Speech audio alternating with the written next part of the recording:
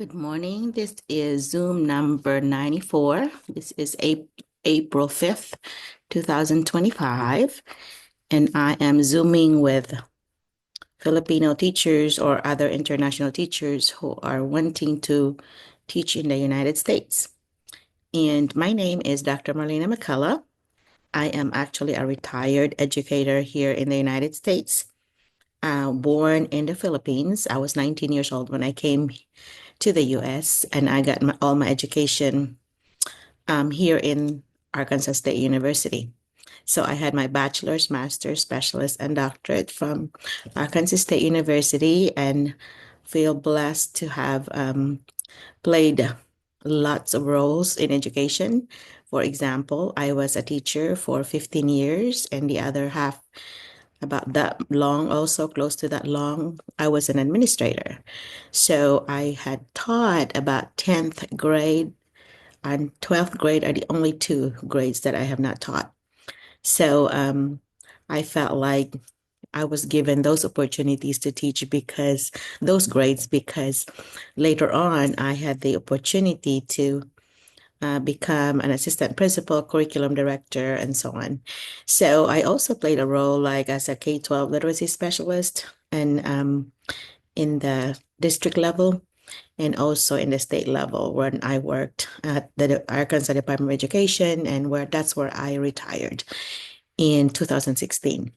So since 2016, I have been a consultant. I guess it's my school fixed because we still missed school and students and teachers. So I decided to go back and actually become a consultant and to help teachers and students and other educators, so including principals. So I am doing some instructional coaching. I have my own organization I founded, which is ITSA, International Teacher Support in America. And I also work for Bailey Education Group or BEG. And this organization is based in multiple states. But for this particular Zoom, we are meeting with the ITSA members or non-members, and they are wanting to get some ideas on how to do better on their interviews, or we also give tips on classroom management, classroom strategies, and I guess it's really based on the 5 core of National Board, the core propositions of National Board, and these are the knowledge of students, knowledge of content, assessment, reflection, and collaboration. So a lot of the topics that we actually talk about would fall under one of these 5 core propositions. And it looked like Maria Benavides is the first one that we have here. I'm about 10 minutes, no, 7 minutes early. So Maria, if I was giving an award for the earliest bird, the worm with earliest, or the earliest worm got the earliest bird that got the worm, you will get it. And I hear Rebecca, welcome. I'm hoping that we will have a few attendees today. Usually we average about usually in the 40s, 40 and 50. One time we actually reach 100 or more than 100 because I had received emails from from teachers that could not get in because our limit was 100. So welcome for the two of you. I have not met you before, right, Maria and Rebecca? Yes, ma'am. Are you okay? Well, who told you about me, Maria? Maria, did you just see us on the Facebook or YouTube? Where did you, or did somebody share with you about our group? Do you Hi, mind? Ma'am Marlena. Yeah, hello. Yes, I saw your group in Facebook. One of my friends has this one of my common friends po, Well, thank you for and I've following up and joined. attending. So you got the link from there too? You found the link. I Yes, Doc. Yes, Doc. Okay. All I'm right. sorry, Doc. I'm outside our house, so a little Sorry. bit noisy. Excuse me. Oh, well, is that dark there already, huh?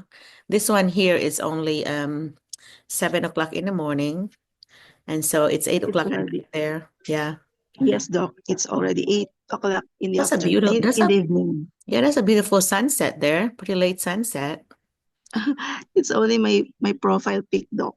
Oh, okay, got it. Okay. Well, so where are you in Cebu? Where are you in the Philippines? Are you in Cebu? I'm in Los Baños, Laguna, Doc. I'm at Okay. Los Baños, Laguna, Laguna. So you're Tagalog near then, right? near in Makiling Heights, Makiling, Mount Makiling po. But Ah, okay. I'm from Iloilo. I'm Ilongga, Doc. Ilongga. Okay. Ginapiko, Yes. Ginapala. Is that the one?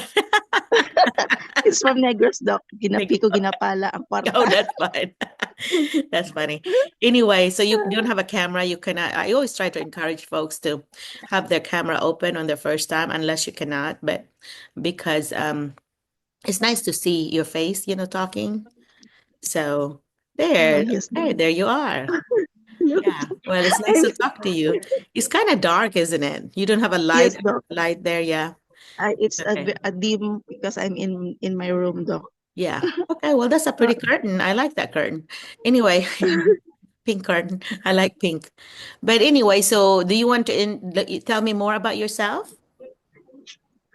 I am Maria Leonora Marquez Benavides. I am junior high school teacher. I've been teaching for almost 16 years in Okay. public school, and uh,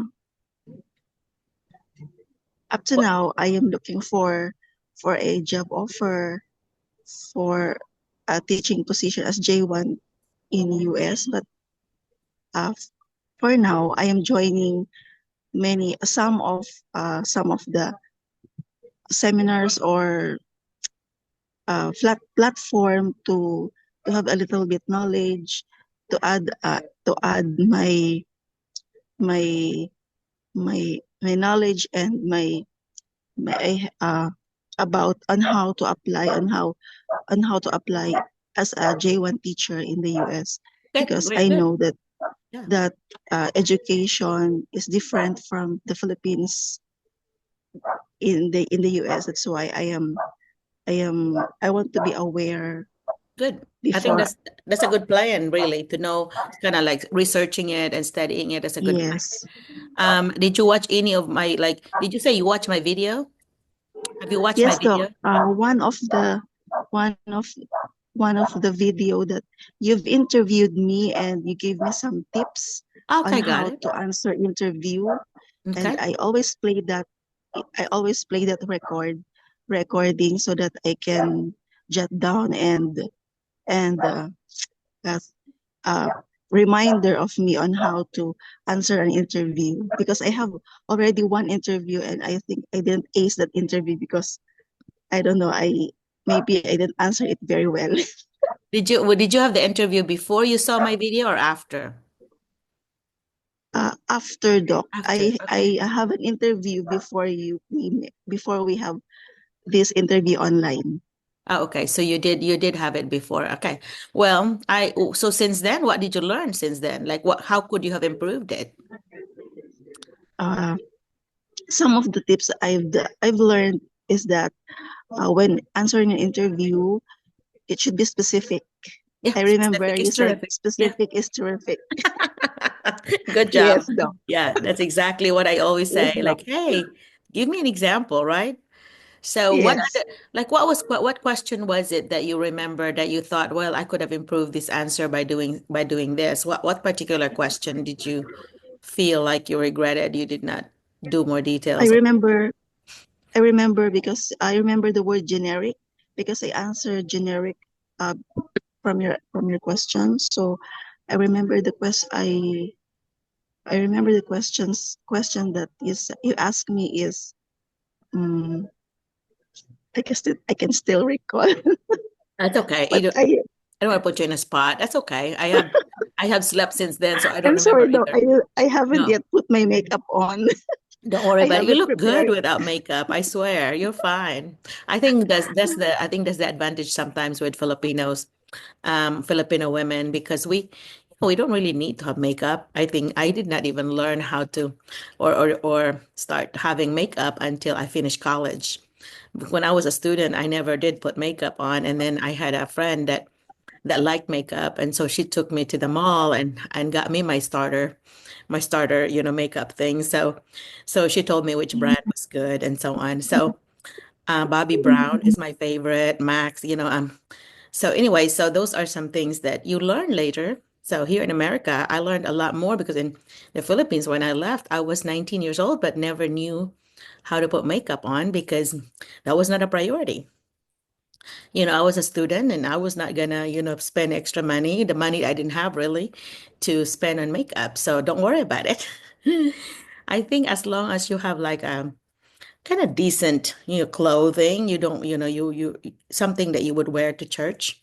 I think you're fine. And then, yeah, I did say something about put lipstick on. I think that's all that I always said. It's like, hey, put some lipstick on, But anyhow, and for the men, do not give me like those muscle, like those what do you call it?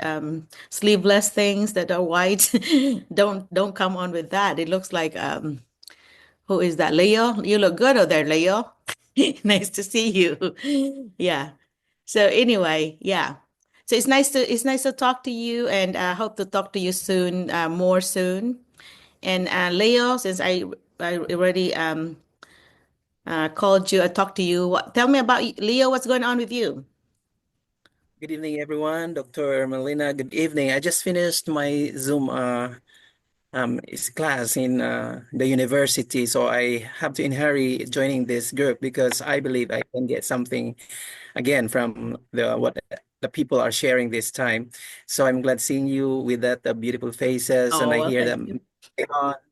I hear that lipstick on, but I cannot wear that lipstick because I'm a male. But probably, yeah, that's true. When we are going to join this kind of webinar, we have to prepare. And I'm very sorry, the first time that I have joined, it was really a rush for me to join, and I have no plan of dressing up myself Hmm. because this was my first time. But actually, this time I'm prepared. That's why I ironed my my suit now, and I cannot see any crumple this time. So I probably look good this time. Thank you, Dr. Melina. You're welcome. Very good. That will actually get you prepared for the interview because that's to me that's your first impression, and you want the interviewers to see you as like somebody that put in an effort. Like it's something important to you, right? Because if it's something important to you, then you need to make sure that you do an extra step, right? So I woke up a little early and had to put makeup myself. I mean, lipstick myself because I was eating breakfast and I'm like, oh, okay, now I have to put lipstick again. But anyway, I guess try to do what you say rather than just walk the walk and talk the talk, I guess. But have you heard of that before? Have you heard of that saying, you need to walk the walk and talk the talk? What does that mean? Yeah, yes. You have to do what you are talking and you are telling the people around you. You have to be the best example of others. That's why when you tell people to do good things, or especially to your students, you have to do what you are telling to them. And probably the truth that you are saying to them, you should be an example. That's right. Like, very good, very good. Love that explanation. Yeah, that's why, even like, for example, if I ask as a literacy teacher, I'm a literacy specialist. I would ask my students to do a writing, like, a new thing that I really like to do is a check-in. Everybody, if you're not doing this, you might want to do this. You can do like either 1 to 5 or 1 to 10. Tell me about how you feel. 1 to 5. If you're gonna do 1 to 5, that means I'm just perfect, really good, nothing I could improve, at all. And then 4 is like I'm good, but not quite perfect, And then 3, I'm okay, and all this, and it's not bad at all, just okay. But then 2 and 1, you need to pay attention to the students that said that they are 2 and 1. I have them to write this down for about 5 to 10 minutes, and then tell me a reason why it's a 2, why it's a 1, or why it's perfect, what made it perfect, because this is also one way for them to show details And to also have that, this is SEL, social emotional learning. You actually know and wanting to know what they feel. And teaching is about, the whole child, right? Physical, intellectual, emotional, and social. So this is one way of you to check what they're feeling today. And then having them to write, because my kids are always have the journal. I would always, like I have this journal like this, I mean, a notebook. Once they're writing, I'm also writing. So then I'll share with them what I said. One day I said, I think I did 1 to 10 on mine. I said, well, today I had an 8 because I rate my day so far as an 8 because, and then at that time I was 2 hours away from home. I had to stay in a hotel, to be with them. And I said, because I miss my husband. I've been here 2 days and, 2 nights, and tomorrow I'm going to go home. So tomorrow it might be a 10, but today it's an 8 because I really miss home, you know. And so anyway, so I was just telling them about how you feel and all that, but I'm also happy that you all are here, and I'm excited for us, for our lesson today and so on. And so I was modeling to them that when you say something, give me details. Give me at least 2 details. Do not just give me a list. I feel good today. I feel nah, nah, nah. You don't make a list. You need to give me details. And so I'm modeling that. So I'm actually walking the walk. I'm not saying just, hey, you write something and I'm not writing. So when they're reading something, I ask them to read something for pleasure, whatever book that they have. Sometimes research has said that in literacy classroom, you should allow kids to read and for enjoyment. So you can do like a 30-minute silent reading. And when I was teaching, I always had the 30-minute silent reading time, especially if you have a long period, like a block period where you have an hour and a half, for example. So we did 20 to 30 minutes of just silent reading. And so when they're doing that, I'm also doing my book. They also see me as a reader. So you will need to be shown that you are a writer and you are a reader, not just demand that they are that, and then you don't model it. So that's exactly what do you do? What you do in your classroom is you model what the expectations that you have set for them. So by the way, Giselle, I had made you my co-host. So I hope you noticed that. But anyway, so Leo, what do you do in your classroom that you do model for your students? That if they do this, you also do this. Well, typically, the Philippines, we start our day by cleaning. Cleaning. So I do, Okay. yeah, we do clean our classroom every day. We cannot start our class without bringing these brooms and this, coconut husks in our floor. But I have to do the modeling and how to clean our classroom. That is why very important as a teacher and how to do these chores inside the classroom. And doing things inside the classroom is very important. And then after that, when you cite a classroom instruction, especially when you say silence, a teacher should be first giving example of a silence mode of the class, and you should have to give you a lot of talking, give time for the student to relax their mental State. aspects and their Mhm. studies, because you need this kind of silence inside the classroom, that's really important in my classroom, to observe silence, and I did it first Mm. by myself. And the Okay. second, when you tell them about giving them the work, especially an instruction of writing, you should have to write it clearly in the board. I mean, I have to write things clearly in the board, or not, unless they are not doing these things in their paper, if they cannot really understand what you are doing in the board. So everything is in modeling. So that, that is being done the rest of the day, should Right. be all the things. Okay. Well, the big difference, as you were talking, I was listening to it. The difference, and a big difference with American classrooms and the Filipino classroom is that we have janitors in the classroom, even in the public school. So we do have a school janitor or more than one usually, and they have students. Like sometimes they have students who needed money. High school students that would need extra money. They would hire them as a janitor, janitor helpers, and then they would be paid, and they get paid like minimum wage. And right now the minimum wage is $10 or $11 maybe. So that would be like $650 or 650 pesos an hour. And that's what it is for the janitors here, for the student janitors, and the main janitors would make more. But so that's something that you don't have to worry about when you come here, is you don't have to clean the room, because when you come in your classroom, it's already clean, ready for you.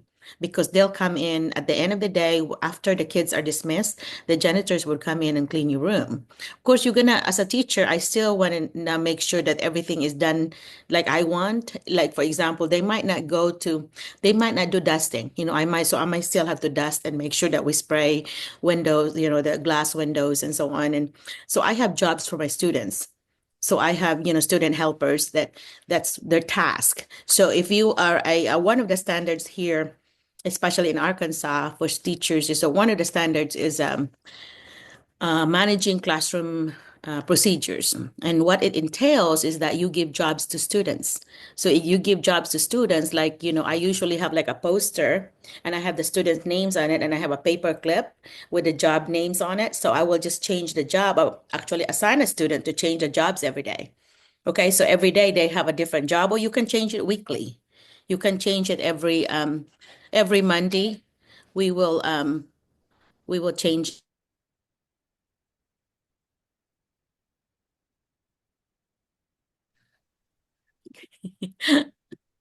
Hang on, I'm so sorry. My husband was like reminding me, "Hey, you need to be on, you need to wake up for Zoom." And I said, "I'm already up." Anyway, sometimes I end up sleeping in the living room because I'm watching my Korean show. I forgot I did not do that last night.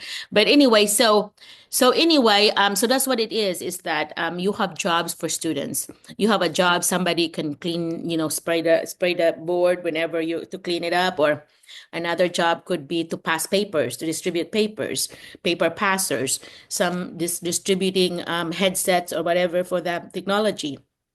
Um, what other thing? We even have a greeter. You can have a greeter every morning to greet everyone. You up at the door too, but they also can greet, your official greeter.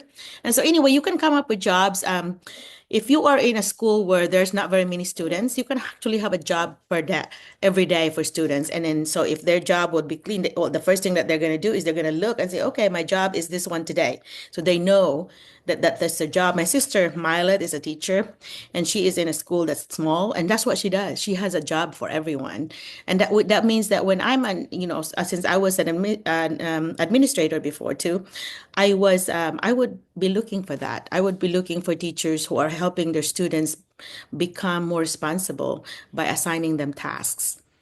So, and then of course, whenever they have like your cooperative learning grouping, like they work in groups, they also have jobs there. They have to say, okay, as a group, you need to decide who is your leader, who's going to be your material manager that would go and get the materials, who's going to be your speaker. Sometimes the leader could be their speaker, but that's up to them. Reporter, they call it reporter, and sometimes they would call it like they call somebody that has really good handwriting to be the one to record, if they have a poster or something they're making.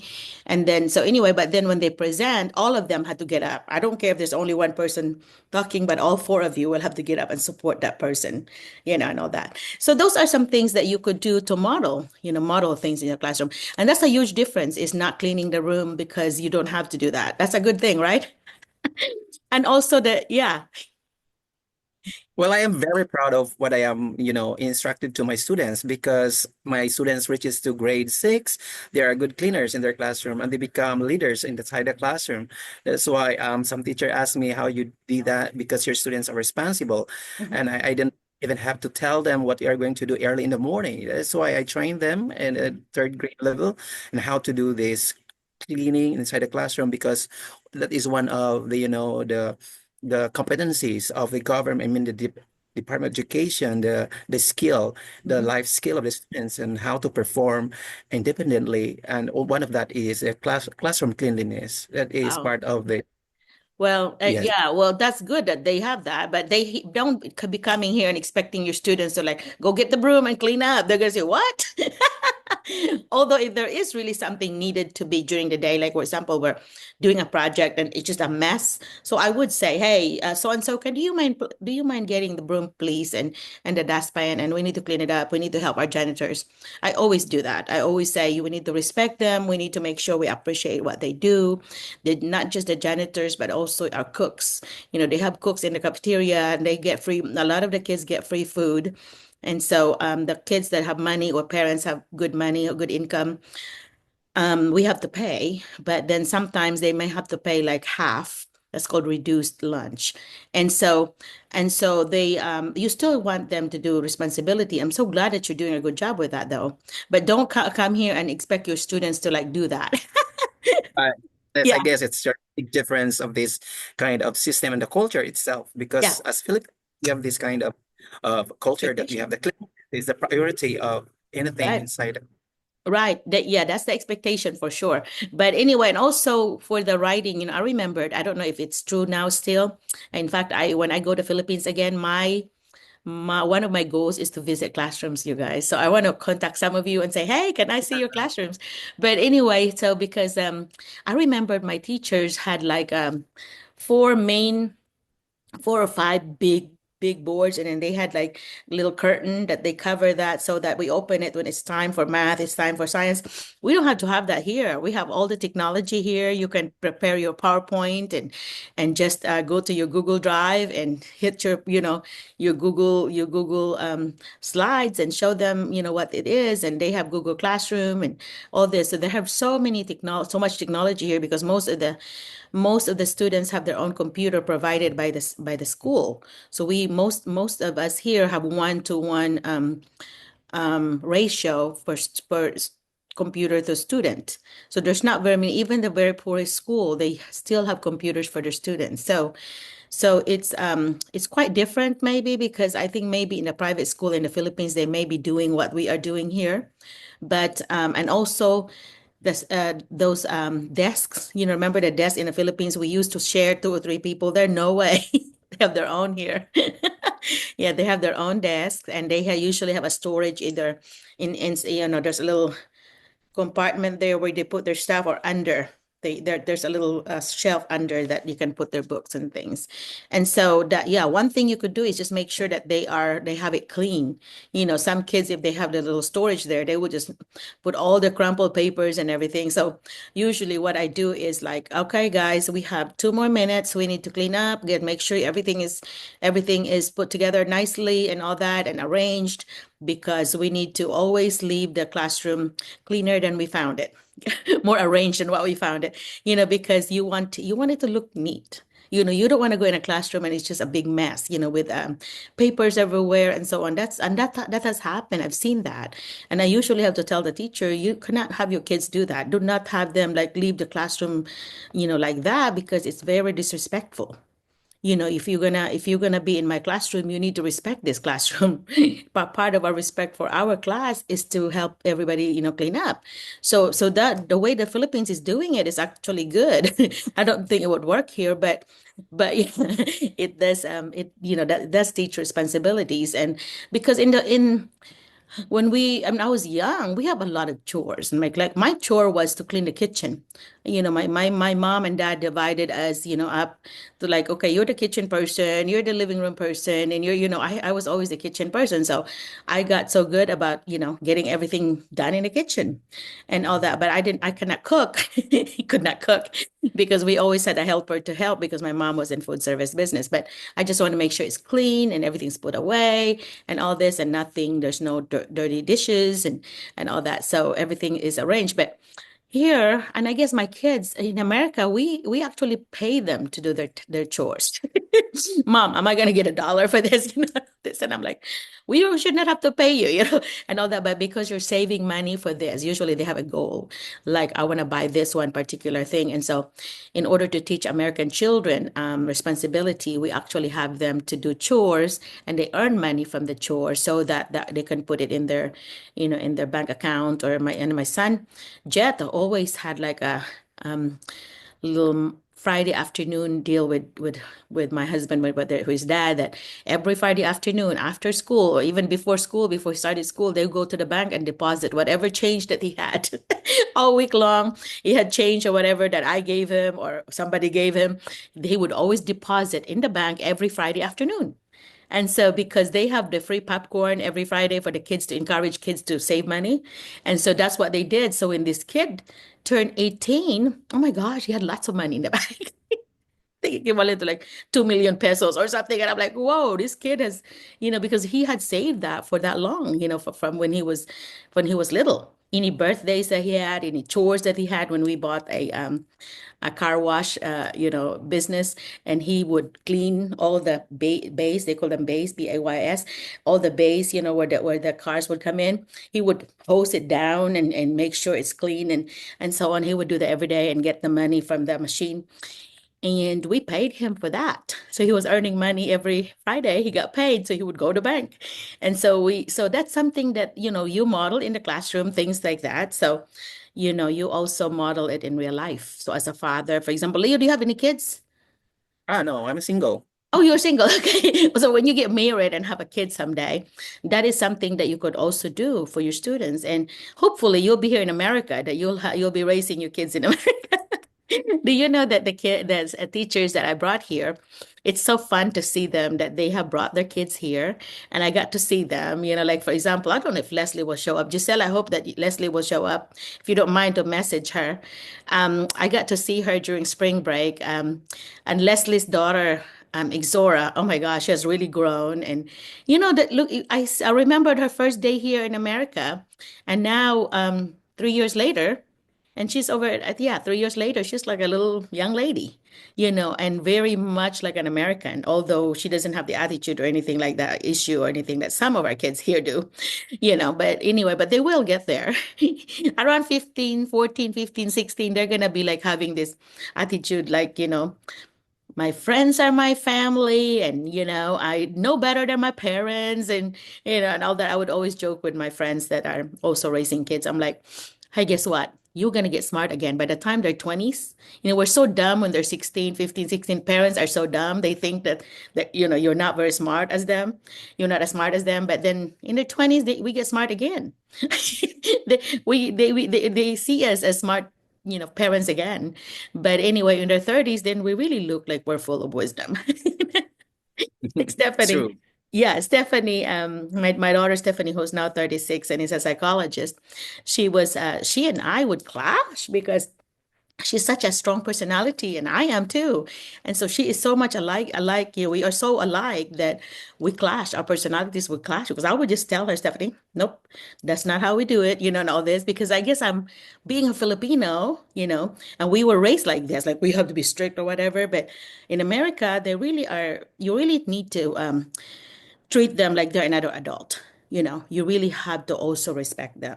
And so those Filipino friends of mine who are doing that, who are treating their kids like they are another adult, respecting them and so on, they're more successful as parents. Because later on, when I realized, yes, this worked better for her, especially that, both of my kids, I have to brag on them. They're both really smart. And so I didn't have to yell at them or scream at them. I could just talk to them. Sweetheart, have you thought about this? Or, how about this? All this, can you give me some ideas on how this can be fixed? I would have them like get an input from them. Same thing with your students in a classroom. Treat them like you would an adult. Because I always say, like, for example, the high school, I said, oh, they're just like little elementary kids with bigger pants. You know, although the elementary kids, they also want to be treated like, like you would anybody, like you respect them. Not, just because they're little doesn't mean that you're going to think that they are not worth of your respect, because they are going to give you what you dish out. So what they see you, they're going to do what you do, not what you say. And always remember that do as I say, but not what I do. That's not gonna work. They will do what they see you do. Okay. And I think, Leo, you got that figured out, right? Although you're single. Have you been Yeah, I around your figured it niece? out. Yeah, Yeah. have you been around your nieces or nephews or neighboring kids and see that it's kind of similar? So Yes, what do of you course. see? I am with my niece and my neighbors, and I'm living with the community that is really bonded together. That's why I can see the situation most of the time. Yeah. Yeah. And they're Mm. very Americanized now with the media now and so on. They're very Americanized, I think. The kids in the Philippines are very much like Americans here, because my nieces and nephews, I have 10 of them in the Philippines. I have 6 with my little brother Armin and 4 with my brother Jaime. So I have 10 nieces and nephews that I'm very close to. Of course, they're friends with me on Facebook, and they also would talk to me. Every time I'd call over there, they would talk to me. And so I felt like, although we are 10,000 miles away, I still feel like I know them, really well. Because when I go home there, I would get them extra room in the hotel so that, like in an island or whatever, and they would bond with us. So all of these nieces and nephews that are big enough to hang out, we would get them a room, and then they would get to play with my son. Jet got taught how to play the Filipino games, right there on the moonlight and on the beach, because we went to the Nalusuan, which is like a really private island in Cebu, and that's a really cheap hotel, by the way. And so we had how many? One, two, three, four, six rooms that we got. And we were there for like 5 days. So that was really, really, really fun for them to like just enjoy it and really live the life of like, oh, this is what the Americans, how you all live. They always would say things like, Auntie Ellen, that's my nickname. Auntie Ellen, it's really nice when we hang out with you because we feel like we're rich or something. We feel like, yeah, because we can do all these things that we normally couldn't. And I'm like, well, it's because we're tourists, but if I lived here, like if I lived there 100%, I don't think we'll live like this. It might be a treat like once or twice a year, but it's not something that we'll just do because you can't afford that. And so anyway, especially with as a retired teacher, do you know that as a retired teacher, you make about half of what you normally would be making as a working teacher. So, for example, if your take home pay here is about $4,000, a month, that's at, what's that, 240,000 pesos a month. That might be a very common take home pay. And you only get half that when you're retired. And so, because I was administrator, I made double what the teachers would make. So I would still make what a teacher would make now, but still, um, doing consulting work helps. But yeah, that's kind of how it is. So what are you making there, Leo? What's your pay right Oh, now per month? well, What's your we take home pay? Well, I just received the smallest pay at this time because, I had having a loan in the bank and everything that I was hospitalized and everything had Oh, happened. So, still I made it to 10,000 a month. So we are paid by 15th and the 30th. And, you just receive the 6,000 or even that's not 5,000. enough. That's not Leo, enough, right? that's like, okay, well, let me see. That's like 2,000, 10,000, that's $200. And that is 4 hours of work here. That's really the truth in the Philippines this time. So, that's why, of course, we are dreaming out working abroad in the USA Yeah. so that we really make both ends meet. So, Yeah. um, But you're still spending dollars though. So you have to remember that although we make more money, but we also spend a lot more too. Like rent there in the Philippines. What is an average rent in the Philippines for like a house or apartment? How much do you pay for rent? well, you have a beautiful renting house, an amount of 3,000. That's really a It's good, already nice already. So that's about $50. So no, you yeah. can't do that here. It's like $700 here. So instead of $50, so that's still like 14 times, you see. So you'll be making 8 to 10 times more than the Philippines, but you may have to pay the rent about 14 times. So, it actually would I guess not even out. You still come up ahead, but it's still gonna be relative, I guess. But it Mm. is better. It is 8 to 10 times better. So you can definitely save up money. So what's your goal? Like you come here and then what you're planning to do? Like you have J1 visa is like 5 years. So you have a 5-year visa and then you are expected to go back to the Philippines and teach them what you've learned for 2 years. And then you can come back as many times as you want, as long as every 5 years you go back and teach your fellow teachers about what you learned here. That's the expectation because it is a teacher exchange program. But if you have H-1B visa, and that is a path for citizenship or green card, then you have a limit of 6 years. But within that 6 years, you can apply for your green card, and you get approved, and you have your green card, and it's good for 10 years. So then within that, after you get your visa, your green card, then you can take your test to become a citizen. And when you pass it, you have to be here at least 5 years to take your citizenship test. So if you pass that, if you become a citizen, you don't ever have to worry about going back home.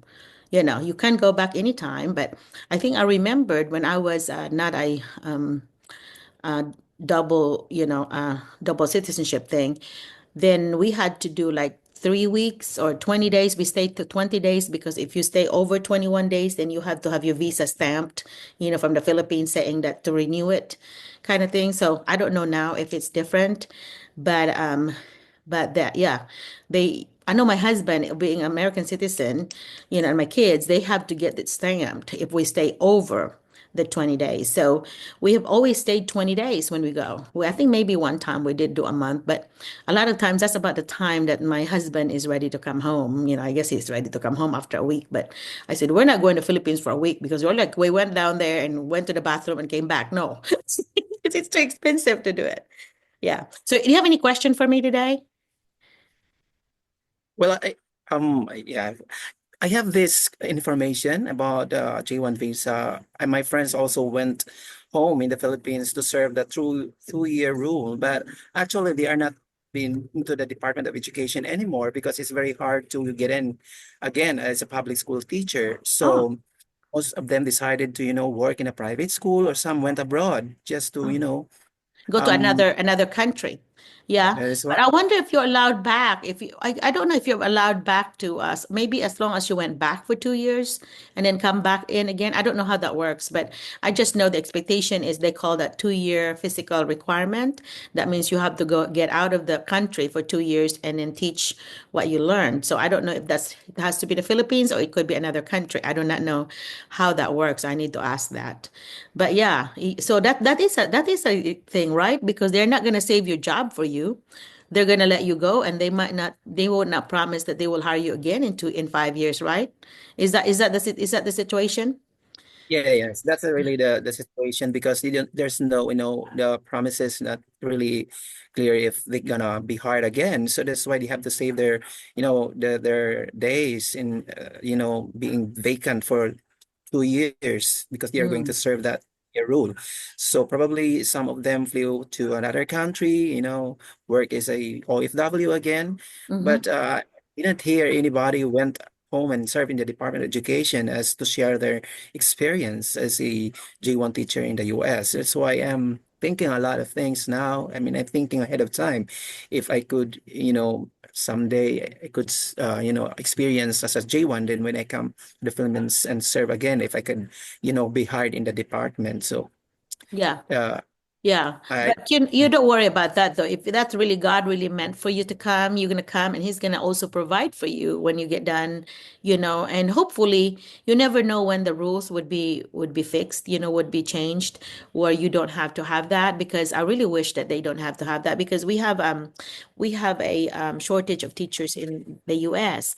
And so to have that rule on top of it is kind of not helping the situation because they need to be able to just just continue teaching would be nice. So yeah.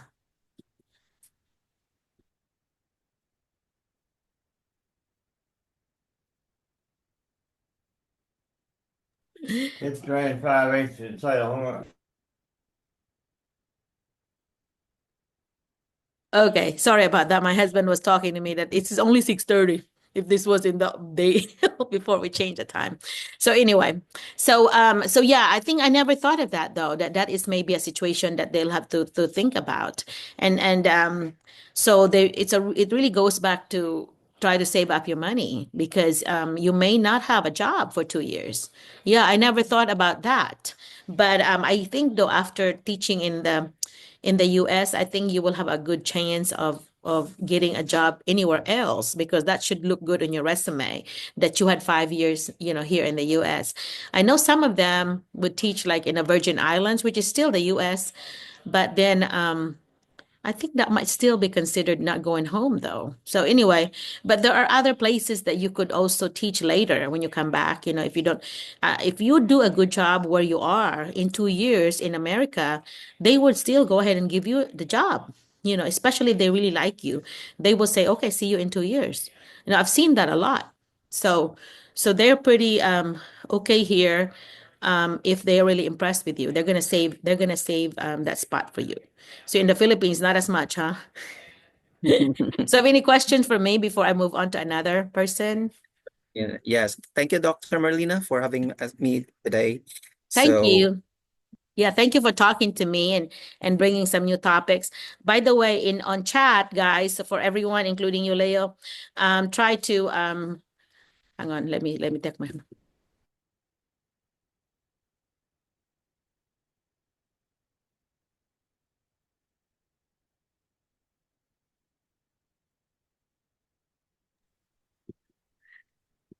Okay, sorry about that.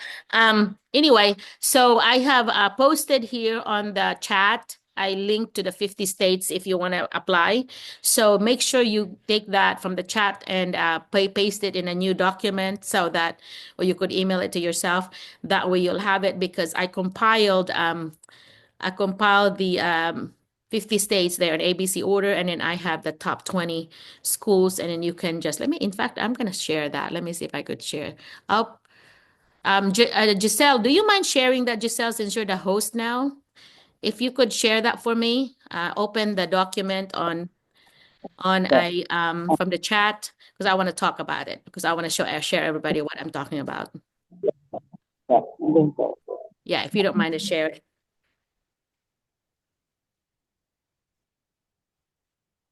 Dr. Marlena, I have one more question. Yeah, go ahead.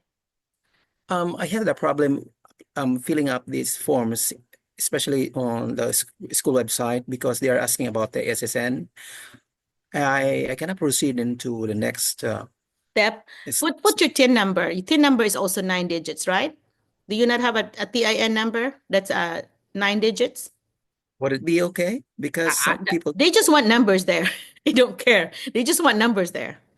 So you can explain later when they hire you, saying that our TIN number is the same as your social security number, and then you'll have to get a new social security number when you get here anyway. So yeah, so just tell them that's your equivalent to your SSN is your TIN number. So try to uh, put your 9 digits there. And if they need a some kind of address from the US, you can look at mine. You can use mine. Because if they thank need you. to have an address that works. No power, please charge battery. What? Who was it? I'm sorry, that was my Bluetooth, and I have to Oh, off it. I was thinking, wow, it sounds like a robot.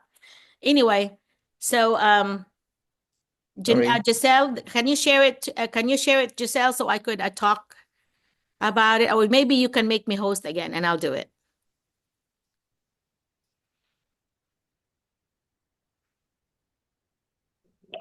Okay, Doc, I'm trying to say that I'm using cell phone, Doc.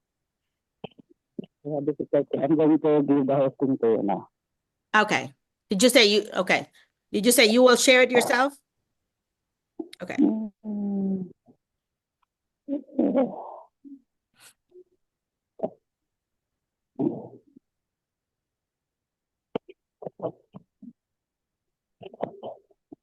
It's back to you now, Doc. What is it? I have already made you host again. I'm Okay, using cell phone. It's what I have difficulty in sharing. I'm host again. Okay, let me see. Share. Okay, let me share this. Okay. Can you see my screen, guys? Can you see my screen? Yes, sir. Okay. Yes, So sir. this is like so Yes, this no. thank you Giselle for doing that. So this is an ABC order. So you just have to do this tab here. And here's the Arizona is the first one, for example. And here's Arizona, like the capital of Arizona is Phoenix. So let's see if I can find Phoenix here. The Phoenix, I highlighted it. So you can go here on this column, second column, and double click it. And if it doesn't work, I usually just copy it and paste it on a different browser. And let me see if that works that way. Oh, that did not work. What happened? Make sure that I double check all this, by the way, and I don't know why it don't work now, but I will fix that one. Let me see if I can find something else that worked. But yeah, I can tell that did not work because that's not even a link. So let's see what happens here. Let me see the other one that is a link. Okay. Second one, the one before it works.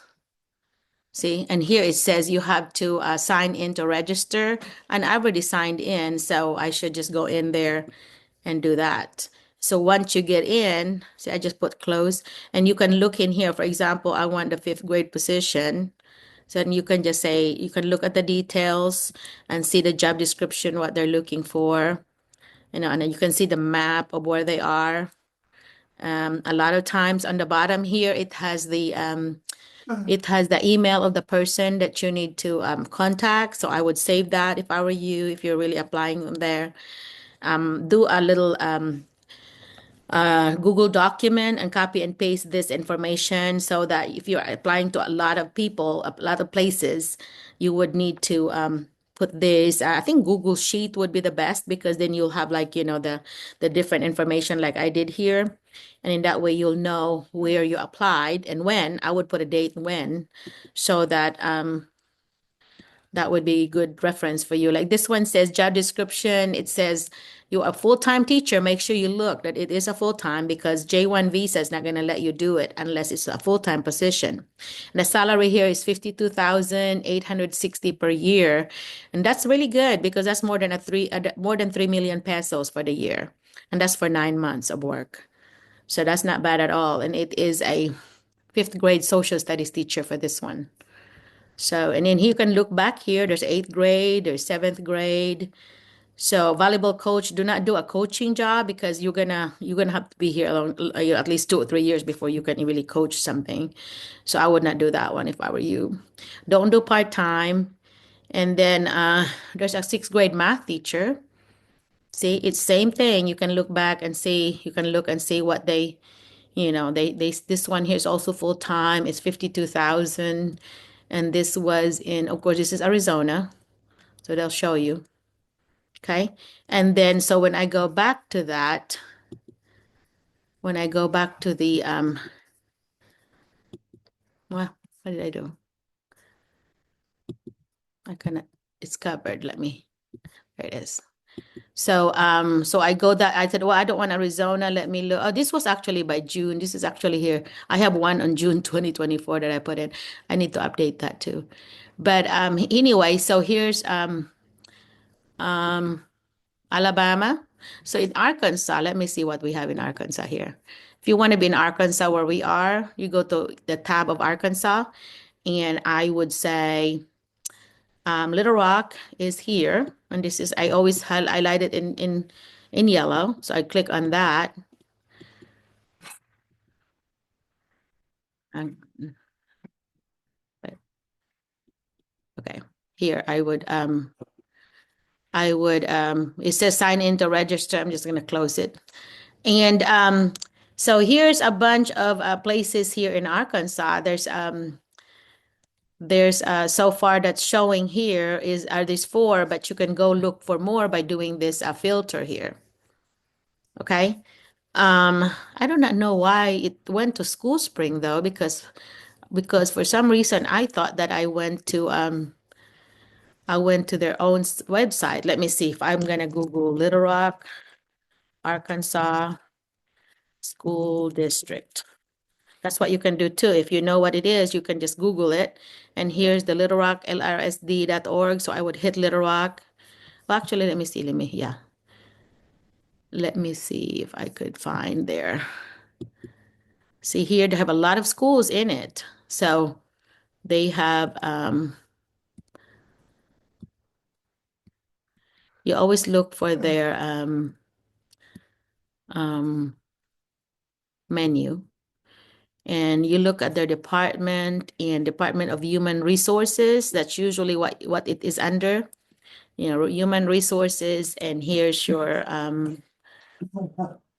forms Okay, certified applicant information, because you're certified. It's gonna tell you what they need. So their transcript references, licensure, and they even have a link to it, the praxis scores, resume, cover letter, and then they're gonna do interviews. So let me job descriptions. That's not very, let me see. Why does it have only letters? Oh, those are just job descriptions of the different jobs that they have. So that's not what I want. Okay, let me see. They have under their human resources, they're usually the openings. Let me see if you can help me find it. See, if you go to human resources, a lot of times they have a place there where you would have all the listing all the openings they have. Hello, Doc. Yeah, Can you hear me, Doc? yes. I would like to have it's in the employment part. It's not in the employment part. You go back to the, I think it's in the menu. Oh, There's job the opportunities. employment there. So that, yes, you can see that. Job opportunities. Okay, there it is. Okay, so this is the this is School Spring too. They're also attached to School Spring, but it would say Little Rock there in the corner. And yeah, that's why they are there. It's going to School Spring because that's what they're using, I guess. So if you are signed in, you'll be able to see more than just one page. So that's what you need to go ahead and sign in. So if I sign in, I don't know if I even remember my sign in thing. So you're gonna put your email. Let me see if I can put my email here. McCullough Marlena at Gmail. And then and you're gonna continue. Let me see if I remembered my email here. Nope, I don't remember my email. So I'll have to do forget password and so on, but then there's too much trouble. But anyway, so that's one thing you could do is if you have not been signed in here, you do sign up. Okay. So you need to do sign up and then you were able to get in. Okay, let's see what else do we have. Instead of how about Alabama? Alabama's also close to the Arkansas. So here's Montgomery, that's their capital. Put it in yellow. I'm looking for one that's not in School Spring. I think theirs might be. Let me see here. Did it say log in again? Next. Okay, so yeah, so theirs is a little different. So here they need an English teacher. And then in Montgomery, and so you just read it and so on. See, you just read what they're wanting and go from there. So everything is so self-explanatory. So all you have to do is look for the state that you want to go to. There's Alaska is going to be far away from us, of course. It's going to be very cold. Arizona is very hot. So that's opposite. And then California, Florida, and Texas are gonna be have the weather like the Philippines. So if you want to be just like the Philippines, very, you can plant all year long and so on. It doesn't snow hardly. Are gonna be Florida, Hawaii, and California. So California has a bunch of big ones. Of course, their capital is Sacramento. It's right here, and then you'll have the Los Angeles School District would be big. That's LA. That's where Hollywood is. So let's see if LA has a bunch of them. Yeah, here's they have their own, looks like. So there's teacher and counselor positions in LA. And let's go down. They have a lot already posted, guys. So if you want to go to LA, looks like you got plenty.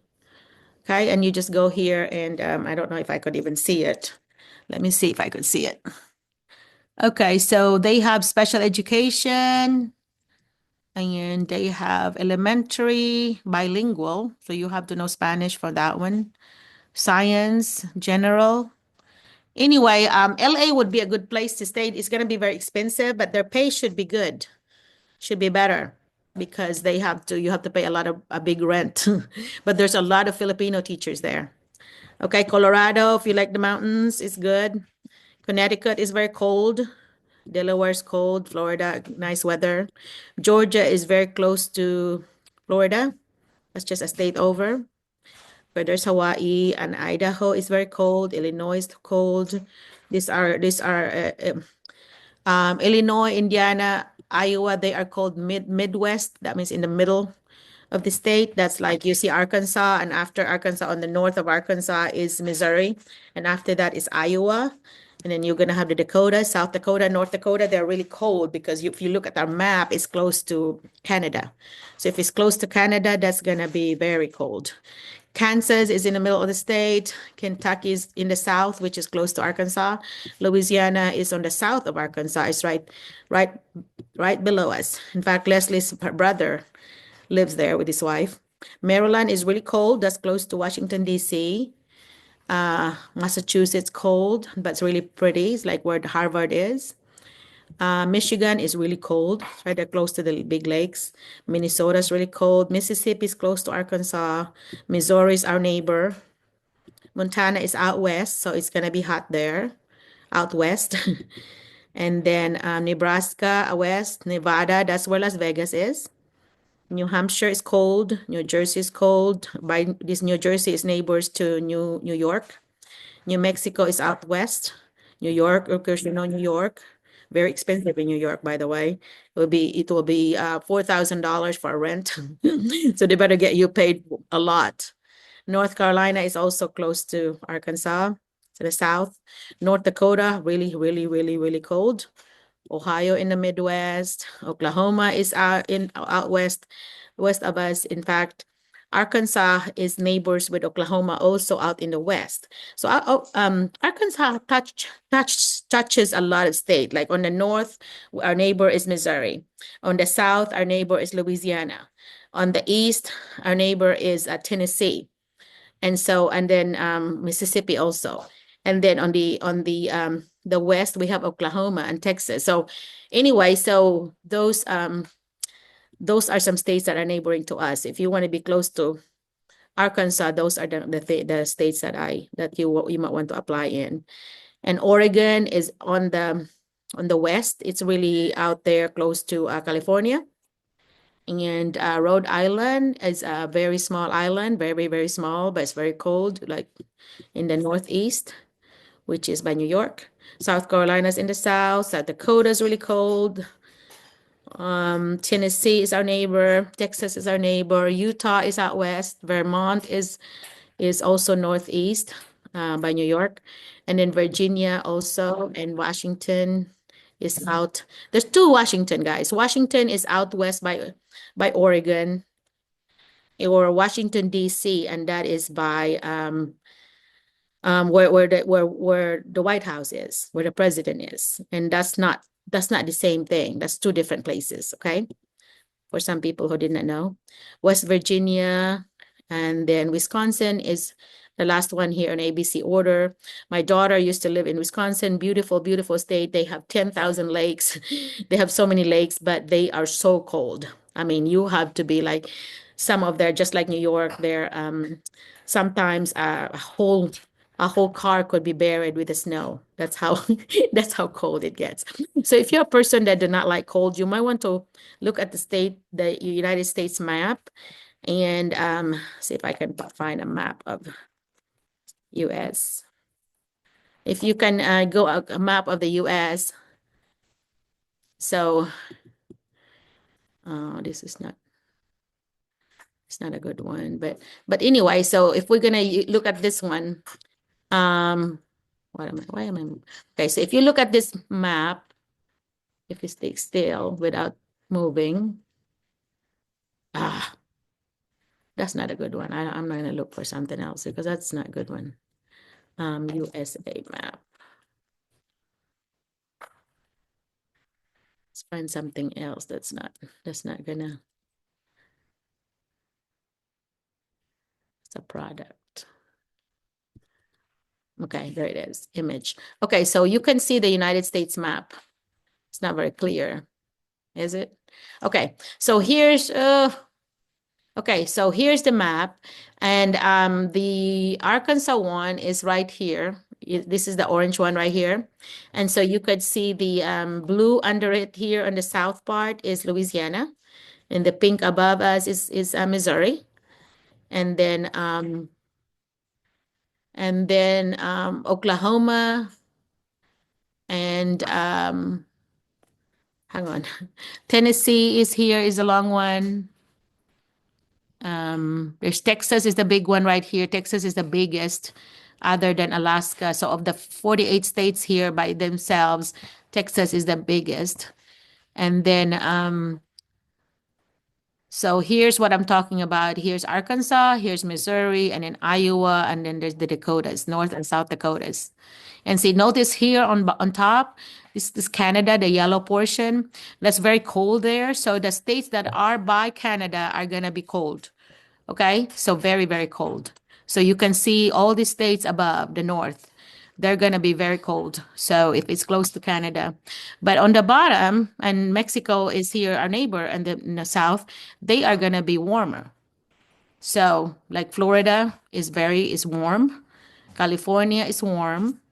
So anyway, so that's what you need to do is when you're looking at a job in the U.S., you need to make it to look at the map and kind of go from there and see if that's something that you're gonna want. Okay, let me see if I need to stop sharing. Stop sharing. Okay, does anybody have a question on this? I hope that helps you. I think I've done this before. What am I doing? Giselle, I'm gonna give it back to you, Giselle, so you can have, because people are still coming on. So let me make you the host again. And that way you can put us back on the regular one. Anyway, so any questions from anyone here on what you think about the US map and how you're going to use it with the multiple state listing? See, those are just, I think what I did was at the top 20 school districts in each state. That's what I did. Sometimes the top 15, but you can also find other places. So what you can do is, for example, if you want to do Arkansas, you go look, Google Arkansas map, and you can just go look and see where you want to be. We are in Arkansas. I am living like in the north central part, like close to Missouri. I'm 15 minutes from Missouri, so I'm very close to the top. But most of the Filipino teachers are going to be on the eastern part, and that is close to Mississippi. They're actually close to the Mississippi Bridge. It's right there by Mississippi. So if you want to be close to where the Filipino teachers are, the districts there, or the places there are Helena, Brinkley, there's Clarendon, there's Mariana, all those places in the south part of Arkansas, that's where they are. But I'm in the north. I'm in the north central. That's why it takes me 4 hours to drive for where the other Filipino teachers are. So it takes me 3 to 4 hours, 3 hours to Brinkley and about 4 hours to Helena. So anyway, so let me look at some chat and see if anybody asks me anything.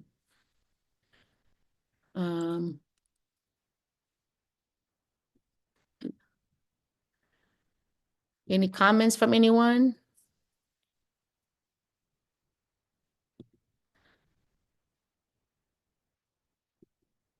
Let me see.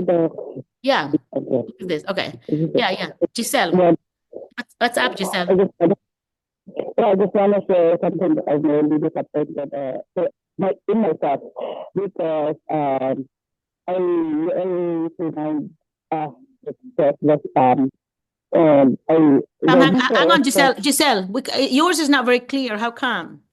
We cannot hear you clearly. Okay, I'm just doing the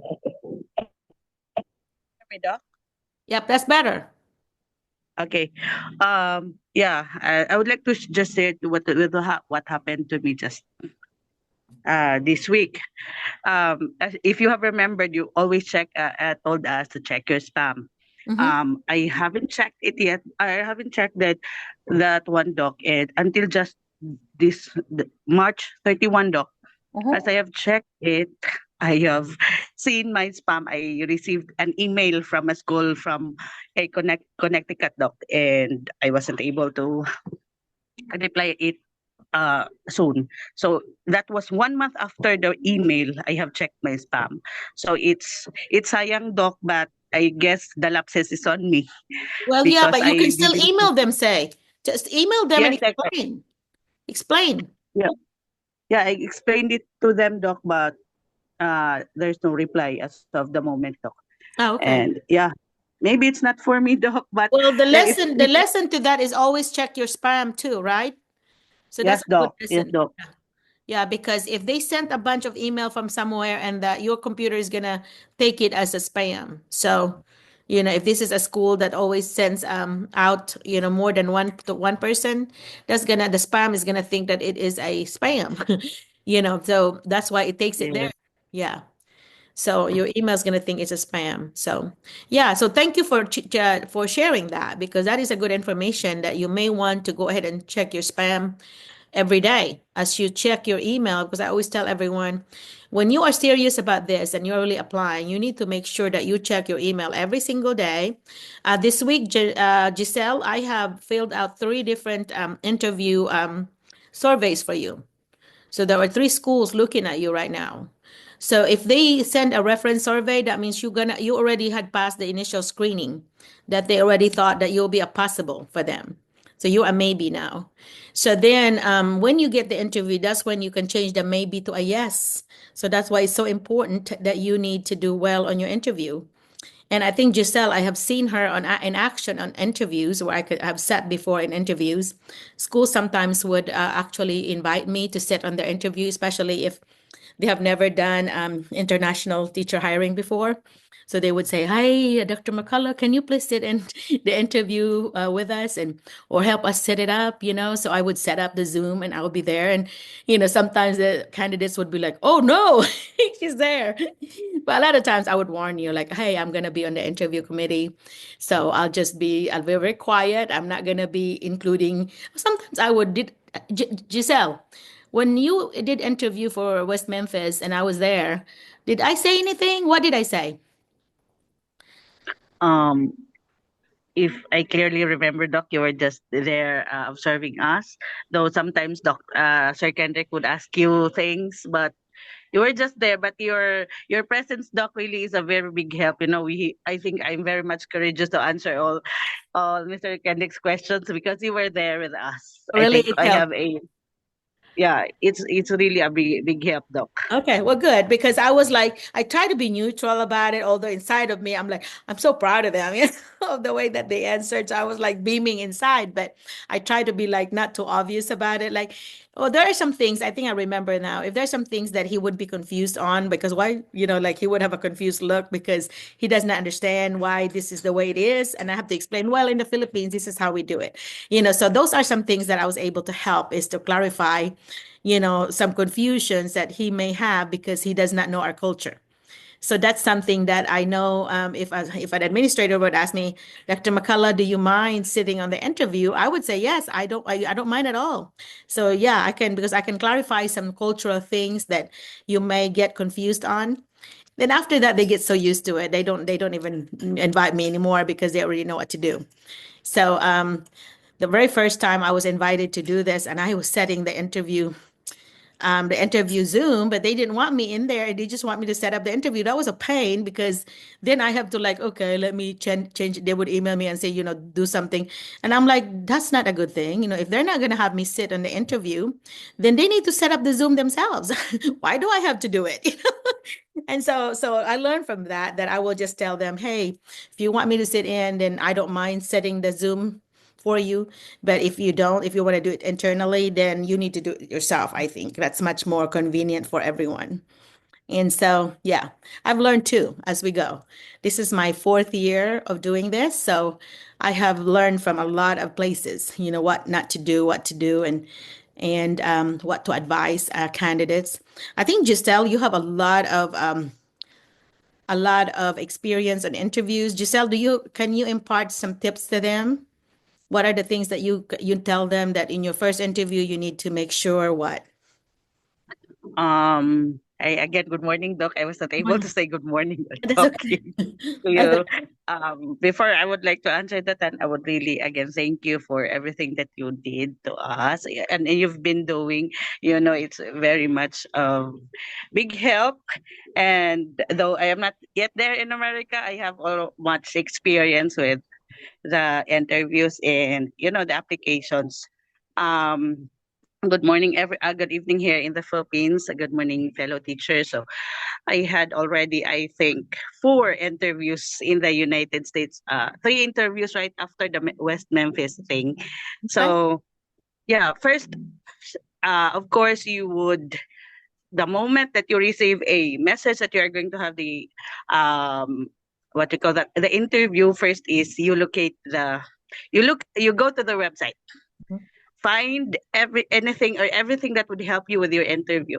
Uh, Me, I would go directly to the goals, their vision, mission. I'm going to get that as much as possible, though I'm going to put that in my introduction.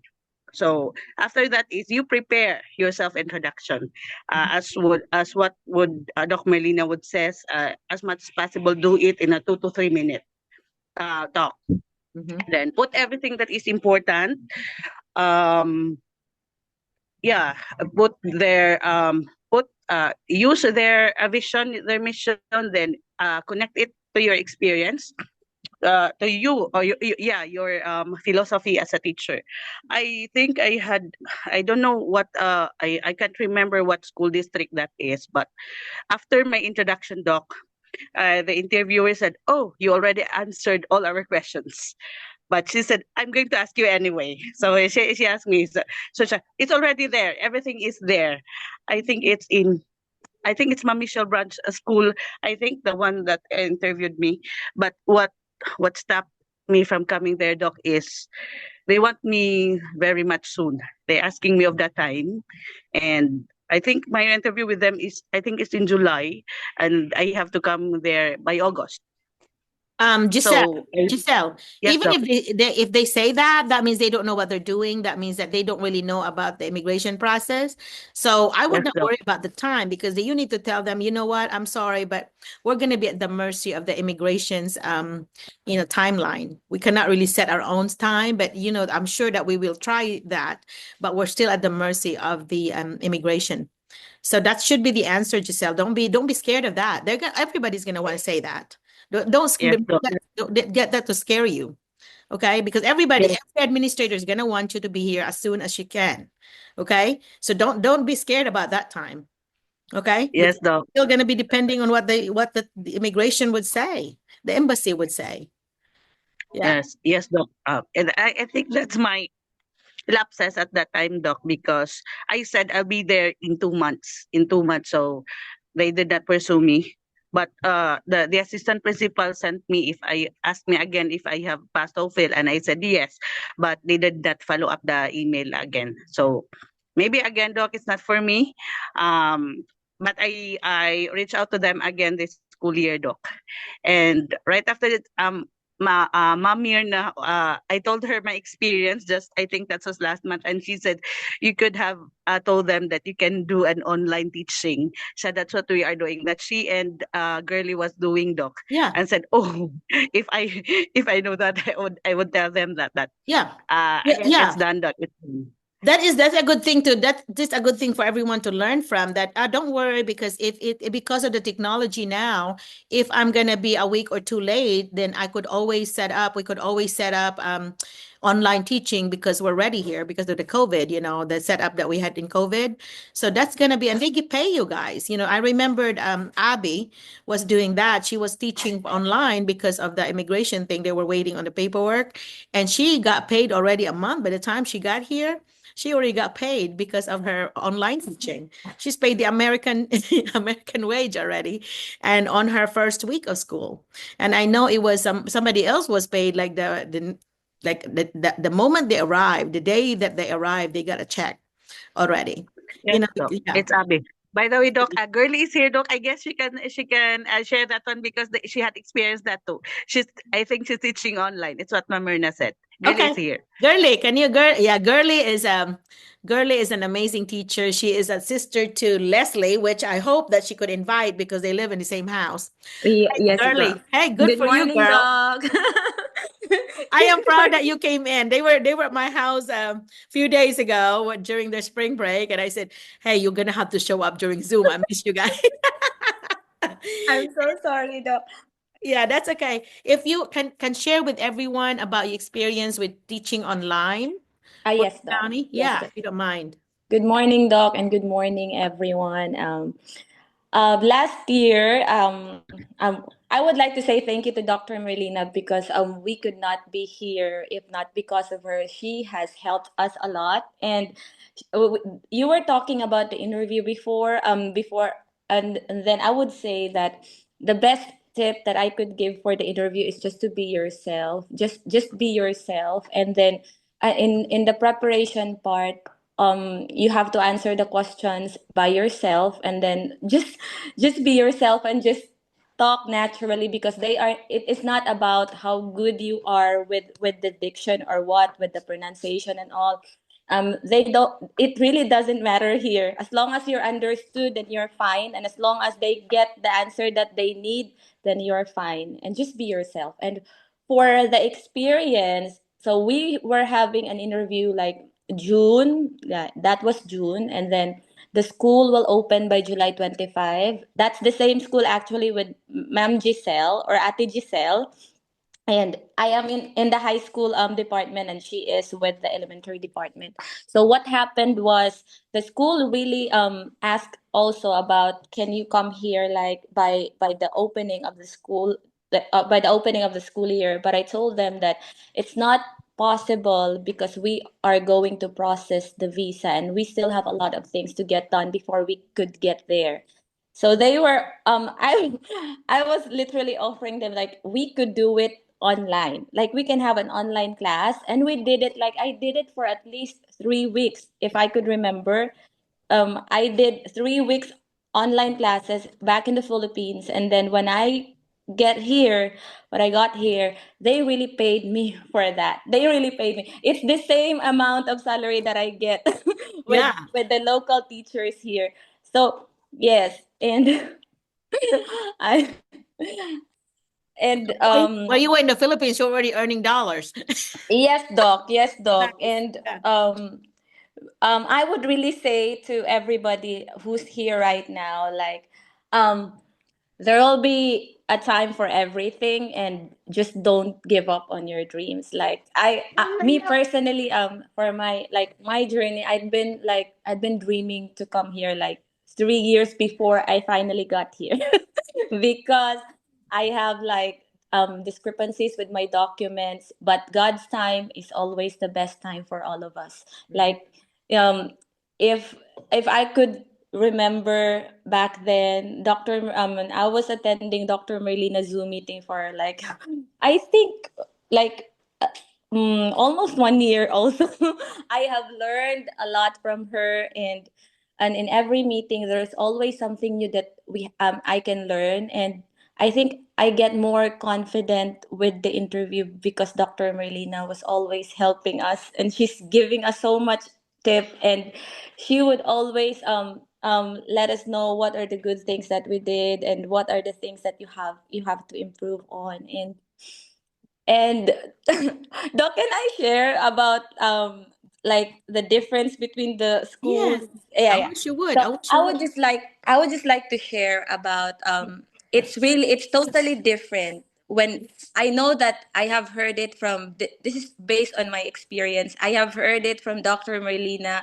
I know that before I come here, I really prepared my mind, like I know that the students will be different. I know that they are culturally different than what we have here.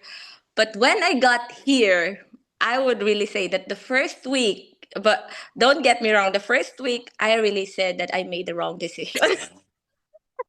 That's a very common thing. Yeah, yeah. That's called That like was culture shock. yeah. That was the first week. I literally told myself, and I went home. I think that was the third day. The third day that I went to school, and then when I got home, I told my husband, I think I made the wrong decision, and I cried because you might have read a lot of posts in any groups that the kids here are different, but it hits different when you are already here and you heard it from them, like the how no, I'm not saying that the students here are not good, because if you are going to listen to Dr. Merlina, she said that knowing the students would really help you a lot. Yeah. So by the first week I was really struggling. The second week I was really struggling, like but the thing that I would always put in mind is I would never let the students, I mean, see me like see me walking out of this room, or I would Right. always stand up for myself, because you know I would never do it. So what I did was I reviewed the materials that Dr. Merlina gave me, and the five core propositions. Knowing your students would always be the best part of it, because what I did was I have this one girl who's very mean. Like she's literally mean. Like she would shout in the class, like she would talk to you with a very loud voice, and like, all right, so I went back to that knowing your student. So I told her, if you have something to write about, write it out. You can write, I mean, like 1 page, 2 pages, or 3 pages. So I asked her to write, I think you have a problem, because I think I can see in you. I was just telling her, I can see in you that you're really good. You have a good heart, but I don't know what you're going through. That's why you are like this. Can you write it for me? So she wrote it down, like 2 pages of paper. She wrote it down that she doesn't have a mom, like her mom passed away, her older brother passed away, and she is just with a foster parent. And from there, I took it from there. I talked to her from there. And from that time onwards until now, I could say that she's really doing very well. Good Like job. she would always ask me like, Miss Girly, can I do this? But before, ma'am, she's really very mean. And that's what I did with, yeah, she's very That mean. was asking, that was her way of asking for help, really. That, Yes, and yeah. I did that too. Like I did it. It's my mission would be to talk to at least 5 students in a week. Like just to tell them that, you know what, I can see in you that you're really very good, and I think that you're just showing up or acting up because you have to prove something. You know what, I already believe in you. So that's one of the things that I Good for always you. do to my kids. And we also have like one student coming from the perimeter, ma'am. Yeah. Me and this coming from one student who's from, I mean, he actually was detained in the perimeter.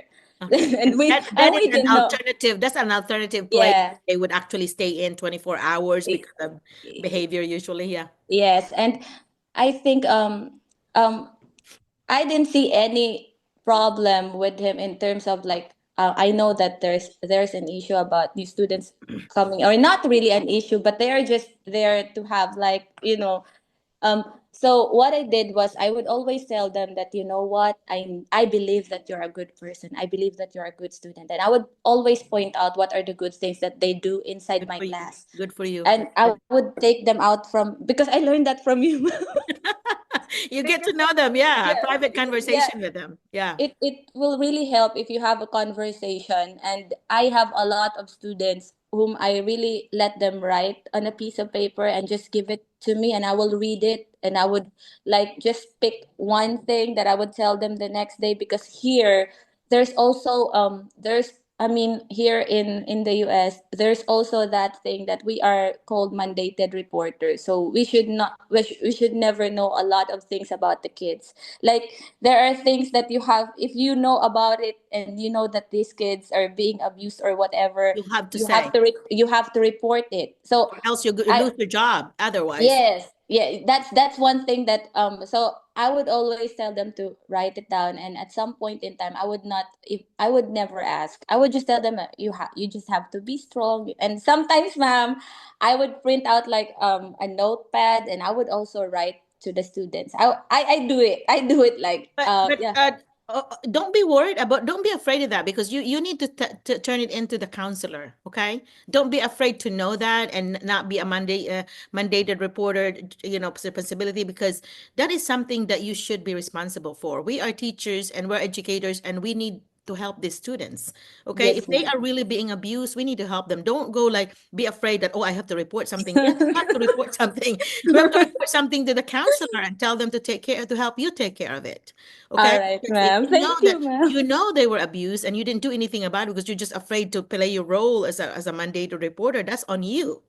Okay, Yeah. that's on you. Make sure that you do your job, and don't stop halfway. If you feel like, No. you know what, if you feel like something is up and they won't even tell you, you need to refer to the counselor and say, hey, if you get time, would you please have a one-on-one counseling with so and so, because I Mm. this is what I noticed and this is what I heard from her, and I don't know if there's more to it, but can you please, that I know you know more about how to handle that, can you please help me and Oh, see, yes, because I don't ma'am. want this child to be in trouble, and to have, because sometimes it could be you could regret yourself later, if somebody would like hurt themselves and then you could have helped, is what I'm saying. Because they're unable to handle it because of their age and their limited mental or emotional capacity, and here you are as an adult, and you had the ability to help them and you didn't because you're afraid. Don't do that. That's on you. Okay. That's on you. I would never do that. I would never be afraid to report, because it's for the kid's life. You're saving somebody's Yeah. life, really. Okay. I have a, yeah, yeah. So don't be afraid. Sound like you're being a chicken there. Yeah, thank you, Doc. That's why, Doc. I would what I did to shift it, I did like I would always have like a notepad, and I would write as much for them. Like I'm always telling them, you know what, you're like this. You're the good things only about them, and you have to keep going. So I always do that to my Encouraging. kids. Or sometimes when I check their papers, I would always put a note at the bottom. It's not about their answers. It's about, you know what, I really appreciate you this week because you're doing great in terms of behavior, and then you're on task. So I would always put it down, and Good job. Good for you. even if it takes so much of my time sometimes, but I do it because I think it would really help, because the kids here, they love it when they are appreciated, and Yeah. they love it when you can see one good thing about them. One Yeah. sentence will do it. One or two sentences will do it. Yes. Yeah, because no longer just putting A plus or 80% B like that. Always put a little note, personal note to them, because Mm, maybe that might be the thing that helps them that day to make it through the yeah. day. You would have made their day to do that. So good for you. Yeah. I'm so glad that you've learned all these things and you are applying it. Yes. Yes, That's a good Doc. testimonial. Yeah. Yeah. So you sounds like you're able to help this particular child and children, really. You're able to, get through to them, because it is rough. The first week, it is rough. I'm surprised. Did you not cry at all? Because a lot of I people you know cry. what, I think, Doc, what's the advantage about me was I cried, but not so much with what I have heard from others, like crying. I mean, I cried I cried hard, but because I have my sister here already, I brought with me my husband and son. So whenever I get home, I have like something like a diversion for myself. It's really a good thing that I have Ate Leslie here, because she's the best support system. And Yeah. every time I And you would live with her. share, Yeah. yeah, yeah, I would share to her about something that I have a problem with the kids, or yeah, with the kids mostly. She always got something to tell me, and she always got my back because Yeah. she's been here for a long time. And I would always go back to, even right now, Doc, I would always go back. I'm my sincerest apologies for not being here for, you know, I just have something that I have to take good care of No here. But problem. from now on I will be here because especially that it's already the interview season, and I love to inspire also other Filipino teachers to be here. Um just don't be afraid about, like, there are a lot of posts in Facebook like they are having a problem really. Until now, I'm not saying that I'm very good in managing the kids behavior, because the kids here are very unpredictable. But one thing is for sure: don't take everything personally. Mm-hmm. You can address you can address what, like, choose your battle. There are things that you have to let go because it will sacrifice the moment. Like, you have a wonderful moment having a discussion with the class, and you have this one student who's just saying something like you don't like to hear it. Like, take time to think, do I have to really get this on, or do I have to just tell him, okay, stop, and then we need to continue. And don't take things personally, because the kids here, they might say something to you that, like, say for one instance, I have one student in the class who told me, oh no, Miss, you're always picking on me, you have to go back to your country. If Yeah, you're always See? picking on me. That was the Uh-huh. first few weeks Uh-huh. and that was like, I've read this already in some posts that students would always tell you to go back. So I was just, okay, so if you don't want me to call your name, don't disturb the class, Mm-hmm. and stop doing it. That's the only, I don't want to argue with the kids, because the kids, they would always love to, like, to prove themselves that the teacher is wrong and I am right. That's right. And they have They make you look bad. They make you yes. look bad. Yeah. Don't do that. I Don't Yes. muddle. Don't muddle in the with the kids Yes. with the Yes. pigs. Yes, Yeah. ma'am. What I learned is, do not ever argue with them in front of the Others. student. Take them out of the room, talk to them, because if you argue with the students in front of his or her classmates and he or she is embarrassed, he would ask for sympathy from all the kids, and And you these lose. kids would always sympathize with their Yeah. classmates, and You they look will bad. all be against you. Yeah. That's what I've learned. Yeah, you would look bad, and Yes. also you would look so unprofessional. You know, they Yes. also use that. They would also, tell on you to the principal or whoever, or the parents, Mhm. that my teacher embarrassed me in front of my peers. Yes, It's a big that's no-no. true. You should never do Yeah. that, never. Yes. Yeah, and I think you've heard me say that a lot Yeah, here. yes, yes, doc. Yes, Yeah. doc. But there was, yeah, but there was actually one moment. I learned it the hard way, doc. I know that it's not good, but there, at some point in time, I think it was on my 6th week, that I have this kid inside the class. Like, they are 11 in my class. That's my first period in the morning, and, like, I don't know what really happened that day, but we don't have an argument. Like, I don't argue with her, but she's telling me, like, don't talk to me. You're Because they would always say that, when you give them work, these kids would say, like, this is I mean, this is too much. Even if it's not too much, it They was will just their complain. expression. Yeah, they would always complain. And, like, oh no, so she said something that, no, I think I was upset about it, and I and I replied, and I think she was embarrassed about it. So then she went on saying something, and I stopped. And then her classmates are also saying, oh yes, and, like, okay, so I really learned it the hard way, that next time I would never say anything when the kids are being, mean or what. I just have to take them out of the room, talk to them. What's your problem today? How are you today? Why are you being like this today? You are not the same person that I know yesterday. Right, That's right, the right. only, yeah. That Mhm. that would do a lot better, because if you will really tell them something in front of their classmates, But yeah, they would never say, I apologize. right. But the That's right. next, yes, yes, doc. So the next day, the next day it was better. The next day, she gave me lollipop. That's funny. Usually they give you apples or lollipop. That's funny. But the thing is, she was having a bad day, and that's why whenever Yes. whenever you have that 5 minute, 10-minute bell ringer where you are doing a check-in, that's why we call it a check-in. It's a social emotional learning skill because you get to know how they're feeling. But at the same time, you're teaching them the writing skills, like I'm a 5 today because of this. I'm a 3 because of this. And so anyway, but then you get to know which kid is having a bad day. And so your ones and twos, you need to pay attention to them, either talk to them or send them or refer them to the counselor for talking that day. Because especially that you have a small school anyway, they have time. And just say, make sure that you make a point of really like holding them back. Say, I know you won't, don't worry, you won't be late for your next class. I'll give a note to your teacher saying that, you're late because of me. So they're going to be excused. But talk to them because it's worth talking to them if they're rating themselves a 1 or a 2. Because I'll say, rate yourselves 1 to 5 so far on your day. Why is it a 4? Why is it a 5? Why is it a 1? Let me know. Give me 2 details about it. And all that, because we're teaching writing too. And Yes. early, remember those writing tips that I gave you? Yes, You Doc. can focus on that. You can say, okay, today, as you write your check-in for me, circle all your dead words and replace it on top.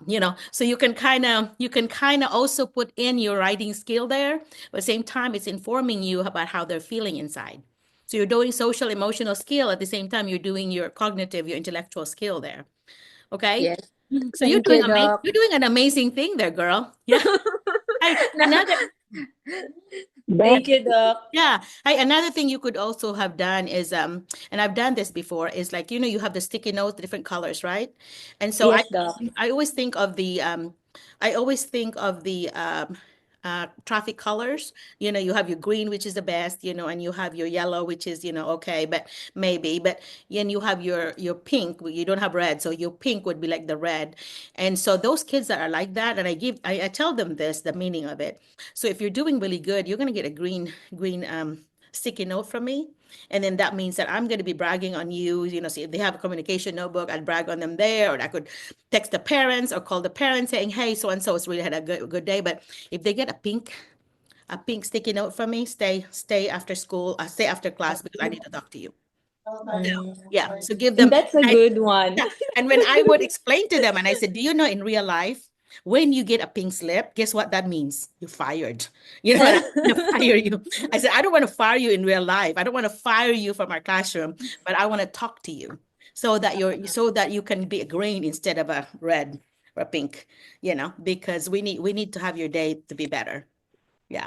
So you want to call your sister Leslie? Yes. No, Yay! she's here. Come here. She will join. She will join in her phone. Thank you so Thank you much, so ma'am, much. for Your sharing. sister did as well as she always do that, sharing what she had learned here, Les.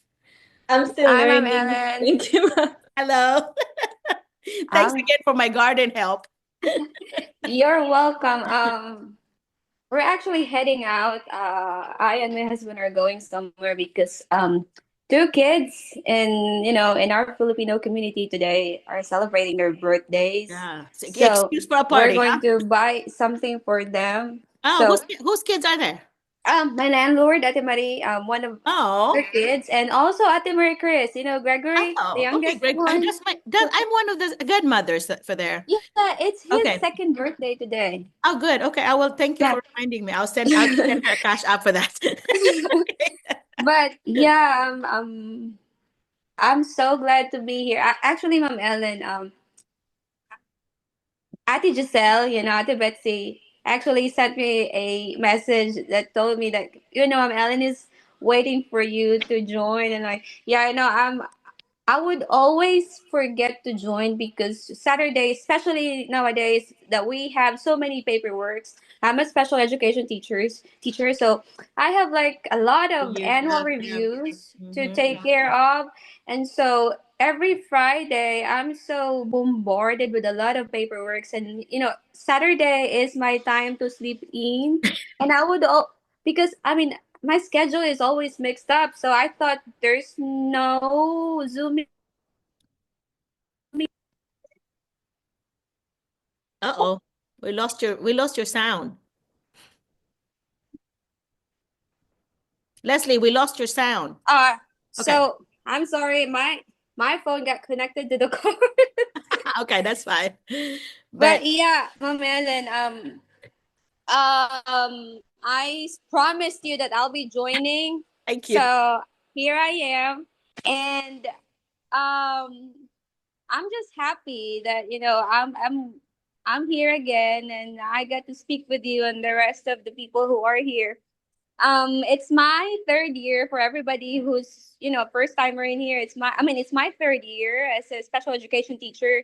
And I was actually a math teacher during my first year, like for the first few months. And it wasn't really my forte. I mean, I asked Dr. Ellen about it. Ma'am Ellen, I need your help because I can't. I mean, I'm just 2 or 3 steps away from my kids, and it's so hard. And so she found a way to help me. She called my superintendent and talked to him about it. And yeah, here I am now. I'm actually enjoying my job. It's giving me so much happiness right now. And I'm at the stage of my teaching career where I get to enjoy what I do, no matter how much paperwork I have. You I'm do a good job. I've seen Leslie in action, and she amazes me. She's one of those that I'm so proud to to I mentor Leslie. know. You do a good job, Uh, Les. yeah, for everybody, I just wanted you to know that I've been with. I mean, Dr. Ellen, Mom Ellen was, she was working with our school for 2 years while I was, for 2 years, and she mentored me for 2 years. And I would actually say that, the teacher that I am now is like 90% Mom Ellen's Well, she gives me too much input or credit. whatever. Because when I first got in here, I think, yeah, during my first year, I thought I was, because when I aced the interview, I applied for 2 schools, they hired me, they sent me a job offer, so I thought I was doing pretty great. And then when I came here, I was humbled, Ma'am Ellen. Actually, I was really really humbled because everything was different. The curriculum was different, especially the paperwork. The paperwork was overwhelming for me. It was something new for me. The kids, it's always the kids. And I know a lot of Filipino teachers would say, it's always the kids, I mean, they're like this, they're different. And I would not say they're bad. I will never say they're bad. I will always say they're different because they're actually different from the kids that we have in the Philippines. Yeah, I mean, the I was, mindset too. The mindset is so different. yeah. Yeah. And I think I shared it to Girly. I was at one of the establishments that help us with the tax. And then he's like, "Hey, are you also a Filipino?" I'm like, "Yes, I am a Filipino teacher. I worked at Martin." And he's like, "I've heard from some of the Filipino teachers that kids here are, they're different, and then they're sometimes they're bad." And I'm like, "Well, every Filipino teacher has a different mindset. My point of view is coming from a teacher who teaches at Wharton. And I think the Filipino teachers that you have talked to, their point of views are coming from the school that they are working right now. I know mine is so different from Girlie's. Girlie would always ask me, "How is it in your school?" And I know it. I don't want to like rub it to her face that ours is a lot better because I don't want her to feel that way. And I would always tell her we also have our own problems in our Yeah. school. But But I don't. girly, her school is better. I know, and I think all of the other teachers in her school are telling her, "Why are you in here? Why are you not in Leslie's school?" But I'm really trying to encourage Girly, man, to stay because um That school she helped might, here get here. because I Yeah. mean that the reason why she's in here is because of the kids that she has right now. And I could really say that she's doing things in there. She's making a difference. Hmm. Yes. And those kids are And going to be disappointed if she leaves. Yeah. yeah, and those kids Yeah. are going to be disappointed. I know that she wanted to be in a much comfortable place, but I mean, I and Girly have I don't know what kind of relationship we have as sisters because we're just like 2 years apart, and You're so sister, close. You're very close. yeah, very close, and but we're not so vocal to each other. Like You're we not? would, Yeah. no, we're not. We're not as as vocal as you are, like you and your sisters. Where We you tell where each other, yeah, good or bad or ugly. We're going to uh-huh. tell that. But with Girly and but I would like I've never told her because she would always, her and Exora sits at the back because I would, pick her up in the afternoon, send her to school every morning. I'm the one driving. And, when we come to pick her up every afternoon, she would speak to Exora and I would just listen. She would tell Exora about her day because I think she doesn't want to interrupt my driving. But she would always tell Exora what she did, what was she's doing, how did she do it. And I'm so amazed because I know that she would ask me sometimes, but most of the techniques and strategies that she's using right now is hers. And she's very innovative as a teacher. So I'm not really worried about her. But if I, and I seen her cry often. To what I was saying, I'm all over the place today. I'm sorry. No, you're fine. You're fine. But I think what you're saying is that everybody's experience is gonna be unique. It's gonna be Yeah, unique, yeah. yeah.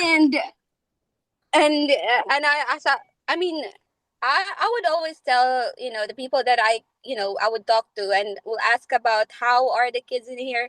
I would always say they're not actually bad. They're actually different. We're just used to kids who are So compliant. who always think about what they are about to say before saying it because we were raised that way. Yeah. When I was It's a young, culture. I was taught that if I have nothing good to say, keep it to yourself. Yeah. So I guess we were taught filters, how to do Yes, filters or yes. what I say. And Uh-huh. then a bunch of them do not. Do not definitely. I know. I was in the high school for a year, and I was like, and then I was moved to the elementary the second year. So I'm like, I think it will be a lot better in the elementary. They're not gonna be so straightforward, but it's They actually are. the same thing. And I'm like, They when I are. when I was in the high school, nobody noticed my height. My kids, the high school kids, I have 6 footers, in the classroom because they're 11th, 10th, and 12th grade. But when I went to the elementary the second year, they're like, "Why are you so short? I'm about the same height as you are." I'm like, I know, and I'm fine, and I'm like, No, and no, they would. what I say, Leslie, is I said, you know what? Do you know the Filipino folks are always short? That's just how we're made. But or that's how we're made. And so if an adult say that or a high school kid, so I'm Asian, that's my excuse. What's your excuse? I have to adapt that. I need What's to your learn because excuse? I would just say I know, and I wish I could grow, a little bit taller, but I can't since I'm adult already. So, Yeah, I'm yeah, but I'm happy. I'm yeah, happy of what I am, and that's what I'm gonna tell them. yeah.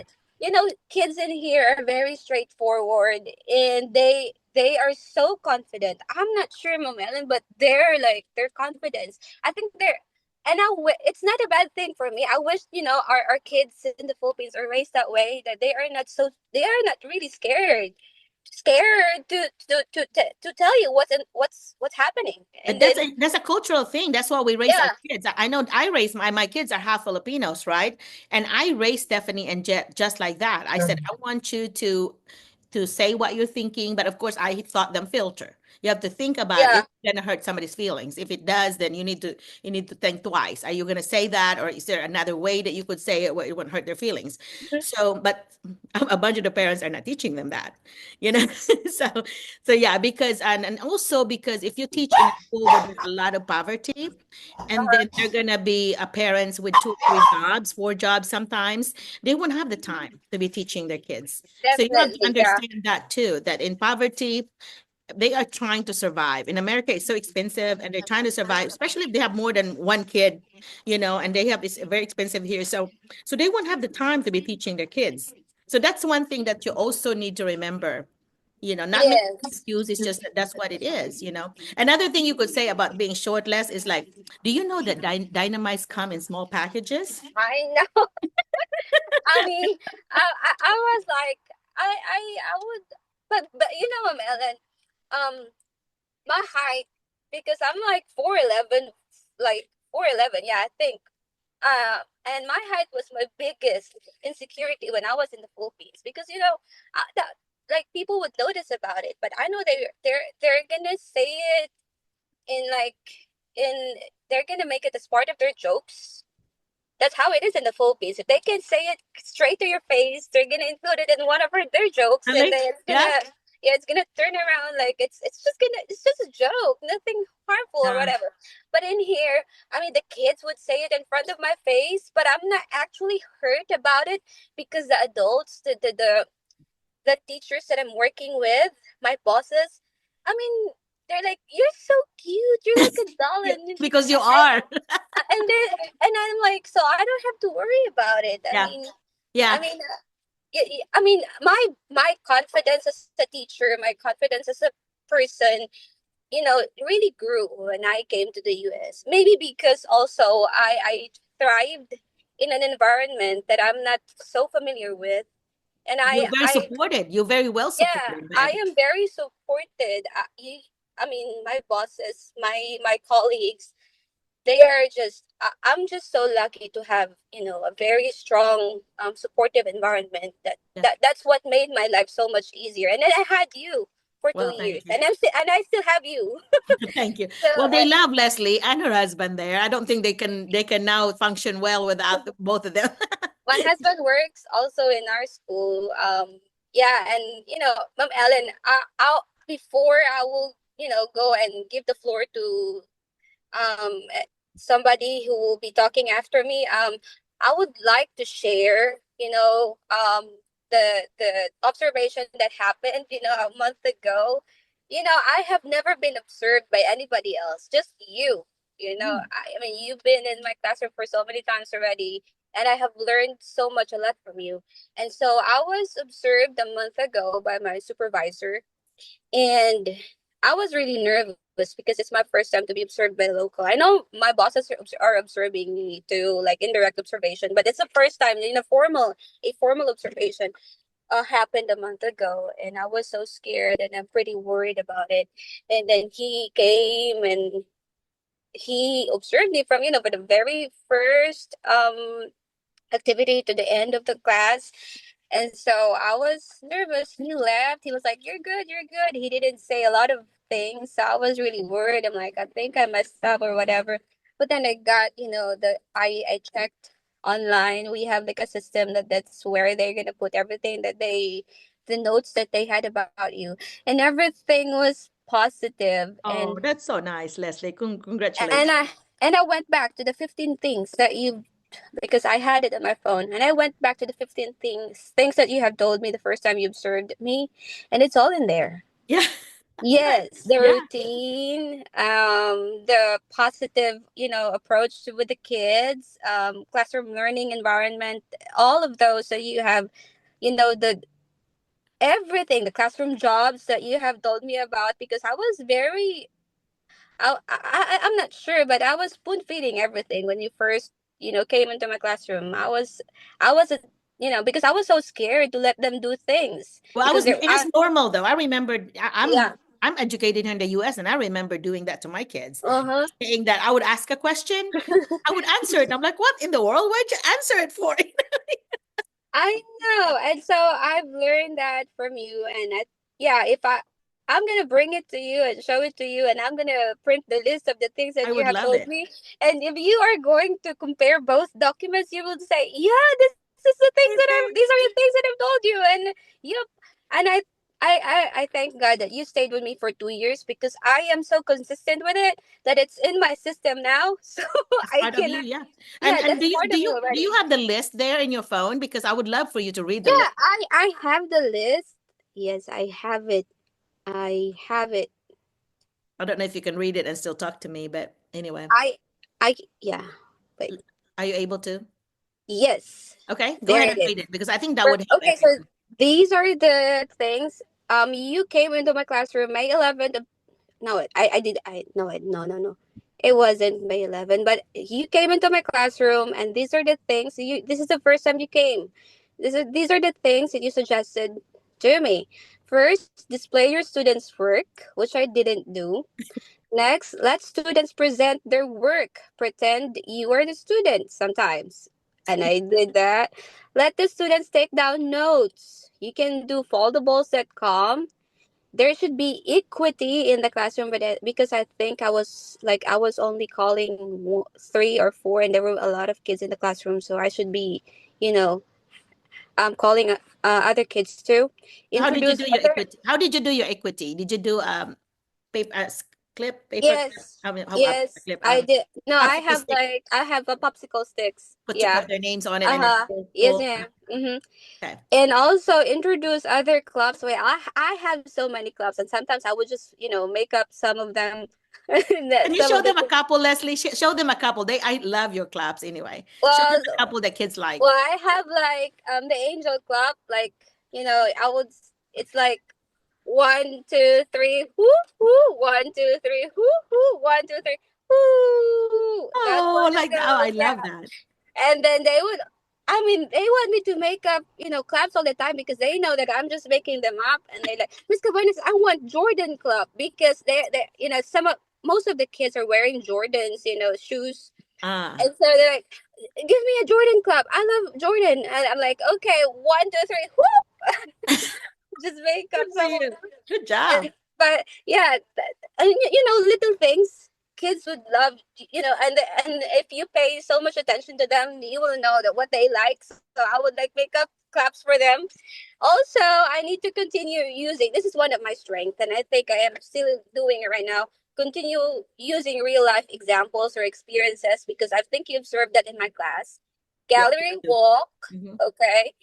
Make them do responsibilities. This is what I was talking about because I would pass out pencils, pass out erasers, distribute all of the papers. And I was like, yeah, I think I'm doing that. So right now I have like established routine. I have a pencil patrol. I have read aloud leader. I have Yeah. line leaders. I have that, and that's changing every week to give everybody opportunities to do other jobs too. And then I have, you told me about Kahoot that it's Pool.com, and I need to wrap up. I think I was very nervous and I forgot to summarize what our lesson was about. And then let them present and let others comment on what they were doing, and then do not just focus on grammar, do application too, because I was a SPED teacher. I was so scared to make them write sentences and all that and paragraphs and all that. I think I underestimated. And then What so they you can told do. me to, yeah, what they can do. And so you told me just, try. And I did try. And, They can but write. They next can write time you better than you came thought. in, yeah, it was there already. They were able to write paragraphs and all that. So, yeah, those were the things that I've learned the Yeah. first time you visited me. And there's a lot more, for the few, visits that we had.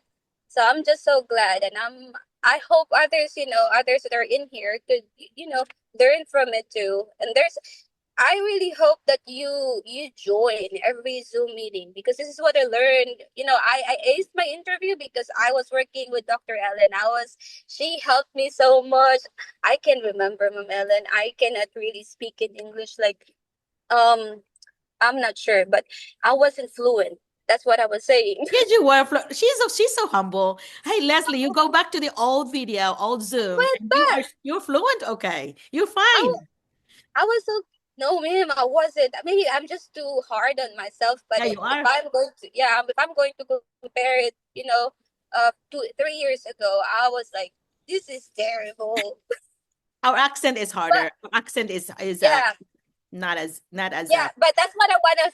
That's what I wanna say. I had it in mind a while ago because especially that we have new teachers that are trying to get here in our Zoom meeting today.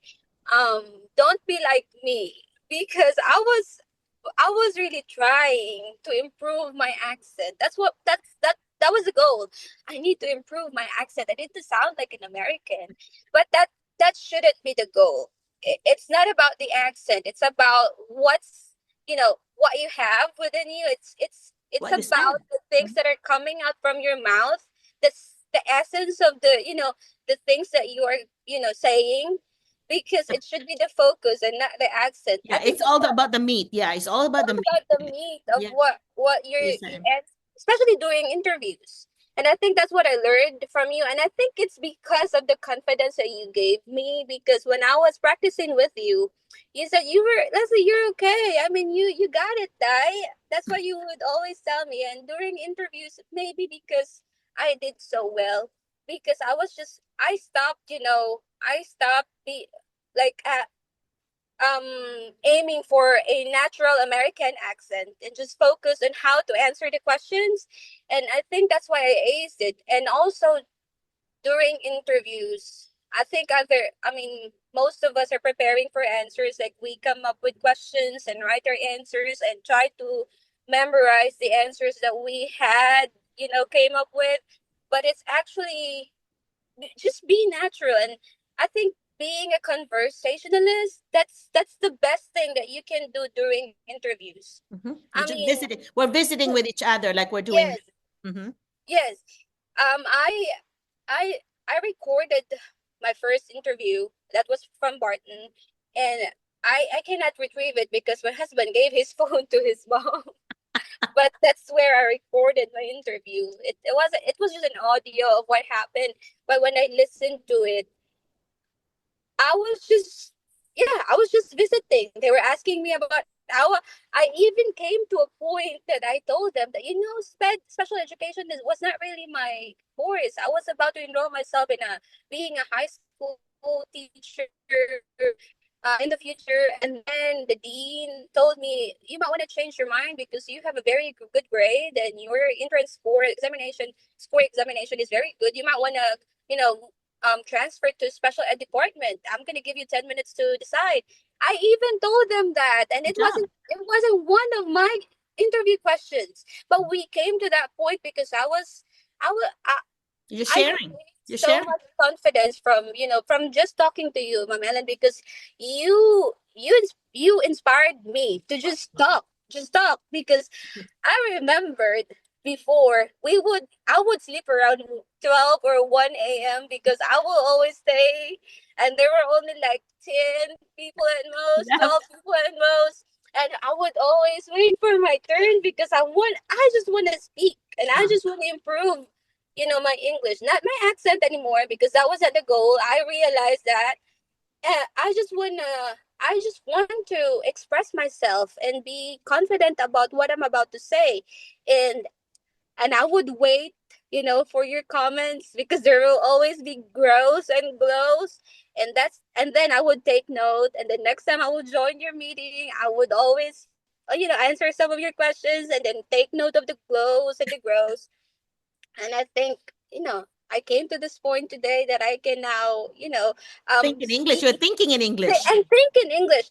My husband just told me that the other day because he's so worried about his English when he first came in here. He's like, "Do you think I can work at school in your school because I cannot speak English?" That's what he said. But right now he's like, "I'm so happy. It's his third year, and he's like, I'm so happy because when I speak to my colleagues or whoever I'm talking to, he usually speaks to Dr. Godfrey because he's his boss, and it's like I don't have to grasp for words and think of the words that I about to say. It comes out Automatic. Mm-hmm. automatically, and it's like I'm so happy, and I'm like that's the best thing that ever happened to us Yeah. in America, being Yeah. able to. I mean, I'm not saying that English is, the gauge of being an intelligent person. It's not, but it's not. It's gonna. If you want to be a great teacher in America, you have to communicate, and you have to be one of the best communicators because the kids will notice your confidence, and if you are not so confident about speaking the language, they're gonna notice it. They'll And eat your lunch. yes, yes. Yeah. I think I'm running my mouth today, but No, you're thank you good. so much, Dr. Ellen. Thank you, No, you everybody. always learn we always learn so much from you, Leslie. Thank you for sharing every time. You and Thank you, Carly are ma'am. awesome. Thank you. Hey, And Leslie, we'll tell them visit. about your whole family being here, including your Yes, brother. yes. The teacher that was talking a while ago was my sister. Girlie is my sister. She's our second. She's younger than me. There are three actually in the family. I am the oldest. Girlie is the second one, and then I have Gim, my brother. He's the youngest. So I applied first with the help of Dr. Ellen. I got in here, and then actually, I just want to tell you, Ellen, I didn't have plans of being a teacher in the U.S. It's actually Girly who Ah, told me. It's okay. actually her dream to be a teacher in the U.S. But that time, I think when she was thinking about it, she has a like with my first. So I think you are qualified to go to America and teach. And like, no, I don't want to do it. I mean, I'm happy in here. I only have one child. My husband working. I was working, so I was like, I want to do it. She's like, "You will be out for yourself in America, like a paid vacation." So I applied, and with your help, I was not actually expecting to. I was just trying, but when I joined your Zoom meeting, I got, I got the drive to, like, maybe this is a calling for me. Maybe I need to be in America. So I did, and so I applied first, and then Gertie did the same thing with your help, and then Kim, my younger brother, our youngest brother, he doesn't want to, but then his wife really wanted to come and join us here in the US. So she applied, and then she's here too. She's actually in Louisiana. She's teaching in Louisiana at Baton Rouge. And the three of us are in here. We're just, we're just waiting for the time that we can, get our mom. She can join us here. So Yeah, yeah, thank you so much, Ma'am Ellen. I just wanna extend my, my heartfelt gratitude oh, for, you're for welcome. I It- would this would always make me cry all the time, because the three of us are not here today if not because of you. So thank you. No, Leslie, you always give me too much credit. Leslie, the three of you are amazing teachers. That's why. That's why you Yeah, were but offered the job in every school that she applied, she interviewed in. She was offered a job. She had multiple job offers. So it's all you, Leslie. Ma'am So you have to Ellen, give I mean, yourself they your credit. said that sometimes, God opens the door for you, and he will use one of his, you know people to help you get through that door. And I think you are that person that helped us. I Well, mean, thank you. You're welcome. yeah, Thank you. You're welcome. but thank you so much. I don't want to be. I don't know. It's the weather today. It's so gloomy. Yeah, but The also, weather that gets me. Exora, I was also bragging about your daughter, Hey, Exora. That's really I'm blue. My passing goodness. Mississippi. I'm passing Mississippi River right now. I just want to show it to everybody. Yeah, show it to everyone. It's Mississippi Yeah, River.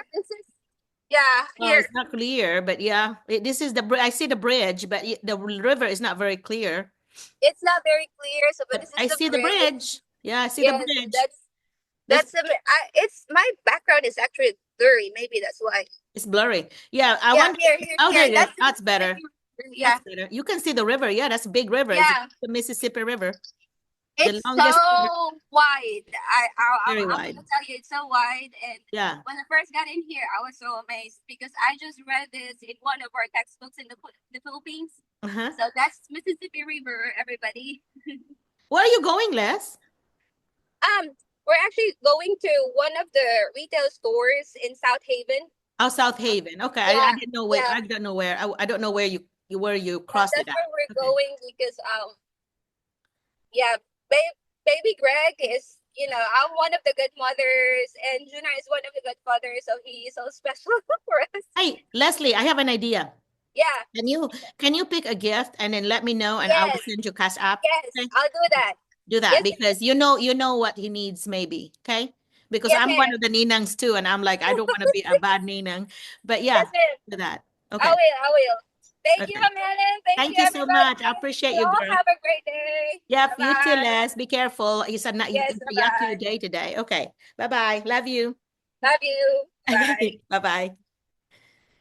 Well, anyway, so that was Leslie, one of my favorite people here, along with Girly and and Maria and Giselle here. I don't know what happened to Mike. He did not show up. I wonder if he slept in or went somewhere else. But anyway, Girly, that was your sister. Thank you again so much. Yeah. Any comment from anyone about some feedback that you've heard? It's always good to debrief anything that you do in your classroom. You always need to debrief with your students, kind of comment on it and wrap it up. And that's what we need to do is wrap up what Girly and Leslie had shared. So give me some feedback, anybody that's here. Mama Lita or Leo or who else is here? There's still a few of us that stayed up. Anybody, will you please tell me some things that you learned from Leslie, some aha moments, some things that validate your thinking or something new that you did not know? Leo, do you have anything to say about what she said or what Girly said? It was really amazing listening to you. Like, I if you don't mind, I record this kind of conversation. It sounds like really an AI. It really um makes me flow back to the I know like the generation that I want to hear, like like professional AI. But yes, congratulations to those Filipino. We are co-Filipinos here, and you have really the milestone of your success. And I hope that we could reach the kind of milestone that you have there. And of course, learning from you guys is really wonderful thing, because this is really a free kind of webinar, and we don't pay anything here, but we learn much about you. And it's really makes me hysterical this time, because you've reached your dream with that little steps, and now you've gone so far. And so someday, somehow, we as Filipinos are dreaming for our Your for time. our Yeah. Yep. yeah.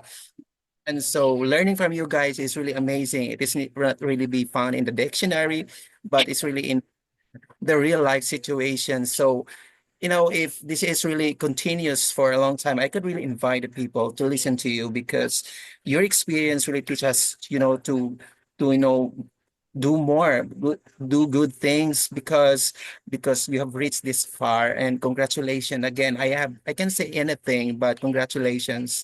You really did a good job as a Filipino. Thank Yeah, you. they did. Yeah, they did and doing an amazing job. And you will be too, Leo. What is your subject area again? Are you elementary? What is your Yeah, subject area? sorry, as a general education teacher, I mean, I teach all the subjects, Okay. but Well, now yeah, you will have to do, go ahead and finish. I'm sorry. And you do what? You were teaching what though? I'm teaching all the subjects, but I am mastering now in special education. Okay. Okay, but you don't have any experience on special education like by itself.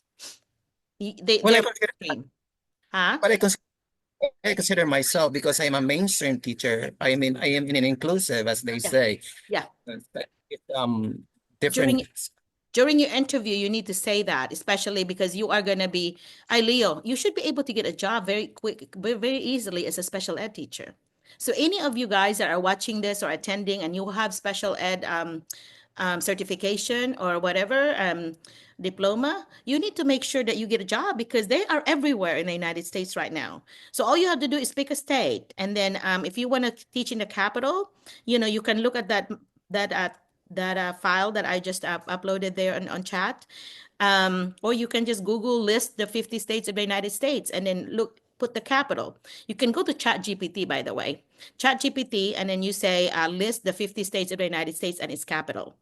And then it will give you a list. And then from there, you can Google the school. So you take that school, for example, Little Rock. Little Rock is the capital of Arkansas, and you put Little Rock School District. And you put it in quotation mark. That way, all of them will have to appear before they show up. And then go from there, like I showed you earlier. Okay, so special ed is going to be all over the place. Any state that you would go in, and any district, they're going to need a special ed teacher. So Leo, you should be able to come like within 2 or 3 months if you're really serious about it. Yeah, go to schoolspring.com and filter it with special ed. And that way, all the things that will show up will all special ed. And just choose which one. Look at how much they pay, and it depends on what. If you are looking at the capital of a state, that's going to be in the city, which means it's going to be more expensive to live. Like in Arkansas, Little Rock is going to be. This is the difference, okay? Their apartment might be $1,500 a month, while in where they are, an hour away, that's where these teachers are, and they're only half that. Okay, So it makes a lot of difference from where you are. So you need to do like a T-chart comparing how much it would cost you. Okay, this is how it would be costing. Okay, for example, 4,000. Let's just say 4,000. $4,000 is what you end up coming home with, which is about $1,000 a week. That's 60, about close to 60,000 pesos a week. And so then you're gonna think about, okay, my bills. My bill's gonna be, if you're staying in an apartment like one or two bedroom, you're gonna be like $100 would be an easy way to do electricity. So that's $25 a week for the electricity. And then your food, I would say between $500 to $600 a month. So that's another $125 for the week. So you can kind of put down those things, and then internet are usually about $50. Maybe your phone bill would be another 100. So you're talking maybe $1,000 is what you would end up. So you would have about $3,000 that you can save every month. You're talking close to 200,000 pesos for the month that you will save after you pay for your bills. So if you're saving money, you can get your million pesos within 5 months. Okay, so you'll be a millionaire in peso within 5 or 6 months of working in the US. So, if you're saving money to build something in the Philippines or whatever, you can easily get it done. Although the other day I read on the internet about some Filipinos that are, nurses or whatever here that are long-term, working in the US, and they would save and save and save and save, a couple of cases in Canada, and they had spent, like, they would build like a 9 bedroom, 10 bedroom houses in the Philippines because they make a lot of money, but then they would already die before they can even live there, or it's already ruined because somebody was living there and did not take care of it. So you have to, you have to think about that too.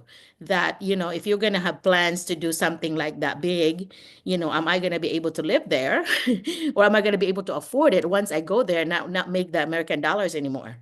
You know what I mean? Like for me, I didn't build one. What I did was I just helped my brother uh, add another story to his house. And in that way, when we go there, then we will stay. We have a 2 bedroom upstairs that we added, and a bathroom and a terrace. And in that way, we go up there and we have our own spot upstairs that the guests would stay. But I didn't have to stay in a hotel that way. But I didn't build another house. I just kind of helped him out to improve his house so we could stay there, any of us, because there's 4 of us girls are in America. All the 4 girls in our family are all in, 3 in America, 1 in Australia. And then the only 2 brothers are left in the Philippines. And my mom is here 5 minutes from me. So there's 5 of us abroad that could, if we all go home, there's 5 of us. But anyway, that could go. But my mom is now 83 and she really does not want to travel anymore. So the 4 girls could, one of these years, we're hoping next year in the summer, we could all go there, all 4 girls. That would be a dream, right? But 3 of us are in America, 2 in Arkansas and 1 in Texas. So we get together here all the time. But anyway, and you can do the same with your family, like the way that Leslie and Gurley and Kim, their brother, are here, all here. I'm so proud of them. The whole family are teachers and are all here. So I bet their mother is really proud of them. So anyway, so Girly, thanks again so much for sharing, and I hope that you and your baby and your husband are doing well. They were such good helpers to me when I was trying to prepare for my garden.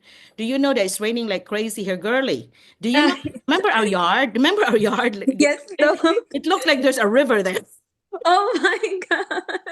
Like you remember the little pond right there by my garden? That pond? They Yes, said, oh, it Doc. did not hold water. It's full. And then it went all the way out. I mean, like there's water. I'm telling you, there's like water there on my field. And I'm like, oh my goodness, I'm gonna go out there and take pictures in a minute or real, because we were looking at it yesterday. It was raining so hard. And I'm like, what in the world? I'm so glad that we had made a ditch where all the water does not come to our house. It would actually divert itself to go to the field, which is good, because that would have been bad for it to used to come to our house. Everything comes to our house. And so we had the bulldozer guy to, make a ditch and then divert the water away. So yeah. So that's something you don't have to worry about because you live up in the hill. Your Yes, house is yes, up in the Doc. Yes, hill. Doc. We Yeah. are. But Yeah. again, Doc, thank you so much before. I will stay until the end of this Zoom, but I would like to just say thank you for everything that you've done for me, for my family, and to a lot of Filipino teachers here. And of course to my sister also, she's always been she's always been there for me, not just for me but to my family and to our family also. She's been Yeah, our ate here. she is. And to everyone, just know, being in the US is always worth it. I would tell you, it is always worth it. You will grow in here. You may cry a lot, but you will really grow, and you will really grow every day. Like I would always tell myself that every day I'm learning new things in school with the kids. And of course, one thing is very sure about the thing one thing that I'm very grateful for, especially to God, is giving me a good administration. We Mm. really have a very good administrators here, very humble, very approachable, and they're always having our back in here. So that's why I would before ma'am, before it's really true that before I would always tell at like, you know what, I want to be in a better, just because I was having culture, culture Culture shock shock. or what. Oh, Mhm. yeah. But then right now, ma'am, like Miss Mirna is here, I would always tell Miss Mirna like I wanted to stay in the same school because aside from, oh, I'm still struggling, but I'm learning every day, and I think it gets better. Yeah, It's not the same as before. As long as you're open minded, as long as you have the growth mindset, that was being said by Dr. Melina a lot of yet. times. You're You the have word to yet. have that growth mindset, and do not pressure. That's very true when Ate said, do not pressure yourself to sound like an American, because we are Filipino. We have also our distinction. As long as you speak the language, as long as your language, you can communicate the things that you have in mind, as long as you're understood, you're fine. Because Right. whenever you try to have the same accent with the people here, that's where the pressure comes in. And that's when during interviews you will not be able to answer the question because you are so pressured, and you are just so, you're so conscious about how you speak. Just Yeah, you speak should not whatever be. Yeah, yes, just yeah, speak whatever comes to your mind and what is in your heart. that's So right. right now, ma'am, my goal is to stay in the same school, because I think it will get a lot better in the next school year, because I have learned from this year, and I have known a lot of students also. I have known about their lives, so I think it will really get better. It And will. just don't get discouraged, because when you will be here, I tell you, the first few months you will really feel so down, like, oh my god, am I making the right decision? But as time passes, you will realize how wonderful it is to be in the USA, Yeah, that's right. especially in Thank you. terms of professional and personal growth. Like, oh my god, there are things that I did not do in the Philippines that I do in here, and there are things that I never learned back in the Philippines Tell me that some I things. just Tell me learned. some things, girly. I want a specific in there. Okay. So, for example, ma'am, let me focus first, because I didn't prepare anything, but let me focus first with how to teach. Like in the Philippines, we are like in the Philippines, we teach, like, because we have kids who will really follow whatever we want to say. Like, if we want to do this, we can just do a lot of things with our kids. But in here, what I have learned is it is very important. It is very important for us to have the bell ringer that Miss Dr. Merlina is always mentioning about. It is very important to set the tone of the learners. We don't have that in the Philippines. We don't have bell ringers. We just get in the we just get in Tell, the tell class, them and about then tell them about what bell ringers are, if you don't yeah. mind. Bell ringers are actually activities. It could be a check-in. That's what Dr. Melina mentioned about a while ago. It could be a check-in, like questions, like, how's your day doing? What, like, before I used to have like, what's the best part of your night yesterday? Or it could be about their dreams or something about them. And it should have to be it could also be something that is related to the topic that you were discussing yesterday, or you are about to discuss for the day. It's a 5 minute, wait, hold up. It's a 5 minute it's a 5 minute activity for the kids, just for you to set the mood of the class, and then for you to check the attendance also. So that's the time where you are going to check the attendance. And you have to also, the do now or the bell ringer should also, you should give time. This is what I learned from my administrators. I learned it from them, that during the do now, you should always have the turn and talk. Like, you have to give the kids time for them to share to each other their answers Yes, before you are going to connect it with the lesson that's or right. to have a review with the lesson from yesterday. It is very important here in the US because the administrators, your coaches will always find time when they get in your class. You should always have that do now, and they would always check about they would always check if it's related to the topic. But the check-ins, that's very good. I would always incorporate that with the do nows, like how's your day going, or what's your breakfast for today. And they was like, before they would like ask, why are you asking such question, Miss Yeah, Girly? yeah. I would just like to know. I would just like to know. And then the ma'am, I would like to, I would really like to appreciate you for telling me that if you don't, if the kids don't want you to read their work, let them fold their paper once. So I did that with the students, and then I discovered that it's a lot better because Yeah. they don't have to tell me, Miss Girly, please don't read my answer. So it did really well in class. Like, oh my God, Yeah, this is we really have a great. little workshop. When she was here for spring break, I had a mini workshop with her one-on-one. I was sharing with her all this stuff. And did you use, so obviously you've used a bunch of them then. Yes, and Yeah. my principal was there like last April too, and he was telling me, "Oh, that was good." That was good because because sometimes the kids would always like, I would get their papers and I will like read some of the answers just to connect the do now to the lesson or to have a review, and then kids would say, "Oh, Miss Girly, don't read mine, don't read mine." I always So ask permission, yes, by the way. Did you always, yes. I always ask permission? Is that okay? Because I always treat it like that is their masterpiece and you are the author. And I always want to ask permission from you. If you don't give me permission, I'm not going to read it. That's So why yeah. Yeah. Is that what you do now?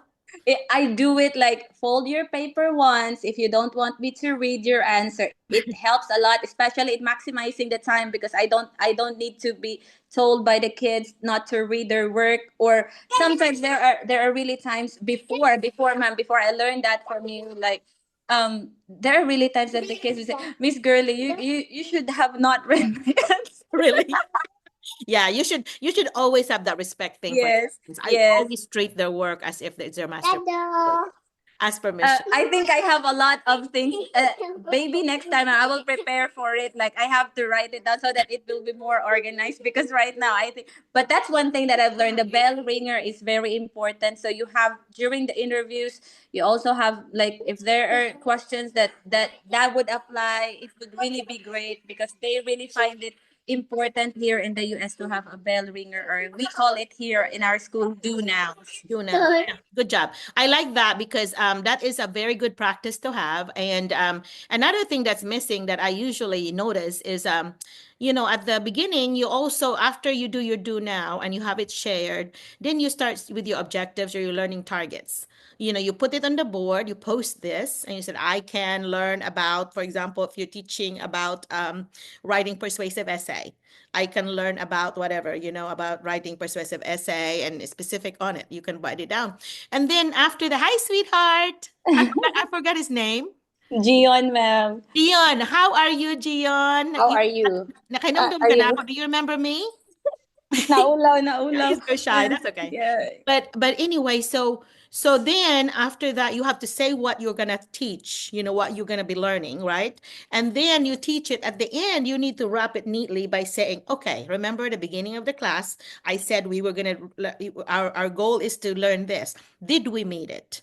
Okay, let's go back to our goal. Did we meet it? If there are 2 or 3 parts of that, let's go check and see.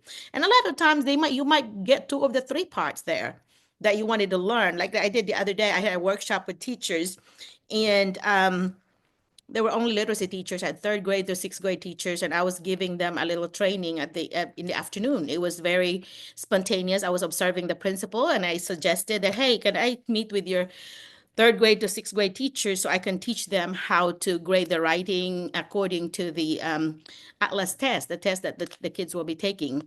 And so I modeled exactly what I want to see in the classroom because I observed the classroom. I give them feedback. So I said, okay, today in our training, these are the things that are our learning targets. I can use the rubric of Atlas to grade papers.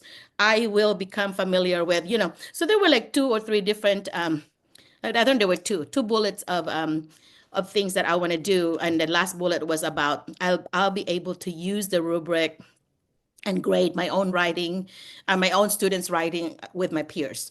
And we didn't get quite there. Some of them did, but some of them didn't. And so at the end of my training, I said, hey, let's go back to our learning targets. Did we meet all of them? So we checked it off. Okay, did we check the first bullet? Yes, we are familiar with the rubric now, and we feel comfortable about using it.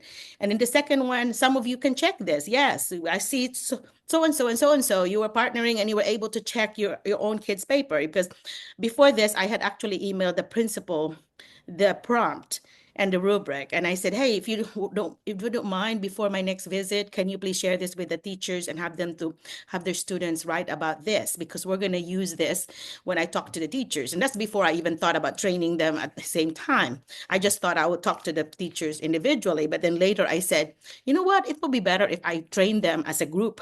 That way they could actually bounce ideas from each other. And so we were able to drop it at the end. Like Gurley said, open with bell ringer or a do now, but then ended up with an exit. So with an exit slip, an exit question, and looking back at the objectives or your learning targets and see if you've met it. That's how you wrap it up. Okay.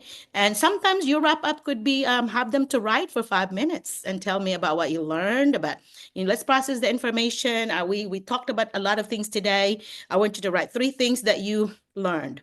And with teachers, I always say 3 things that you have learned, 2 things that you can share with someone, and then 1 thing that you still have a question on. So 3, 2, 1, exit slip. 3 things you have learned, 2 things you could share with someone now, and then 1 thing that you still have a question on.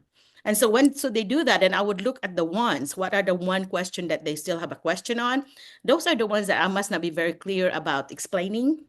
So they need more information on. So that's also a feedback for me as a presenter or as a teacher that, oh, this part right here, kids are confused on, or the participants are confused on. So I need to make this a little clearer. So the 2 things that they want to share on, those are the 2 things that they really learned from you, that they felt so comfortable that they could actually share them with someone. So those things I pay attention to, so that it's like a feedback for me. The next time I present to teachers, I train teachers across the state. I do, oh my gosh, I must do more than 100 days every year to go to school. So I would learn from each one. Well, this is what I learned from this school, and I'm going to apply it to the next school. That's why for me, an exit slip, strategy is going to be helpful. Just like you should learn from it and do something at the end of the class. Don't just say, okay, time is up, let's go. No, you should plan ahead. And that's why having a timer, what was it? There's a something timer. I wish I remember the name of the there's a wheelofnames.com that's good for putting their names in, and then you spin it in order for you to do the equity. Remember the popsicle thing that Leslie was saying? Wheelofnames.com is one of them.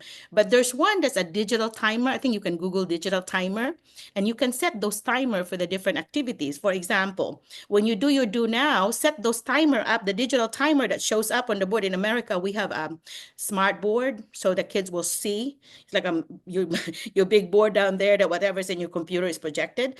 And so you could see that, and they could see it going down, until the 0. And a lot of times this timer, their favorite that I found was the one that would explode when it's 0. They would explode and make this sound and like this. And they are like so excited about that. But they know also that, oh, I only have 1 minute. Oh, I only have a few seconds left. And it also will help your ADD kids, because they need to be focused. And if you are timing them, that's one of the best strategies, because they need to make sure that they have a guide, like, oh, I cannot be messing around because I only have so many minutes left. And giving a time alert, like, guys, everyone, I want you to look up, there's only 2 minutes left. Make sure that you pay attention, that you have about 2 minutes, that's all. So if I were you, you need to make sure that you're trying to, get to the end of what you're trying to say there or to do, because you only have 2 more minutes. So those are called time alert. And time alert is a good practice for teachers to use, to time them, to tell them that time is about gone. Not just at the end, but any activity that you have. So after you do that, you have to debrief. And that's when a girlie was saying about you have to do think, pair, share, you share with somebody. That's your debriefing part. They're sharing what they just wrote. So that's why your 5 minute will become 10 minutes. You spend about 5 minutes there. And so if you have a 50-minute period, you have another 40 more minutes. So you budget that. You said, okay, another 30 minutes for the content of my lesson. So I'm going to set that for 30 minutes. But if you're going to use a 10-2 strategy, that means you're going to talk for 10 minutes and then you have them process for 2 minutes.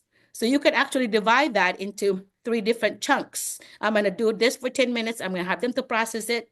Processing it could either be talking about it or writing about it.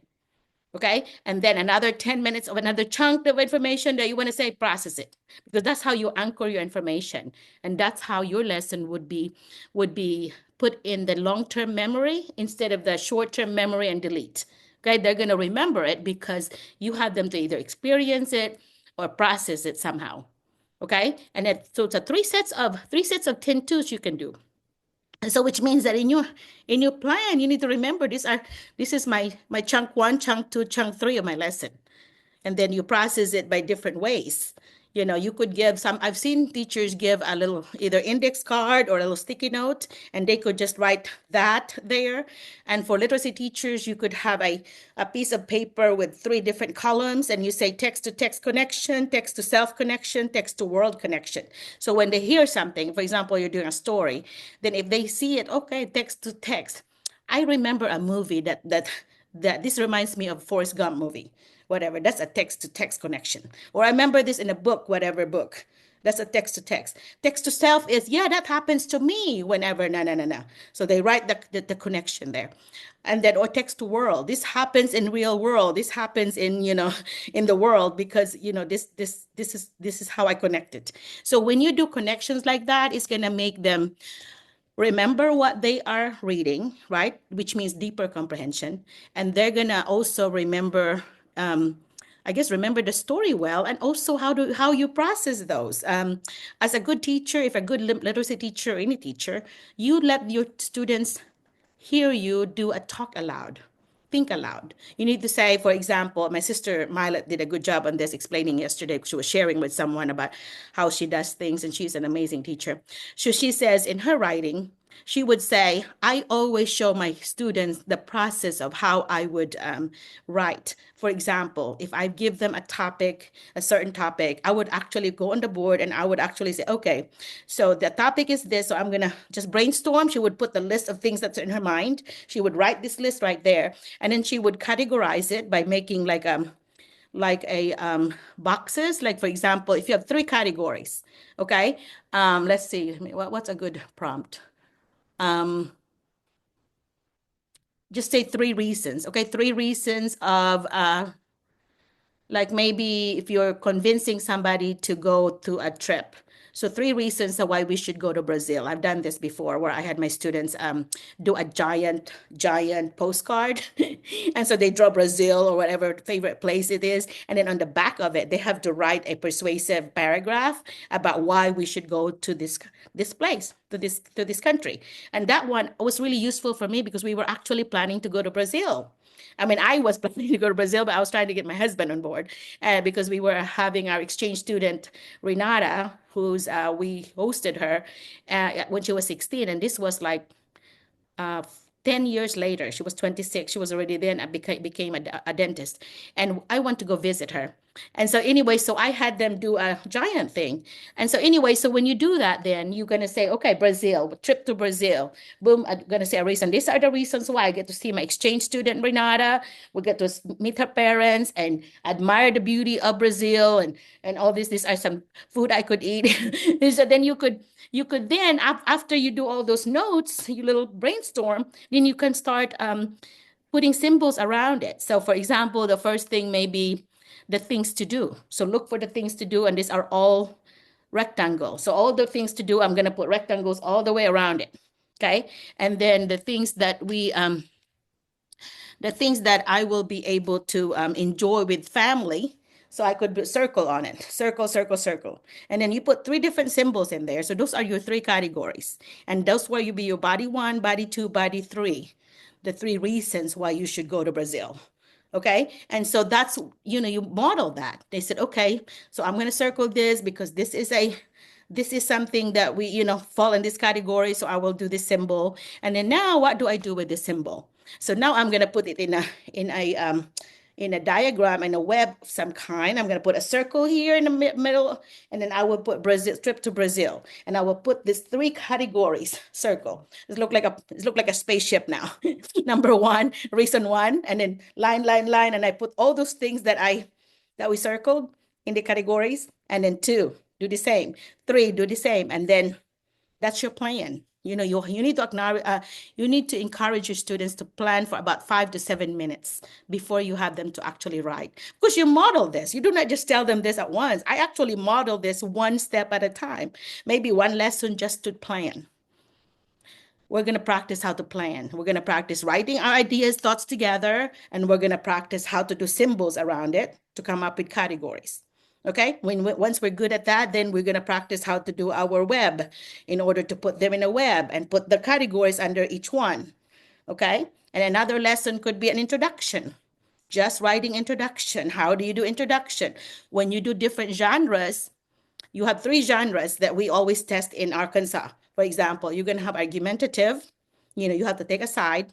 Expository or informative, just informing somebody about something, or reflective narrative, just a story. Okay, so depends on what your purpose is. That's why you have to teach the kids, okay, today we're going to do an introduction on an informative essay. The informative essay is about this topic. Okay, so then you're gonna tell them about the format. Of course, the first thing you're gonna have to look at the prompt and use some of those words in the prompt as your beginning sentence, because that way you are answering the prompt, right? So if it's informative, you're gonna give them a background of it next. Okay, the background information, and it's going to be a text dependent, which means that if you're going to give them a prompt, they're going to have to take the information from the prompt. So take it from the prompt, take it from the story, whatever it is given, and then you're going to have to explain it with your brain. So I always tell the students, and I did this the other day, I said, always get it from the book and then brain. Book, brain. Actually, do 2 brains.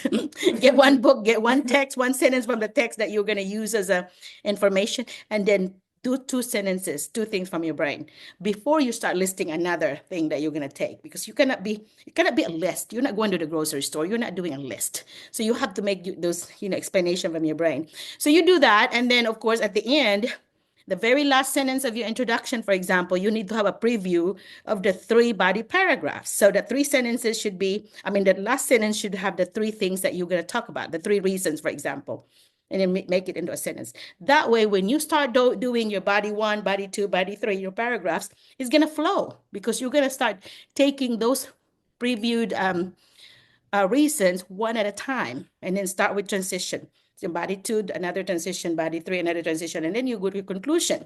So your conclusion, you'll have to do another lesson just on conclusion. How do you conclude a lesson?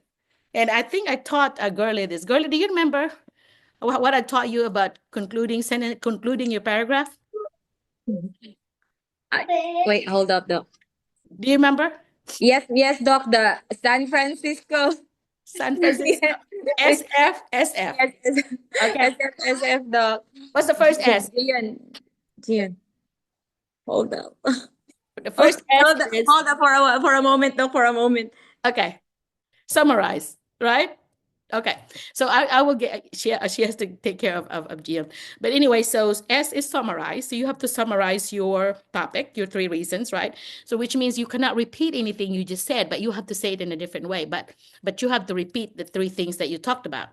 And then the next F would be about feelings. Feelings, if it is a narrative, you're going to say about the feelings, or how about what you learned, for example. And then if it is an informative, you're going to say about implication, okay? Or why is this? Why do you need to know this? Okay, so your implication, and then the second S is so what? Why do you need to know? Because you might need to, you might want to go visit Brazil, for example. You need to know this in case you want to visit South America, especially Brazil. So that will be your so what, right? And then if it is, because it is a persuasive essay, for example, that I'm doing, I would do something about call for action.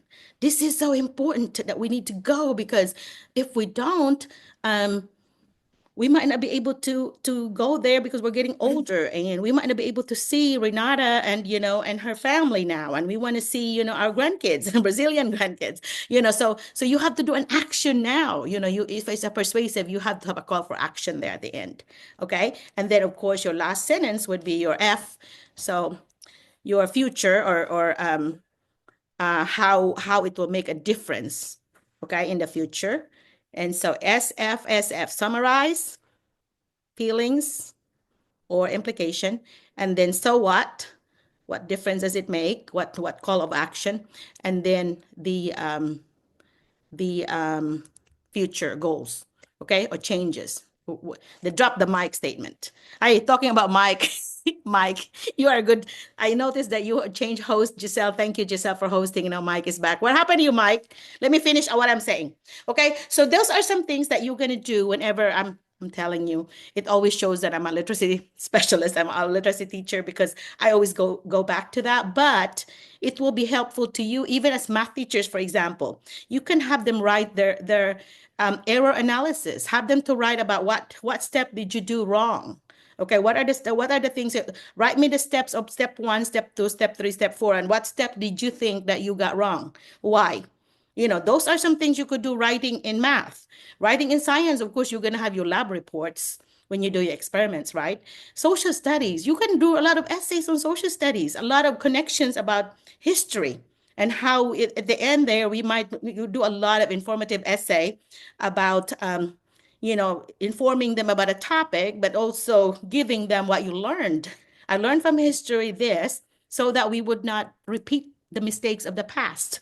So you are actually writing in the 4 core areas. Of course, if you teach other things, you also can have them write. Art teachers, I can do, like, if they're having an art creation there, you can have them like a caption or a little paper there on the bottom saying about what they're thinking as they were doing their art. Okay, this art represents this, whatever. Okay, the symbolism or whatever it is, what the artist was thinking while they're creating the art. Have them to put it down in a little paragraph thing, on the bottom of their art before you display them. So that is like museum, they have this little, some caption or something that they put in there for the museum pieces, kind of like that. Okay, so any subject that you're teaching, you can actually write, because this writing is about thinking.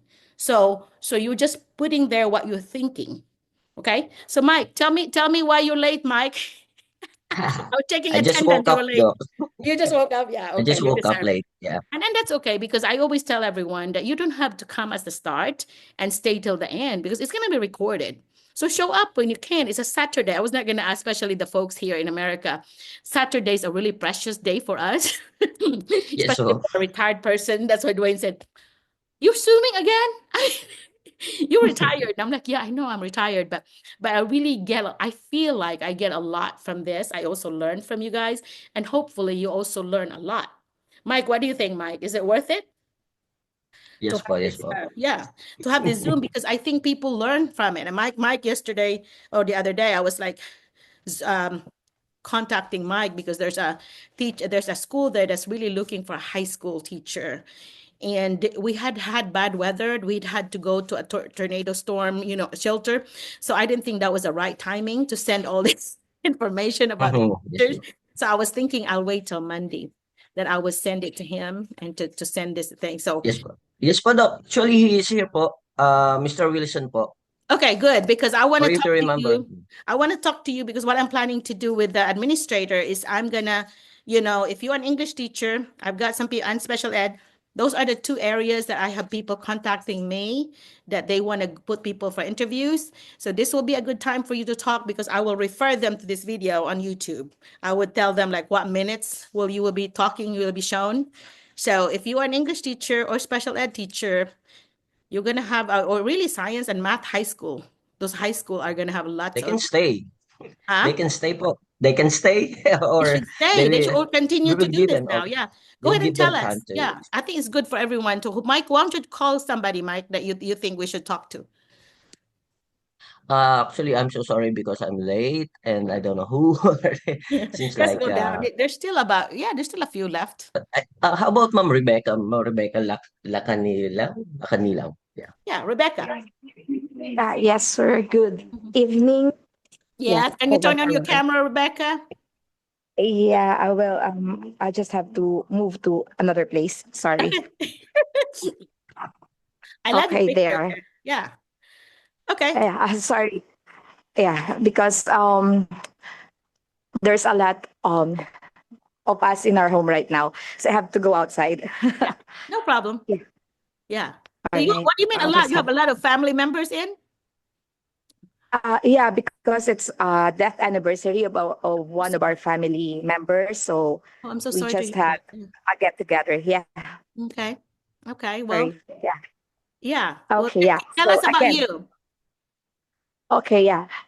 Again, good morning to you there in the US, and then to everyone who is with me in the Philippines. Good evening. Yeah, I am Rebecca Lacanilao. Lao. My education background is I am a unit earner, education unit earner.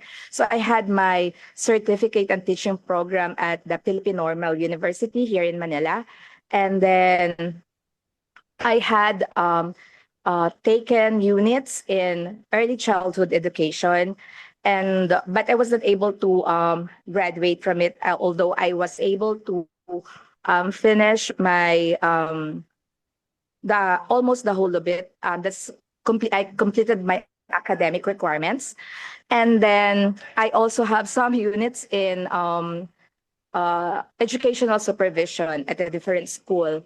So I am teaching for almost 16 years by July in the elementary school.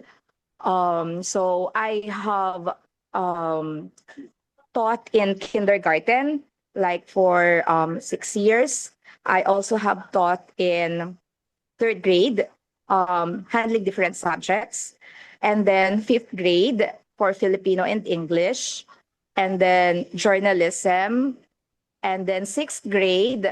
I handled where I am right now. I am teaching sixth grade. I am handling science, and then I am also a journalism teacher, and I do extra work for like I'm teaching computer lessons to some of the students that I have, those who would like to take computer lessons. And I have also taught, aside from science, I have also taught home economics, social studies, and a little of MAPE. But with MAPE will be arts, music, and PE. But that is really not my forte. So that's too much for me. So yeah, that's it for me. What else? I am here because obviously I also would like to learn in the US. Um, Even listening to you here right now, I have learned a lot already. Although I do watch your videos, previous videos, like even the a year ago videos that you have in YouTube, I am reviewing it. So Mm. yeah, I'm taking down notes to some of it, and then yeah. So I hope sometime I could also you know be able to be given a chance to be there, learn, and then yeah, What's your teaching be philosophy, Rebecca? What's your teaching philosophy? yeah. I always believe that learners learn more when they do it. So that's learning by doing. So for example, in science, I always try. Although our subject is like 45 minutes, sometimes it's 50 minutes. So I always try to incorporate something that they could work on, experiments inside the class, even if it's just so little time. So I have heard from you also that in US, like once in a week, there should be a hands-on activity for experimentation. So that one I'm trying to do, but due to lack of time, sometimes I really cannot do it in here. But I have noticed even before actually with my HE thing, home economics and some science subjects that I'm doing, whenever the students are so involved with it, especially like when they do something that yeah, they can touch, they can taste, they can hear, smell, and with all their senses, they remember it more and they learn more from it. So whenever I see students from my previous classes, so those who have graduated already, they would always comment or remember the things that they have done, the lessons that they have done, that they worked on with me, rather than those, of course, than the discussions. So yeah, I enjoy it most of the time. I also believe that because they are elementary, we should I always try to make them feel, good, make them achieve, make them feel that they are achieving, they are learning, because with that, sometimes with like their comment or feedback, like, ma'am, you know what, I'm getting good with science, things like those. So I know they get inspired. So when they get inspired, they try to work on more with the subject. And so I know that they are enjoying it. So yeah, that's it, ma'am. Very good, Rebecca. You're a natural at this. You really did do what Girly said, that you just visited with me. You didn't have any notes. You didn't look at notes and look on the side, look on top. I could tell that you just visiting with me. Mike, do you agree?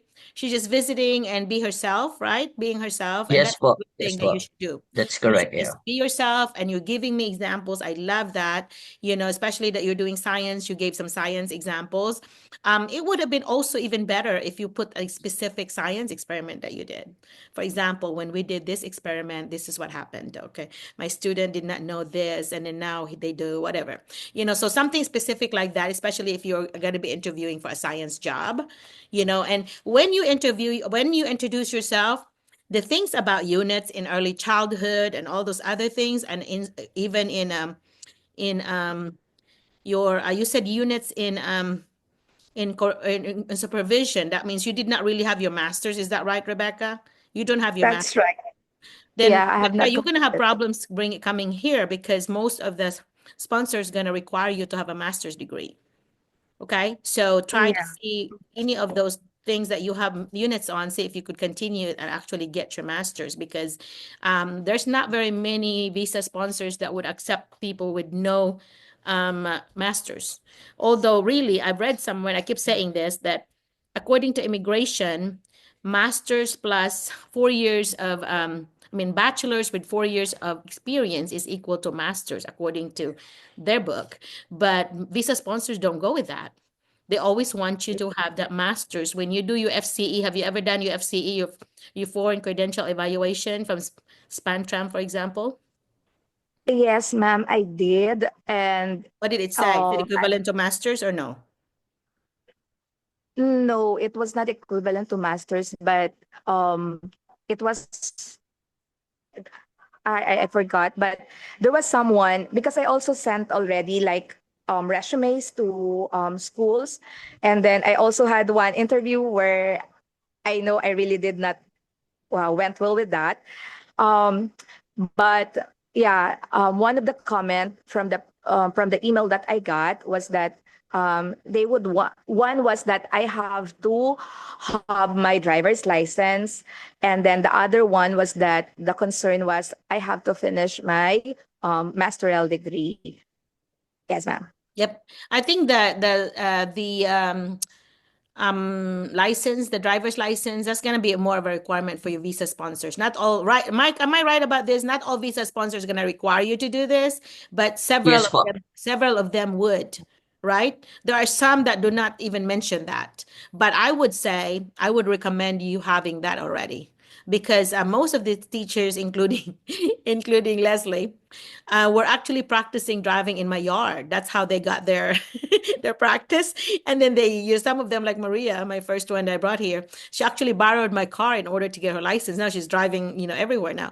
But it will be better if you do it in the Philippines, because it's cheaper there. I mean, of course, not. I'm not charging anything here, but if you have to hire somebody in the U.S., it's going to be expensive per hour, $50 an hour, maybe. Because Doc, remember, car here is necessity. Yeah, it's a necessity, Yeah. especially if you're not in a big city. If you get a job in Yes. the capital like Little Rock, they have Uber there, they have Lyft expensive, but they have buses that are cheap. So, but it's not. Sometimes it's not safe. sometimes. So I would recommend that you need to go ahead and learn how to drive and get your license already before you come here, because you're gonna have time anyway. You're waiting. So go ahead and do that there, because I think the driving there, I mean, it's hard to me in the Philippines because of people always making their own lane. Here you have the whole lane to yourself. You don't make your own lane. It just, oh my, Yes. tell them the difference about driving in the Philippines and driving here, because you drove both places. Actually, Doc, I cannot drive In the going to Philippines. Manila, but here I can go different interstate. I don't have the confidence to drive in the Philippines, but here I have the confidence to drive here. Yeah, Mike has gone Especially to when we Vegas, went to to New Cali. York, yeah, Yeah, especially California. when we went to Cali and use the freeway. Oh, Doc, it seems There's like 6 or 8 I'm places. already. I'm not sitting. I'm already lifting, and then uh, Mom Jing, my wife seems like they have already an anxiety because of the cars there in Cali in freeway. Yeah, they're Seems like fast. They're fast. yeah, in a blink of eye, Hmm. though, it seems like you will have an accident there. Yeah, because you have people that just go like this Yes, all over the you will place. just surprise. Yes, though. Yeah, And then you have to watch. another vehicle is on your front Yeah, immediately. immediately. Yeah, you have to pay And then they attention will to not what the give you. others are They doing. will Yeah, not give way. They yep. will not give way. Yep, some of them are rude, and depending on what state you're in. So anyway, yeah. So New York, you see a lot of drivers like that. California, you see a lot of drivers like that, especially in the bigger places like LA, for example. Mhm. So, but that's just But I overcome everything. good job, Mike. I overcome all. I think Mike, out of the 50 states, you have done how many states, Mike? I think 31, 32, See, like that. you equaled mine already. I've been in America 39 years, and you have now Yes. equaled my number. Yeah, So 2 years, just two mine is years. 38 maybe, but anyway, but close. Good job. So is your goal to go to all the states? Is that your goal? Probably I will left Hawaii and Alaska. Why not? You can go to Hawaii. You can go to Hawaii just a few days. Hopefully, though. Hopefully. Yeah, you can. Yeah. But anyway, and Alaska is okay. Also, that's something. See, I have been to Hawaii many times, but Alaska, of course, my daughter lives there, and my Alaska, I have not been. So that's one of the states also that I have not been. I have been to New York, but I've not been to New Jersey, and there's other places there. But the 13 colonies, I have not gone to many of them because that's the northeast states of the United States, the one that we have not gone much. But now my son Jet, because he's traveling for work, he's all over the United States. I think this week, where is he going this week? Kansas City. Anyway, he was in Pennsylvania last week and New York another week. So, yeah, so it's kind of nice to have that, with teachers being off in the summer. When is your last week of school, Mike? I think last week of May, though, Last week of because May. Okay. students will end on May 23rd, and the teachers will have a summer retreat again in Jonesboro Nice. Okay. for 3 days. Anyway, didn't mean to be rude to Rebecca. Rebecca, back to you. Mike is my right hand, and he just came in, so that's why I'm going back and forth with him. Okay, Rebecca, you did an awesome job as being fluent. I think I can tell that you are very confident on your speaking ability, which is going to go take you a long, long way. Okay, so just remember that whatever you're interviewing for example, if you're interviewing for a science job, you don't have to mention the early childhood things, all the things that you do not need to mention because that's not related to the job. That's just going to be extra minutes that you're going to talk about it, and it's not relating. It's not going to give you points really. Okay. And when you say the word US, make sure the word you have to put the word the, just like Philippines, you said the Philippines, the US.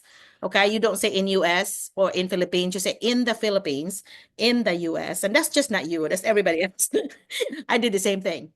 So anyway, and I love that you have a lot of experiences. So you can say things like, I have varied experiences from kindergarten through whatever grade, kindergarten, third grade, whatever, sixth grade. Instead of saying how many years you're in there, because they're going to ask you that anyway. Okay, so you can just mention that in a sentence saying, I have varied experiences in several grades, for example, third, sixth, whatever. Okay, and then and name the courses that you have done. That's a good one. And I love what you said about, that you remembered about the US, the experiment at least once a week.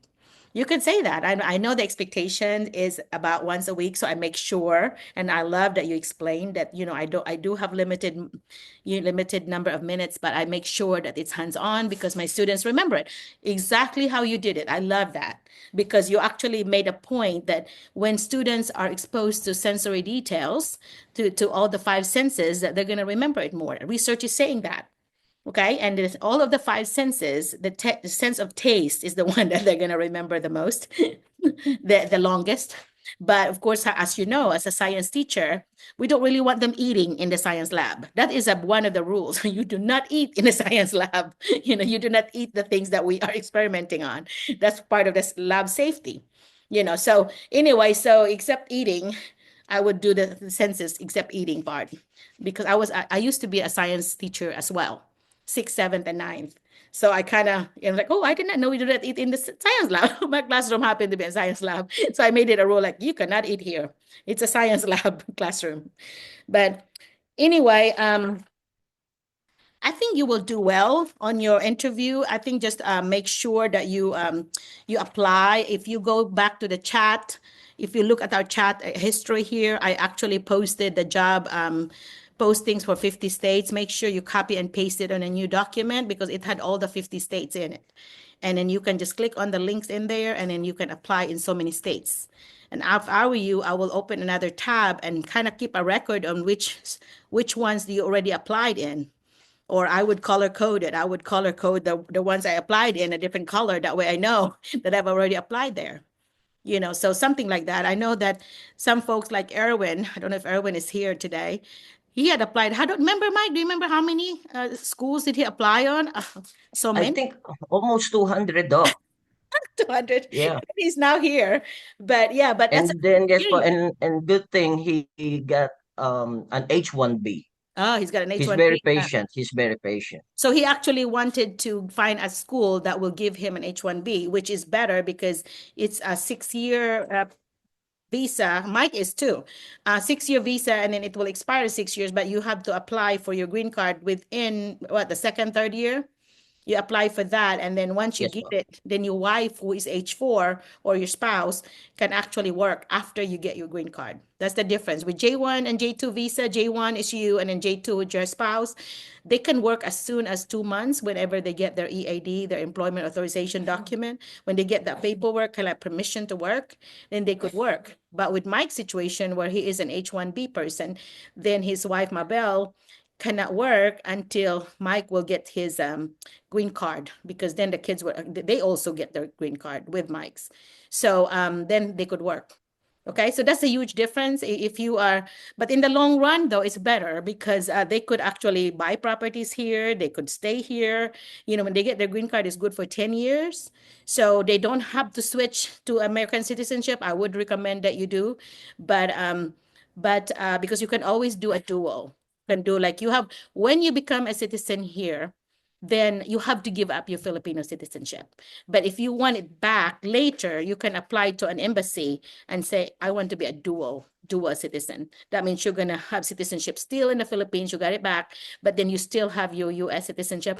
But I would recommend still use your US passport because you can go to more places with your US passport than the Philippine passport. So I would, even though you might be a dual, I'll still use your US passport, because by then you are a citizen already in the United States. So, that opens doors everywhere, 200 plus countries, I think, free visa. So anyway, so Rebecca, before I close on our conversation, do you have any question for us? They're going to ask you that, Rebecca. The last question is, do you have a question for us? What would be your question? Um, Sorry, based also from what I have learned in the previous videos that I watched from you, that would be more likely of the trainings that I will be getting. But true enough, that is also one of my the reason why I would like also to be with the J1. So I would like to be in a school where there will be like trainings for my professional growth as well, because as a teacher, I also would I would tell my my son, who is my student in this year. So I'm sorry, I was not very, was not able to do my 100%, but mommy would also always would want to do 100% in the lessons that I do with you. So I always want to be improving, to keep on improving. So learnings, trainings will be very important to me. Guidance from seniors is very important to me. Okay, so you can say, do you have, does your school provide any mentoring for new teachers or new international teachers? You can ask for that. You know, I know Yes. all schools do, but every school is going to be specific about what they do. Okay, so you can say, do I have a go-to person, a person that I can go to help me out, especially on my first year. Okay, especially my first year. Yes. So you can do that. And yeah. What else? I yeah, I yeah. Regarding the experiment, because one of the experiment that I did with my class was that on the lesson of mixtures, we did a mirang. So yeah, that's something that they also eat, and it was like an integration with another subject from home economics to science. So in US, it is not possible It is based possible. You on just don't do it in the science lab. You can do it in your classroom.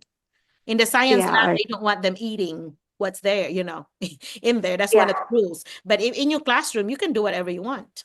In fact, I just this week I just saw one of my former students. Okay, this was 20 years ago when I had him, and he happened to be the closing agent for real estate that my sister was doing yesterday. And so I said, "So Dylan, what do you remember of our fourth grade?" I taught him fourth grade. Oh my gosh, Miss McCullough, do you know that you still look the same? And I said, oh, thank you, but no, I don't. But he said that I remember that we cooked a lot. Like we cooked some things. Like for example, I taught them how to do crab rangoon. Crab rangoon is very easy because you have this little square, like egg roll wrapper thing, but it's for cream cheese. You put cream cheese in there. You mix the cream cheese with white pepper and then crab meat, or the fish, the artificial crab meat. You put it in there, mix it in. Some people put sugar, and then you just put this little square wonton wrapper. It's really like a thick egg roll wrapper, and you put it in there and you close it like a dumpling. You close it in each end. I usually put like egg, I open an egg and then I close it with the egg thing, and then it would look like a dumpling, and you fry it. And that is called a crab rangoon. And I taught my students that because I did step to writing. Like we're gonna write on the procedures on step by step on how to do something. And so so they remember that, and they went home and cooked that. In parent teacher conference, the parents were saying, thank you so much for teaching my son this, because now this is our favorite, snacks, or our favorite dish that we take whenever we go to some potluck, church potluck or whatever. And so like my sister also did, like, you have to teach kids that the very popular snack here is peanut butter and jelly sandwich. So my sister would do one, like, okay, she would bring these ingredients, right? And she would tell the kids, we are going to write the details about the step procedures, like we do when we are cooking. Okay. And so she had the kids to write, okay, I want you, because every one of you are familiar with making a peanut butter and jelly sandwich, I want you to write down the steps on what you do. Of course, they're going to start putting the bread in and put the peanut butter and, in, and so on. You mix it up or whatever they would say that, like, right?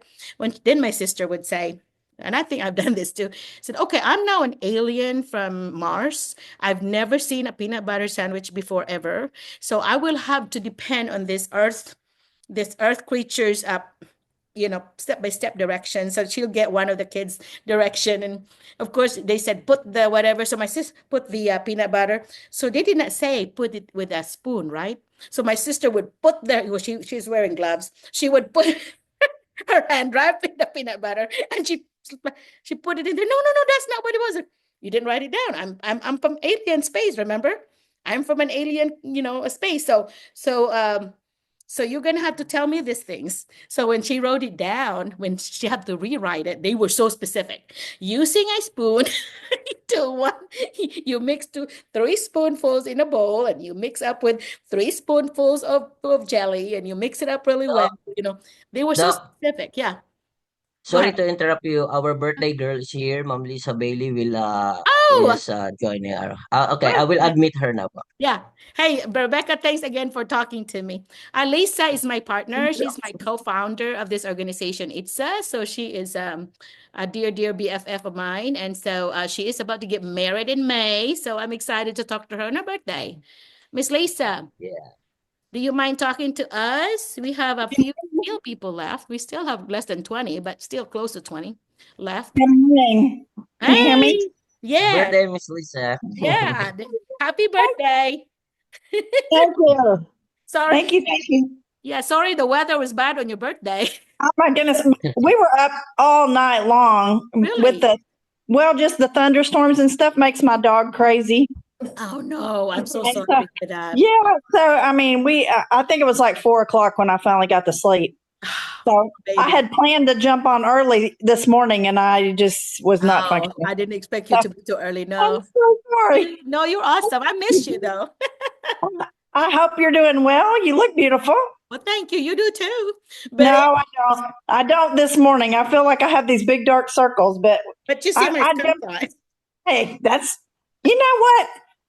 That's a good thing that Oh, yeah. we are old enough to get that. Wisdom. That's a good thing. Yes. Wisdom. So are you ready for your wedding? You have to about more than a month left. I have everything ready except my cake, and I'm still trying to decide what to do about that. But I still have a little time. But I don't want to pay like I'm a cheapskate. Well, you're like me. I've been married to one, so I'm like that now too. $350, $400 for a cake that we're going to devour. So I'm trying to find a place that's reasonable it's not so expensive, Text So, me, and I think I may have some names for you, and they may deliver. So text me, and I oh, will. that would be wonderful. Would they deliver like over here to this venue? They should. I will. It's from church, so yeah, Oh, they good. should. Okay. Let me text me, remind me. And Thank you. Thank your you. number. Okay, good. But Yeah. anyway, so how are you planning to do your birthday today? I'm sharing this, guys, because this is a cultural thing. This is Miss Elisa is an American. She's born in America. She's like my sister from a white mother. That's right. That's exactly right. You could share things And about what you do. we have been close like that from the very beginning. I mean, we just hit it off from the first day, and it has just been such a wonderful, rewarding friendship. And I'm just so thankful for you. And Same here. the years that we've gotten to work together has just been such a joy. I feel so blessed. Yeah, me too. Yeah, I can't believe we did work together, and then we ended up working at the Department of Education together, and our desk was like next door. That was so fun. Yeah, it was really good.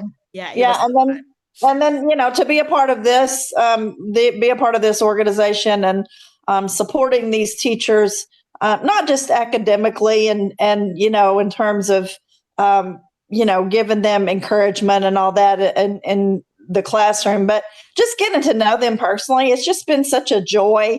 I can't tell you, I had several reach out to me already this morning with birthday wishes and everything, and it just means so much. It just really means so much. I just feel like I've just gained a whole extra family. Yeah, well, you did because we have some really good folks. And Lisa, I have to say, she kind of have saved my bottom with all these extra commitments that I have. So I have like the weekly commitment at my school. There's 7 of them, and Lisa's kind of step up and do the at least 3 weeks of the 4 weeks for me. And my last week this week, Lisa, I had to reschedule. I was talking to the superintendent because I said they didn't even have electricity when I was texting her. She said, Marlena, we don't even have electricity. We don't know about tomorrow. And I said, so can we just like come next week? Because I would rather do that and not be worried about, no electricity or whatever. And so I do not know yet about their schedule on testing, but I just know I have one more visit there, and I promised them I would come the last time. So yeah. So anyway, but Lisa's done an I'm awesome excited job. that we get to work with them again next year. That's exciting. Yeah, that's what she said, that she will do that again for us. So yeah, but you and I have we have lots of similar knowledge, but we also have specialties. Like you are so good at the intervention part, about the dyslexia part. You're so good at it, and I am, I think I have some specialty in some of the things, like for example, data analysis, because I'm a data geek. and all that. You're But very good. You're well, very good at that, and analyzing that, and pinpointing areas that need, to get that intervention. We have to have that data, and we have to be able to look at those results to determine where we need to intervene. So strategies are no good without that, without that information. So yeah, the two of us together make a pretty good team. good team. Yeah, I think so. How many years do you have in education? You have 40? 42 now. And I have so 91, 9, 34. So 42 Okay. plus 34, we have 76 together. Yeah, That's a pretty lot. good. That is a lot. Yeah. Things have certainly changed in 42 years, I will say. I'm telling you, yeah, it has. What are the things that you remember that were now different? Well, I mean, obviously the main one, the technology, emerging technology. back when I started, when the dinosaurs lived. Not quite. I used to tell my kids I started teaching when Moby Dick was a minnow. I love that. But writing on the chalkboard with chalk. Yeah, they still do that in the Philippines, by the way, Lisa. Do they? You have to come with me. Oh my gosh, I have to take you to the Philippines, and you can see I would it. love to go to the Philippines. Oh, you're going with me then. I would love to go. Just I was sharing that, in fact, with Christine. I think one of the last times I got to visit there. That I hope to get to do that someday. Mm-hmm. But I remember that. And of course, everything was paper pencil. We didn't have the technology and stuff. Recess. I taught elementary school for 15 years, and recess was that was an important thing. And you didn't take a kid's recess. You, like, if they were being punished or you were taking time, from them for doing something they shouldn't have, they still had to be moving. They walked at recess, or, they might not have the freedom to choose what they wanted to do at that time, but you didn't take away their exercise. Now they do, don't they? Yeah, sometimes that, I mean, it depends on the school district, really. Right. But Yeah. sometimes I still see that happening, Yeah. I remember the freedom, I guess is the best word, to teach in the way I wanted to teach. Yeah, you do. Yeah. And there's not much restriction, right? Because it's almost like, okay, you're free to do whatever right now. Like they have to do this, you have to do that. Yeah. I remember in the 90s, actually it was in late 80s when we started getting what they called the state standards. And we had to go through and code those standards into our teachers' manuals. Yeah. Yeah. And in 91, I started and I had to do that. Yeah. Yes. And before that, it was like, here's the general things kids need to know at the 4th grade. So go for it. Mm-hmm. Now it's very specific, very specific. You have to do this. Yeah. Yeah. I think that's the biggest change, that and technology. Mm-hmm. Because, we had the freedom to teach in the way that we wanted to teach, and to choose the tools with which we taught. I remember doing lots of like big units. We did a unit on Sarah in 4th grade, a unit on Sarah Plain and Tall. We did that. That's my favorite. Yeah. We did that as a read aloud, and then I let the kids work together and write the wedding ceremony, and they wrote a play for the wedding, and then we got costumes from here, there, and everywhere and acted it out. And we had parents. Yeah, we had parents who came, and I mean, we had a full-on mock wedding at the school. And so not only was it about learning like historical references in terms of that particular text, but the social skills that went along with that, and how people, how you look someone in the eye and how you thank someone for coming. And so all of that. And I feel like we've lost a lot of that. We don't get the opportunity to do those kinds of things. Yeah. Some real life skills for sure. Yeah. Right. Yeah. So I feel like everything now is so prescriptive. And measured, and, the mandates just tell us what we can and can't do. And I feel like we've lost a lot of the freedom that we had to teach in a way that that to me was a lot more fun. I think so too. But still, Milet is teaching in the same restriction, but that doesn't stop her from like still doing all kinds of fun things with her kids. You're Right. still doing drama, dramatization, role play. She would do like a poetry contest with other people judging. I've judged it a few times.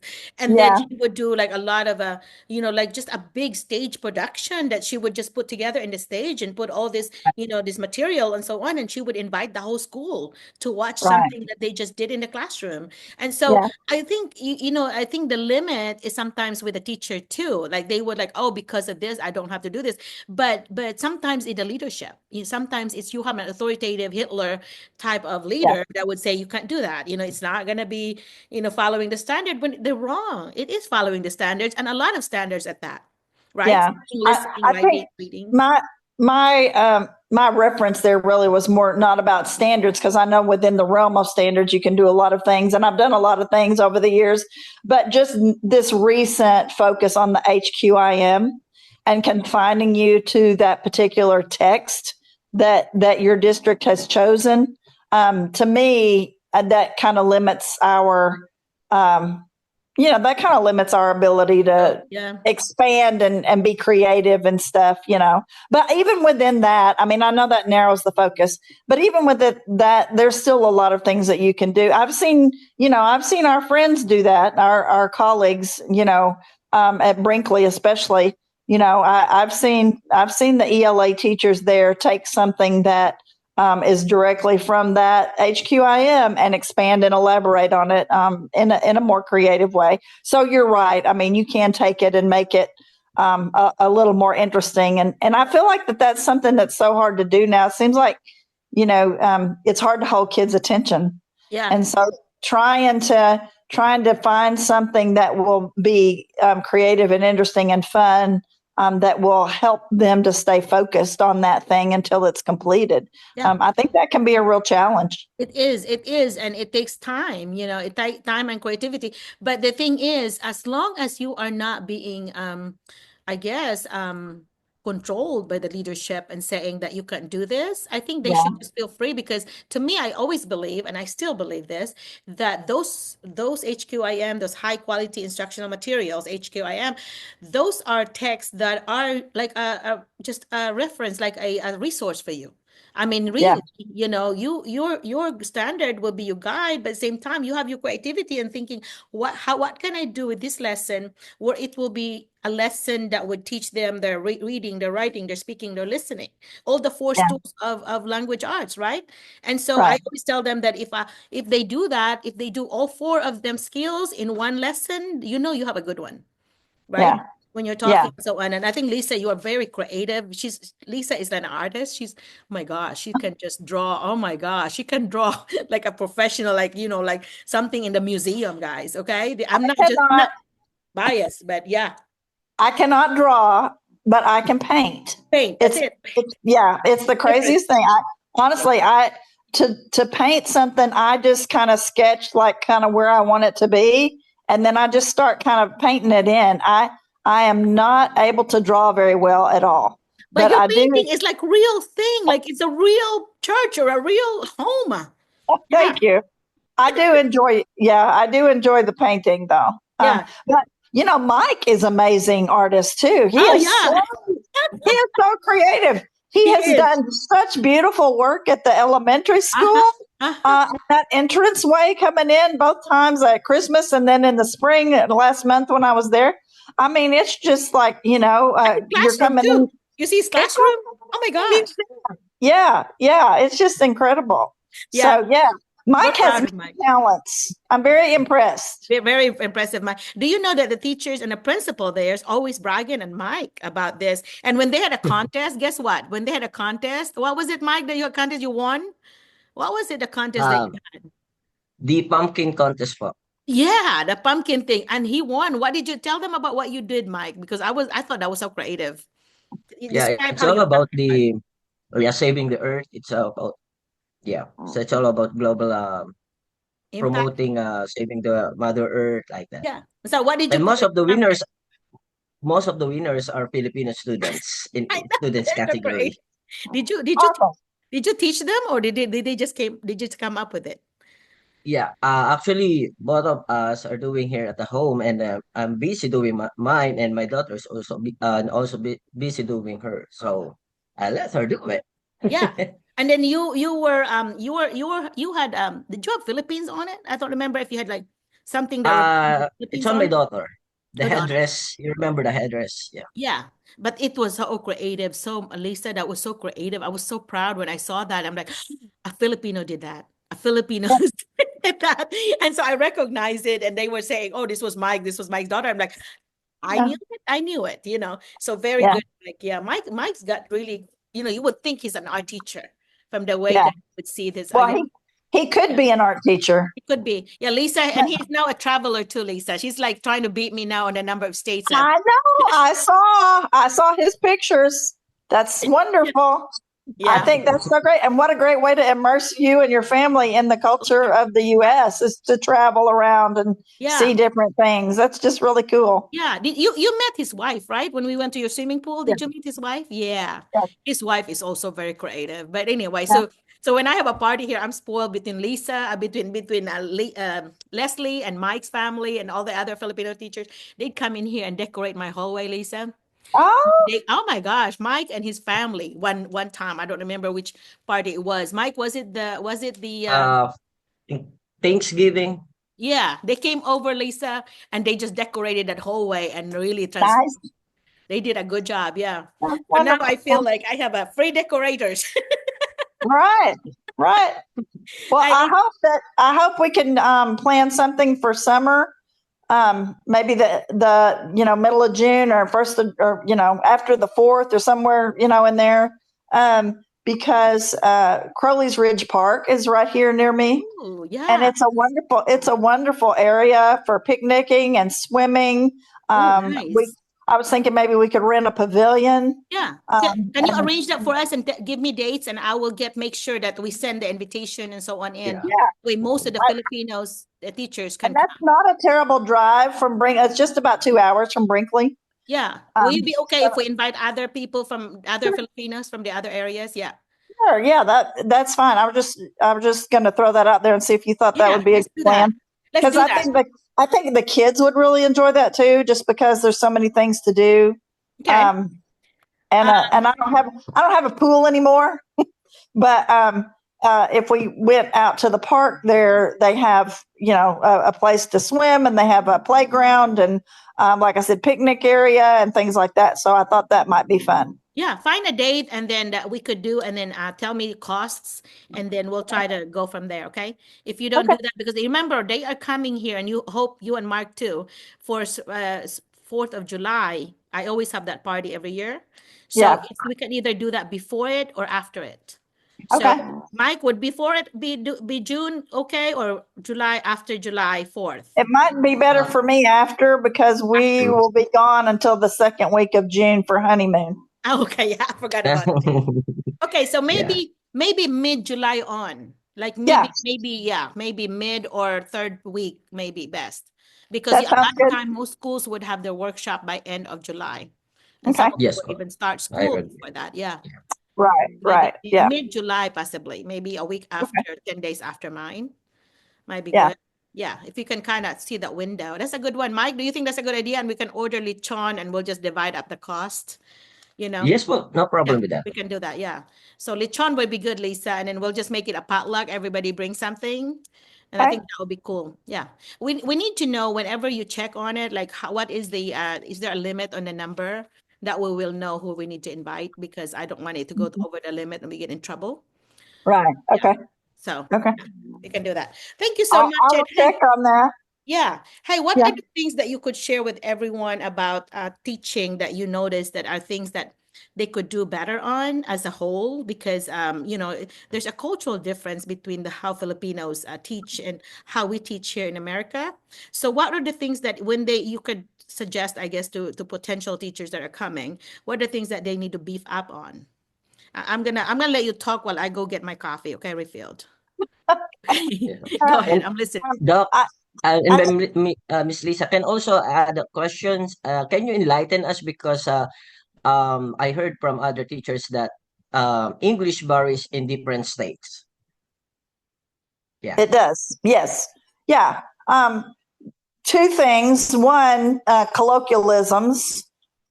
People say things, phrase things differently in different states. And then accent differs in different states. If you go to the northern states, people, I don't know, I lived in Massachusetts as a child, and people in New England and the northern states have more of like a clipped kind of speech. And they use different phrases than what we use in the South, you know. In the South, one of the things we say in the South a lot is "bless your heart," and you don't hear that a lot up north. So the English language differs, I think, in phrases that we use that are common to the area, and then also, excuse me, in the dialect and the accent. The way people pronounce words. One of the things that you'll notice is like the difference in caramel and caramel. Some people say caramel. Some people say caramel. Some people say Caribbean. Some people say Caribbean. So the difference in just the pronunciation or the accent of the syllable is sometimes just like I said, just the choice that people make depending on what part of the country they live in. And then I can't think of something, can't think of a New England phrase. I lived there as a child, but that's been a long time ago. But a lot of the things that we say in the South are not common phrases that you hear out west or up north. They all kind of have their own colloquialism. Mm-hmm. Yeah. So. Yeah, the bless your heart. Explain about bless your heart. Well, bless your heart can be a positive thing, and it can mean, I empathize with you. But in the South, it can also be sarcasm. And so, for example, if someone is doing something, like my personal thing, I'm pretty laid back, easygoing person, but I have a little road rage. And so my thing is a good bless your heart would be, I'm driving down the road and all of a sudden somebody just pulls right out in front of me. I might say, well, bless your heart, and so instead of saying something ugly, like the bad word, yeah, instead of like doing a curse word, you will say right. Heart. Yeah. Yeah, got it. Yeah. And or I might say if somebody's doing something that is just really not good. Yeah, maybe not exactly ethical, or maybe something that is a little distasteful. Mm-hmm. You might say that, sarcastically too. Bless your heart. Yeah. Mm-hmm. So that's kind of a catch-all phrase in the South. I think so. Like some people would gossip, like two negative Nancys would gossip, or Karen, Karen and Amarites in the Philippines. They would say, "Oh, bless their heart, they do this." You think that it's positive, but they're really criticizing these people. Yeah. So that's the bless their heart thing. Yeah, you just kind of have to listen for the tone of voice in which it's used. Yeah, or the face. Because it can be very sincere. It can be, oh my goodness, I'm so sorry, I'm empathizing with you. But it can also be like, oh my gosh, I can't believe that. I can't believe you did that. Yeah. Yeah, I think so. You're right. But you all too. You all. How about y'all? You say that. Yeah. Yeah. Well, and then all of y'all. All of y'all. you say that, but then you don't hear that from the North. This is right. And in movies, for example, Forrest Gump. What do you think is Forrest Gump, North or South? Yeah. Oh, South Alabama. Very much. So people like Forrest Gump. If you watch the Forrest Gump movie, that's very Southern. Yeah. Think about some movie that is Northern, that's popular. Oh, goodness. I don't know. I'm doing a text-to-text connection here. What about that old movie, Sleepless in Seattle? Oh, that's a very one. Very because they're very see, Tom Hanks is one of those. I think his character. I think you can see the difference if you watch Forrest Gump and you watch Sleepless in Seattle. He does two different things. Yeah, you're right. Yes, Yeah, and you can hear the difference in the way he speaks. Because he's a very good actor. I hope he's watching this on a video on the YouTube because he's one of my favorites. Hello, Tom Hanks. Yeah, he is a very good one. And it's always good to, like, for example, we're talking to folks that are teaching in the other side of the world, 10,000 miles away, but we have the commonalities of the movies and the books that we read. Right. It's good to be able to refer to that, and they're so big on like Harry Potter there. And so that's a big one there. Even my nieces now that are in their 20s, they're like, school that you went to, Hogwarts, and I'm like, what? So, yeah. And so anyway, so I think that's the thing to know is that when they get here, and that's what, I don't know if you were here when Gurley was sharing that she really cried, and a bunch of them cried the first week that they're here, and they would actually, some of them would regret coming, like, oh my God, did I make a wrong decision? Because they're so shocked. It's so different, like night and day, Lisa. And you have seen this even yourself, right? The students themselves are quite different, know. Yeah. And so the one thing that I would say, the one word that I would say that you need to focus on and come into the United States to teach is your consistency. Yeah. Your consistency in the way you treat kids. They should be all treated equal. And I mean, we're human and we're going to have our favorites, but they don't need to know they're the favorites. And the other kids don't need to know they're the favorites, Yeah. So consistency in the way you treat them, and then consistency in your classroom management. Routine is established and consistent. Absolutely. Right? And you don't treat one kid any different than the other. They'll see set those rules and you stick by those rules and you follow through on those rules. And do that consistently every day with every child. Right. I think consistency is key. In education in the United States. Yep, you hit that nail on the head, Lisa, because and I just said a figurative language that might, like, what does that mean?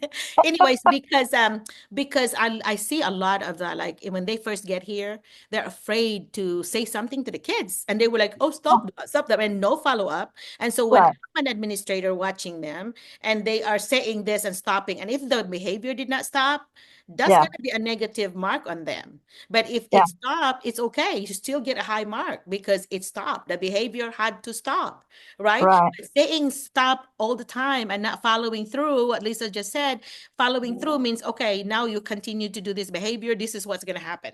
Okay. Well, they have to understand there's a consequence for that behavior. Right. That's right. It could be, right. And if you allow them to continue to do that behavior without, here's another figurative language, nipping it in the bud. If you continue to let them do that behavior and you don't put a stop to that behavior with a consequence, then they take control of that classroom, not you. Right, that's right. You have to be in control. And if you have one student doing that and you letting them get away with it, everybody else will follow. Like, oh, nothing happens to so-and-so. Why am I not doing it? Right. Well, and I mean, and even if it's not disruptive, like, I've been in classrooms and kids will just, put their head down and not participate.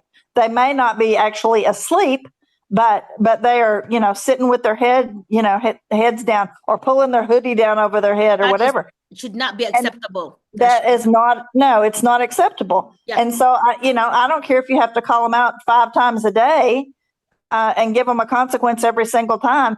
That kind of behavior, that you have to show them that that's not going to be accepted and that there is a consequence if they continue to do that. Yeah. And so sometimes it's not the disruption. It's just the attitude of disrespect. That's right. And what I do with that, especially if it's a child that I know is not really a troublemaker, I would actually go in the feeling of caring. I would say, sweet, are you okay? Do you need to go see the nurse today? Are you not feeling well? That's why my check in 1 to 5 or 1 to 10, how you're checking in, how you're feeling today would cover that. I don't feel well today. That's why I'm going to give a 3, because because that's a way to know, to gauge where they are. But Yeah. it should never be acceptable if it's after lunch. They get so sleepy after lunch. So if it's after lunch, make us some activity where they're standing up. Let's everybody get up. Let's do this. Whatever. I had this teacher. I shared this with you, I think, in Hope, Filipino teacher, and she would have like 1 minute, 2 minute video of dancing, like dancing, teaching them how to dance, steps, whatever, and then Yeah. you could add like multiplication table as you're doing that. You're still teaching math, but then you're dancing, so you can still put in your whatever lesson, but then you can do it in a creative way, like movements, Right. Yeah. Yeah. So anyway, And it then, should never be acceptable. I always use gallery walks. I just always felt like a gallery walk was a great way to make students get up and think and be active and move. And so I would try to incorporate that at least once a week or so, to make sure like every period during that day, we would get up and look at each other's work, and we would get up and look at, other people's opinions or thoughts about something or whatever, and look at how other people interpreted something, or Right. whatever. And so just the actual act of physically standing and moving about the room was a good. I agree. And a combination of gallery walk where each group will put a combination of gallery walk and four corners. So they're going to put it in the corner of the room. There are four groups, put their work in the four corners, give everybody either a sticky note or index cards, and have each group to put, to post what their comments are. And so when they go back to the original work, then they're going to say, oh, this is what everybody thought about our work. So you could see the feedback from everyone. And it can be anonymous. I tell them that you don't have to put your name in it, but be honest. But you Right. need to do a grow and glow sandwich. I wanted to see the positive and negative things there. Do not just say you suck. I better not say that. Yeah. I better say, I love the way that you did this, and you might want to improve on this, and then say another positive. So you have a glow, grow, and glow sandwich. And so anyway, but Lisa, I love that. Gallery walk is good. Role play anytime, even when I taught science, it's like, okay, this is how the electron moves. This is how the whatever moves, let's move it. Let's everybody do that. Will they do slow? Will they do, fast? Why? What are the things that make it fast? What make it, so we would actually, I'm talking to them and I'm maybe doing some action with it. And so we were doing some waves and all that. We were acting them out. And these are science terms, so any of them, especially social studies, I love teaching social studies with role play because the slave auction, for example, we did a slave auction. Just be careful about that because if you only have one African American in your room, do not make that person the slave. Make that the person of you're doing an opposite role. That's what I did. That's what happened to me. And I'm like, I'm so glad I didn't choose this person to be the slave because I could just imagine him going home, Mom, I was sold today. So anyway, so that would be bad. But yeah, so I would always remind everyone that there's always a creative way of doing things, and Lisa really stands for creativity for me. She's like my sister Milet. They're just so creative. I'm like, I wish I had like 1/10 of what their talent is on everything. I'm seeing some comments popping up, but I'm on my phone, so I can't read them. Okay, let me comment. Where the comments at on the chat?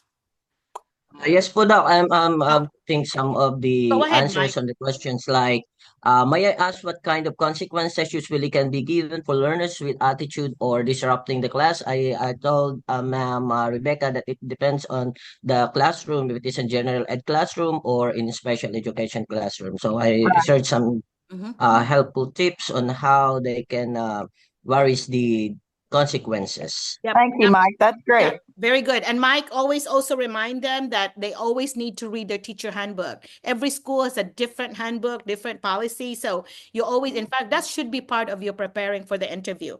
Is go on their website, and I want you to look at their teacher guidebook or handbook, they call it. And then you could see the discipline policy that they have, technology policy, any policies they have in a classroom or in a school, you will read it there. So when they ask you questions like that, you could say things like, well, according to your handbook, and they will be so impressed, like, our handbook? My gosh, you did your homework. I would be impressed like that. Just like, Gurley said something about using their mission and vision. Oh no, it was Giselle. Using their mission and vision as part of your answer. Well, Yes. similar to what your vision said. Lisa, which one is short, the vision or the mission? One is a I think it's the vision, isn't it?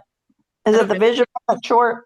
Yeah, anyway, according to your vision, whatever that, like, and then you say it, and then that means that this is in align with your vision, and you say that, and that way they know, oh my goodness, you are aware of our vision or our mission, and you don't have to memorize the long one, just get a couple of keywords there, right, Lisa? Mhm. That way Yeah. they know you did your homework, and Well, some, and a lot of schools, a lot of schools have different types of policies regarding things like makeup work or,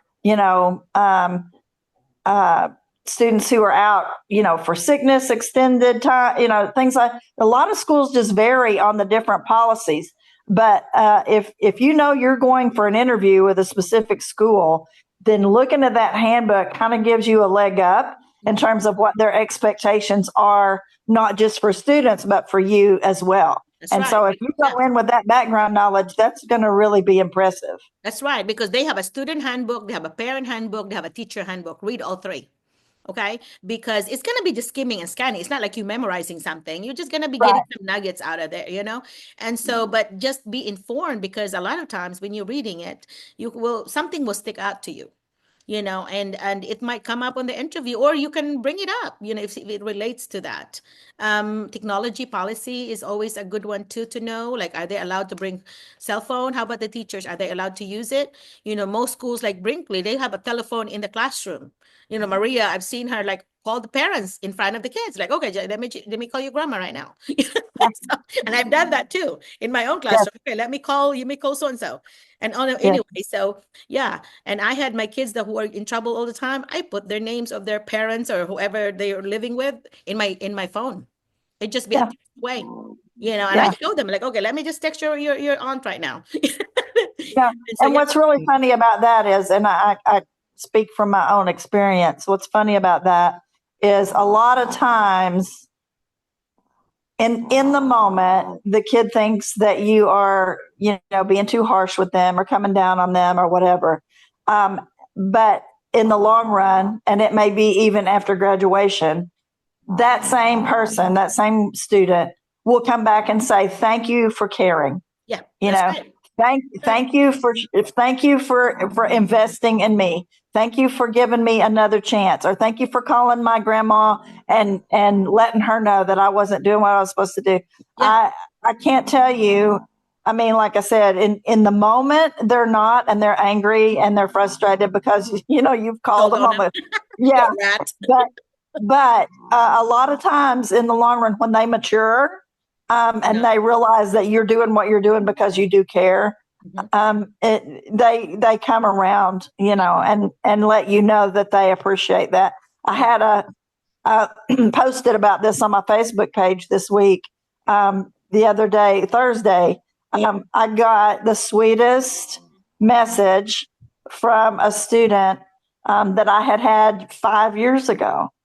5 years ago, and we have stayed, we've stayed in touch, and I've been trying to be supportive of her in her young adult life, but to have her come back after all this time and say, you mean a lot to me. I see where, you supported me even when I was rebelling.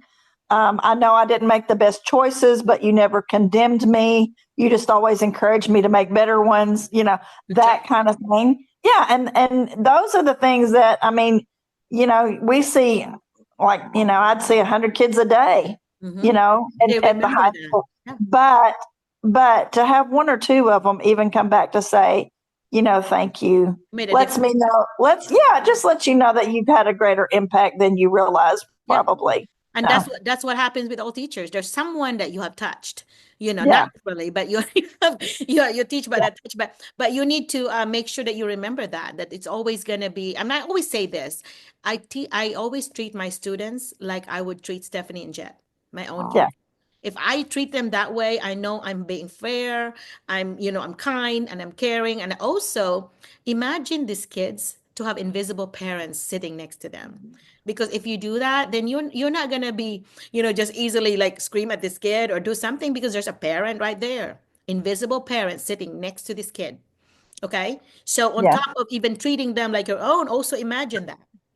And as a principal, as an assistant principal before, doing discipline, I did the same thing. When I talk to the student and I'm disciplining this kid, there's an invisible parent sitting next to this child.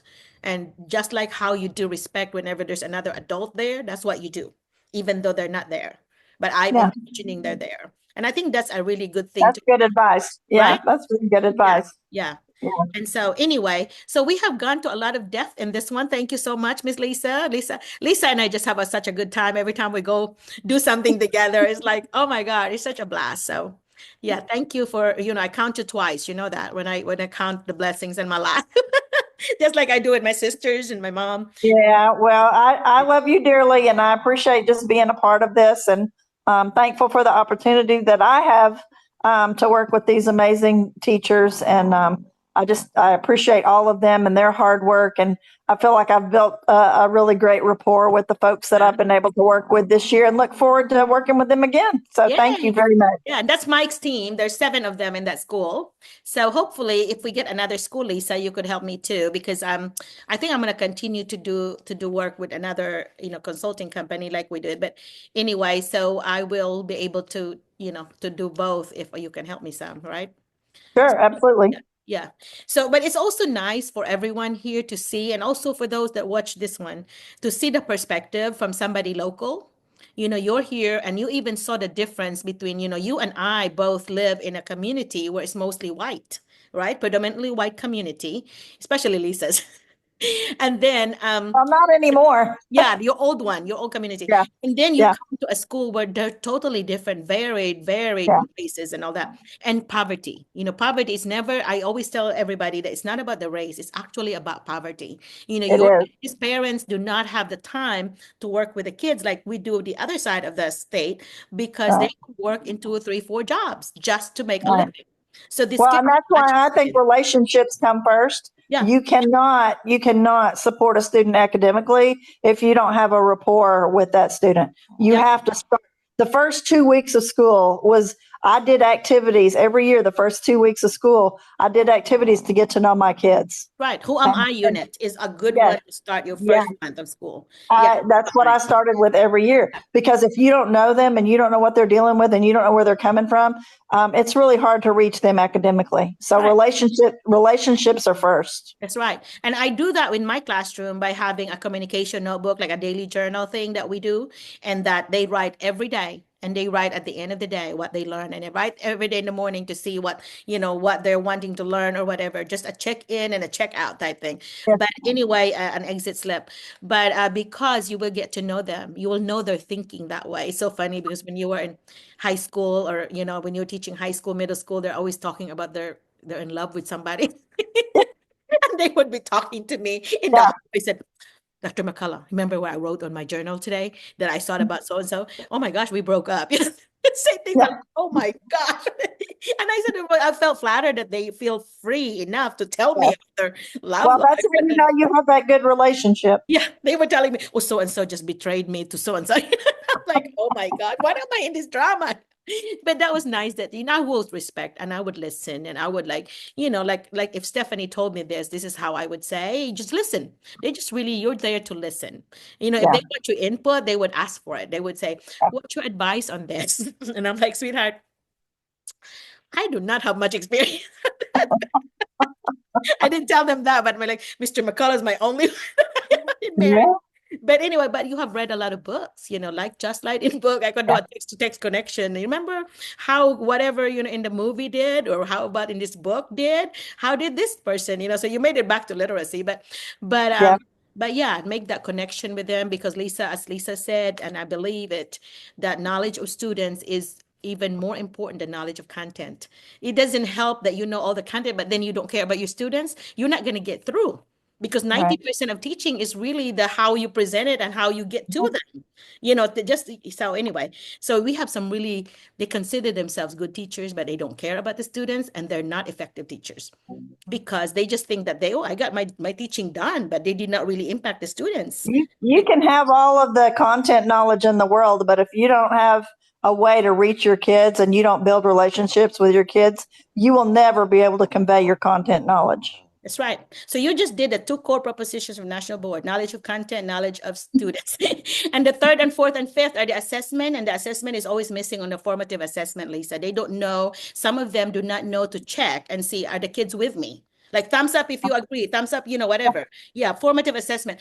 That's missing. Like some teachers I've seen were like just saying something on the PowerPoint or the board and did not even see if the students were asleep on their devices or whatever. I'm so allergic to that. I'm like, please see that every one of your kids are with you, before you move on. I guess you get into the habit of that. Like I do that still when I'm teaching adults. I'm over here looking at every set of eyes. Are they with me? If they're not with me, what are they doing? Yeah. And so, yeah. And I think sometimes that takes practice maybe because I see some teachers that are not doing that. That to me, that's like you and I, we think that's just part of it, like automatically part of it. But sometimes the fluency is not there yet if they've not been practicing it. Do you agree? Yeah. Yeah. And so Yes. the last two, after knowledge of students, knowledge of content, assessment, the last two will be reflection and collaboration. So teachers like Lisa and I, we reflect a lot. Like, well, how did we do? Well, how can what do it better next time? We didn't do well on this. How can I improve it for the next period or the next day? And the teacher would just automatically do that on reflection. And I used to say, and I still would say that write it down on your lesson plan. That way, when you go look back on your lesson plan next year, I'm like, okay, am I going to how do I redo that lesson? That particular lesson did not work last year. What did I do? And I would even say to start with, include what formative assessment. Just make a note to yourself to check in with kids here, formative assessment here. Remind yourself, include that in your lesson plan in the beginning, just as a mental note. That's right. Good idea. Until it becomes natural. That's right. A sticky note would work, just like a sticky note there or a timer there for 10 minutes. After that, you do, you do this questioning or whatever it is, the task that you want the students to process. I think that's a good way. The 10-2 strategy works well with that. Yeah. And then the last one is collaboration, and collaboration pieces would be the ones where you are including your parents of your students, all the stakeholders. Okay, so so for example, if you're doing a unit like Lisa said about really long unit, those project-based learning, the PBL, who are you collaborating with? Are you including the special ed teachers? How are they going to be involved? The speech therapists or some experts in the field of the study that you're doing. And my example was I did my safety unit. I did safety on the internet. I had professor come in and explain about that, and I have the electrician from the co-op and explain about that, how to be safe around electricity and all this. So you can kind of think about the people that you could invite. If I was doing haiku about Japanese culture, I invited a Japanese lady with her kimono, and then she was doing a ceremony, a tea ceremony, and we had a tea party. While we're creating our haiku, things like that. How do you bring in the outside world to bring it in? And it makes it more fun for the students, right? Because otherwise it's boring. The parents will come in at the end of the day and say, what did you learn today? Nothing. So I was just telling my student, I'm like, that is so insulting to me. When you come home and tell your parents that nothing, we did not do just nothing here. Because I told them every Friday we would videotape our whatever we're doing all week long. And every Friday we have Friday luncheon. And on Friday luncheon, that's when all our videos from the week will be shown to the parents. And so we could not just say nothing because we have a video of all the weeks, all our stories on role play stuff, the science thing we were acting out, all the science, the social studies we were doing, whatever it is that we were doing. All those are going to be shown to the parents or grandparents that were coming in. I had it, of course, okayed by the principal that this is still a learning thing because it's actually more of a display of our product. This is the publishing part of our product because all week. And it also was a classroom discipline thing for me because if you are in trouble and you have to go somewhere, you're not going to be in the luncheon, and your parents don't even think about inviting your parents because you're not going to be here. The parents knew, oh, I'm not invited to the luncheon. Oh, you must not have done your work. So I would have maybe one. Sometimes they're just really hard-headed kid that would misbehave because they don't care. But a lot of times they want the parents to be there. They want to see what they see, what we did all week. And of course, I told them, Lisa, that we owned a cable company. So I actually put that in that weekend, that Friday night, I would put it in for the whole cable company. Of course, we had permission, of course, from all the parents about, filming them. But so the whole community got to see them. And so they became little celebrities. Oh, you're in Miss McCullough's room. I saw you on video. And so any of my kids, if they ever get famous, I think I'll be a rich teacher, a rich one. Because I have these videos that we had for all these years. I need to convert it into digital, one of these days, because they're going to go, they're on VHS still. So I need to transfer it. So I would have, some of I have a few, and I'm sure Lisa can relate to this. I have a few the students that are now doctors, are now lawyers. 2 or 3 of our police folks here in Salem were my former students. One of them stopped us with Milet and me and another Filipina. They thought we were a bunch of kids joyriding in a truck. And then because he just saw this little heads down there, and he stopped us like, oh, it's Miss. I had him in 4th grade and Milet had him in 6th grade. Oh, these are 2 of my teachers. We were laughing with him, but he said, well, I was just wondering if there were just kids playing around with a truck or something. Yes. Because I guess we were not paying attention to what we were doing. We must have been like swerving or something in locally. But anyway, all right, yeah. So that's what happens. But any last thing that you can impart with them, Lisa, that would help them? Because some of these folks that are here or watching us may be here within a month, 2 months, 3 months from now. You never know. So Right. yeah, what's the thing that to remember? I think what you just said kind of brings us full circle back to how we started the conversation when I joined in, and that is, creativity, interest, engagement, and then also rapport. And so I think my 3 things for today would be engage your students, build relationships, stay consistent. That's right. Yep. I think I'm with you on that. Yeah, if they're engaged, which means you're going to be asking them higher deeper questions possibly, and relevance to the real life, so that you bring the lesson in, not just like a theory of some kind, an abstract thing, but it's actually going to be brought, the relevance is brought in, right? Yeah. Because, one of my famous quotes that I have clung to ever since I heard it, I was very privileged to be in the presence of Dr. Kyling Beers and Bob Probst in Maine 2 summers in a row. And they are just 2 of the finest literacy experts in the country.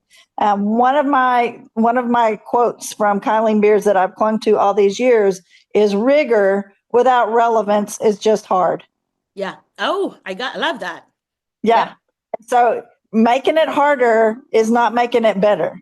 Yep, that's right. It has to be. You have to make it relevant. That's why you have to know your kids, because you have to make it relevant for your students, and and they can navigate through any type of difficult text or anything if you have that relationship with them and you know where they're coming from and you know how to tap into that and keep them engaged. Yep, you got it. Because the three R's, remember that the reading, arithmetic, and what's the other one?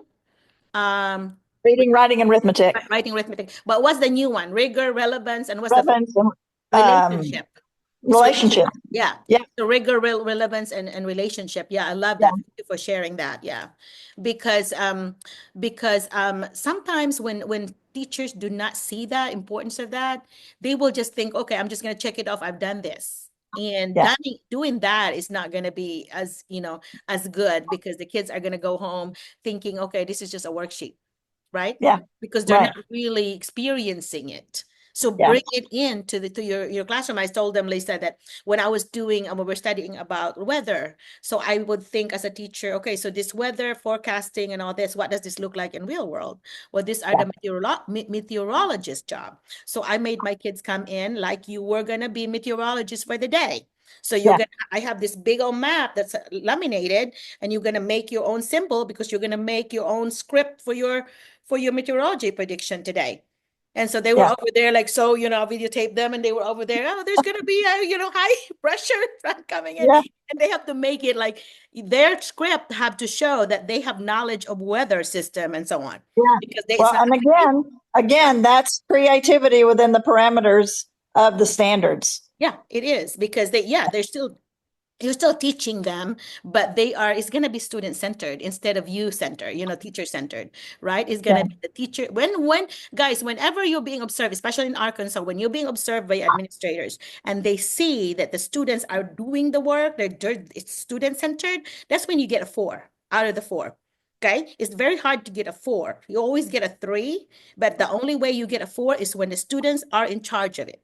Okay, for example, when I say about managing classroom procedures, that's one of the standards. When you give kids jobs and they're doing pretty much the work, you get a 4. My sister Milet is one of the few teachers that would get a lot of 4s because her students really, for real, are doing all the work. I mean, she's really empowering them the beginning of the year that they would set their goals. She would tell them that for this week, these are the goals that you have. Okay, she would post the goal, and the kids themselves would do their own goal setting. Okay, in order to become a mentor, these are the things that you need to do. So the kids are writing this down on Monday and checking it off as they go. They said, okay, I'm on 3rd goal out of my 5 goals. And so they would do that and they would say, okay, I've met my 5 goals. And so then Milet on Friday would come in with her little slow cooker and she would cook something Filipino. And she would feed this kid for lunch. So every Friday, all the mentors that have gotten to the level of mentor, that means they have already gone to the mentor where they actually would mentor a kid. And then all this set of mentors will be chosen by the mentee. They don't get to choose who they want to mentor. The mentees are empowered to choose the mentor that has reached this mentor level that's in this special table that she had set for the mentor's table. So they get to choose. Mentor 1 will be my mentor. And so anyway, but then they get a reward because they're like, they want to taste our Filipino foods. They love egg rolls and noodles. Those are the 2 favorite, and fried rice. Those are the 3 things that she said she always would have because that's the one that they would request. Because at the beginning of the year, she had introduced a bunch of different food, but she said those 3, all these years have always been the kids' favorite: egg rolls, noodles, and fried rice. Yeah. Fried rice. Yeah. Lisa, I'll have to cook all those 3 for you. I can cook those 3 pretty good. Some of those other things that you guys brought to the house last year, I'm not so sure about. You and Mark will have to come over here, and then that way the 4 of us will visit because we have Absolutely. a little guest house here. Okay. Well, anyway. Well, I'll message you about that. We're coming up for a wedding on May the 11th, so I'll message you. Okay. Sounds good. Yeah. What it's good when I know ahead of time because a lot of time the kids would say, "Is the guest house open?" I said, "Oh, I have a friend already coming, so can you move it a week before or a week after?" So right. if I have a heads up, it would help me a lot. Okay. Okay. Well, thank you so much, guys. Let's give her a round of applause. That's a really cool. And this is what you do in your classroom, by the way. That's increasing the positive culture in your classroom. If you do a clap, that's one of the standards. Okay, you validate students, validate speakers, or whatever by clapping them and create different claps or the whatever. The one that my kids absolutely love is "You're the bomb. You're the bomb. You're the tick tick tick tick boom." Oh, that's it. Show them with their hand. Do they have a hand action with that? Yeah. How does it it says, "You're the bomb. You're the bomb. You're the tick tick tick tick boom." Oh, I love that. That's so awesome. Yeah, I like that. They have so many different claps. My elementary kids, they said the wow. Wow. WOW. Wow. Yeah. Let's give them a wow. High school would think that's that's so childish. So you have to think about who you're teaching because some of them, they're going to think that's childish, So yeah. So we have actually talked about different standards. We talked about the 5 core propositions. So those are great things. Okay. So any question from everyone? Any comment from Miss Bailey, Miss Lisa? It would help a lot if you have something that I know they're taking notes. I see them taking notes. So if you have something in your notes that you want to ask Miss Lisa, this will be an opportunity for you. She's a busy lady. So I feel honored that she came in today. So anybody? It looked like I see Debbie. Debbie, do you have a question, Debbie? Or a comment? Feedback? I missed you last time, Debbie. Yeah. Good afternoon. Is that good afternoon there? I think it's 11. It's good morning still. Where you are. Miss Lisa, thank you for sharing. And one of my take is really reach before you teach. That is reach their hearts, reach their students where they're at, and then you can teach them, and they can That's grow and reach their full potentials. Yeah. So full potential. That's So right. thank Yeah, you You so Lisa, want much. your employees Lisa, reach before you teach. That's yeah, wonderful. I I love love that. that. Debbie's already here in the US. She's married to an American, Lisa. Okay. Yeah. And you said you're in California, Deb? Yes, ma'am. California. Yes, doctor. She's been a regular here, Lisa. So she's Mhm. really added a lot to the depth of Today is really full, doctor. Is a lot of learning today. you. I hope And it's not Miss too much. Lisa's presence has added a lot of it, and Yeah, it's Miss good. It's Lisa, you good. really have added a lot to the content. So Oh, well, thank you. I'm glad. yeah, we reflect every time. I'm thinking, of course, I'm always reflecting. I'm like, so what could I have done to add that? Having more speakers. Leslie was here earlier, Gurley was here, Mike shared a bunch of stuff too, and then here you are. So this is just one of those really loaded things, right? Debbie, I agree with you. 100%. Yes, indeed, Yeah. doctor. I'm gonna Indeed. put it in the title here with Lisa Yeah. Bailey, so you remember which one that Lisa appeared in. I did that on the last one too, Lisa. So don't make your appearance be rare. I'll try to do a better job. No, I'm kidding. You're not paid to do this. So yeah, you're just whenever you show up, because usually it's 7 to 11 and now it's 11:10. So we went over, but usually they just disappear. Oh my gosh, nobody disappeared. They're still here. So There and are then, a lot of folks here. Yes. yeah, but Thank you all for usually, staying. I've enjoyed the conversation very much. Thanks so yeah. much. Thank you. Thank you so much. Debbie, what else did you have a takeaway? Reach before you teach. I love that. What else? One of the I think her name, the sister of Miss Girly, I Leslie? think she's Girly. Girly. I think it's very important that we don't take things personally in teaching here. That's in my volunteer work. I've realized that you don't take things personally, and that you should always have your goal on not on the momentary, like you feel like insulted or you feel like maybe I'm in lack in my preparation, or don't think don't take things personally, rather take it as a learning growth, not just on dealing with the behavior of your students, like example with the discussion on when they're disruptive or they're not focused. You shouldn't take it as a personal thing right away.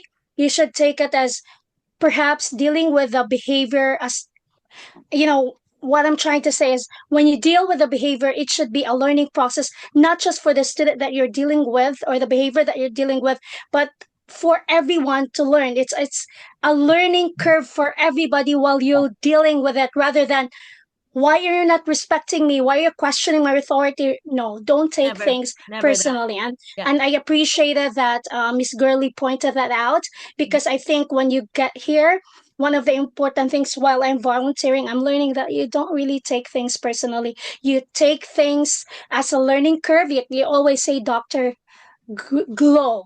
It's your, you glow when you grow That's right. in dealing with the behaviors of your student, dealing with your professional ethics as well, because these are realities. They are different from us. Yeah. Yeah. So On top of that, additionally, Deb, I also think of it as a reflection for myself. I'm like, okay, so why does this child feel this way? What could I have done in order for that perception to be different? Is that because the child is having a bad day, or is it because I was a little lacking on how I did it? So I also have a self-reflection or self-examination. Is there something else I could have done differently? So, as that's a true too. teacher, yeah, we don't have all the answers. We might Right. as thorough as we thought we were, and this child was Right. reacting on something. Is it because it hit him or her personally? Do I need to talk True to the too. person? So yeah, and a lot of times because A huge part of teaching is being a lifelong learner yourself. yeah, I think True. Because if you stop learning and growing, then you stop helping your kids learn and grow. that's right. That's right. Right. Your professional growth and personal growth really is a huge part of your building your skill Yeah. as an educator. Right. Yeah. And you, as long as you have that desire to seek professional development, to read and learn, to attend meetings, Zoom meetings, face-to-face meetings, continue to strive to learn more, not just about not just about education and about your students, but also about yourself as an educator. Yep. You know, what are your own personal strengths and weaknesses? What are things that you need to reflect on that maybe is something that, like Merlina mentioned earlier, that you know you did something and you're like, I didn't really like the way that turned out. What could I have done differently? Yep. Or So I didn't react as well as I should have. Yep. What's a better Right. way for me to have handled this? So Right. constantly reflecting on your own practice and learning and growing academically and professionally, but also personally. That's right. Good job. Good. Yeah, couldn't have said any better. Don't be don't be embarrassed to say sorry. If I'm really sorry, and I would say this to my husband or to my best friend, I would say sorry to my kids. Oh my goodness, that was really my bad. I am so sorry. I apologize for that. You know that when I know better, I'll do better. Right. So anyway, but be vulnerable because vulnerability breeds trust. So if Yes. you're being vulnerable in front of your students, then they're going to trust you. They're going to say, my teacher is not perfect. We're not perfect. Only Jesus is perfect. So if you show that you are just a human being, and I always tell them that, guys, I'm giving SPY Award. The SPY Award is when you catch me, say something that's wrong, but you have to be kind about it. And then you're going to get a SPY Award. Miss McCullough, do you mean this on how to pronounce things? Like I used to say, difficulties, difficulties. I used to say things like that. I said, if you hear something that I maybe pronounce it differently than you do, please raise your hand. I want you to correct me in a kind way, and then I'll give you a SPY Award. So they have, the treasure chest. I have this little SPY Award that they could go in their free time. That's great. I love that. Yeah. And then same thing as when the technology, you messed up and the technology messes up. Instead of like, oh my gosh, I'm so pressured. Clap your hands, everybody. Clap your hands, because, that would be less pressure for you to like, oh, I have to fix this. No, clap your hands, encourage me, encourage me because this thing is not working for me. Plan A is not working. So let me get my plan B now, and you are not pressured that way. And you are supporting me, supporting the same thing with the students when they're doing a presentation and something did not work. Everybody, we know the rules already. Let's clap our hands. We need to support them, and all that. We're not insulting them. We're just supporting them. We know we're with you, So yeah, good comments, Debbie. Amazing, Debbie. I'm telling you, Debbie and I, had really had lots of really great conversations, Lisa, because Debbie, I think you're volunteering and then you're wanting to get a job here, right? Because she was living. Yeah, because I'm still waiting for my EAD to come so I'll be able to teach. And while waiting, I'm processing also for my licensing here in California for my teacher's license, just so I can prepare everything. Yeah. So Thank you, I think she will get a job really easily. Do you already have a relationship with some administrators that might, give you a job? And surprisingly, doctor, I just learned that one of my schools, one of the teachers that are head of the district is a Filipino, but she grew up here. So hoping that would give me, but again, body of work. I'd rather have body of work and my heart in teaching. Instead of the influence. I'm hopeful, but I wouldn't want to, set that high expectation. But I'm doing my best. But you know what? Chicken adobo would not hurt. Yeah, we talked about her visiting the Philippines. Yeah. Lisa, Mike, the next time Lisa comes, you need to make her some chicken adobo. Anyway, yeah. I think, you do not bribe people, but it's really on your body of work. I understand. But really forming that relationship as well, because then they get to know you. They say, oh, yeah, I like the way that, she communicates with me, or she, she has a relationship with her students. They get to know you. And that's when they could say to their higher up that might do the decision making that, like, I could honestly say that Debbie will be a good fit for this. So forming that relationship with folks, not because you are wanting a job, but it's because you just do that with your peers. I do that. I mean, I would make myself a challenge, like the hardest teacher to get along with will be my friend.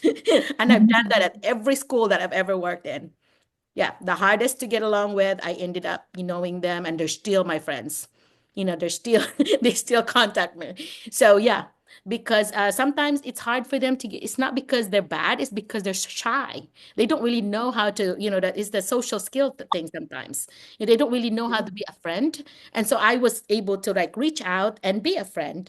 And then they kind of learn from me, so anyway, so So sometimes you may be that God would use in order to, form that relationship. At the same time, you end up also, gaining from it. But I would never do things because I want to gain something. I never have the hidden agenda. I don't. I just don't operate that way. I would just say because I want to do this to build relationships with people. I think Lisa can agree with that. I just do it because I want to, do something good for others, not because of something that I want for me. It ended up to be something for you, but it's more of a side thing. It's not the main thing that I, it's just an effect of it. But I did not go in the relationship thinking that I better befriend Lisa because I want to do this from her, get this from her. Never. To me, that's a very It is better to give than to receive. right. Yeah. And so when you are giving of yourself and you are sharing yourself and you are volunteering and you are caring and you are showing your talents because that's what's in your heart, then that's reciprocated to you tenfold. I truly believe that. I believe that too.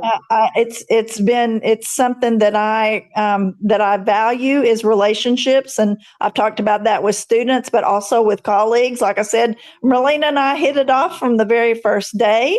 But I feel like that neither of us have ever. She's very talented in many different things. She has so many different gifts. And then she started this meeting by talking about my talents. I don't feel like we've ever had a competition.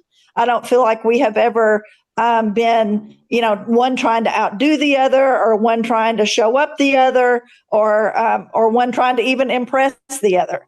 It's just always been very collegial and very very sincere and heartfelt relationship. And because of that, our relationship has just grown significantly, not way beyond professional to very close personal friendship.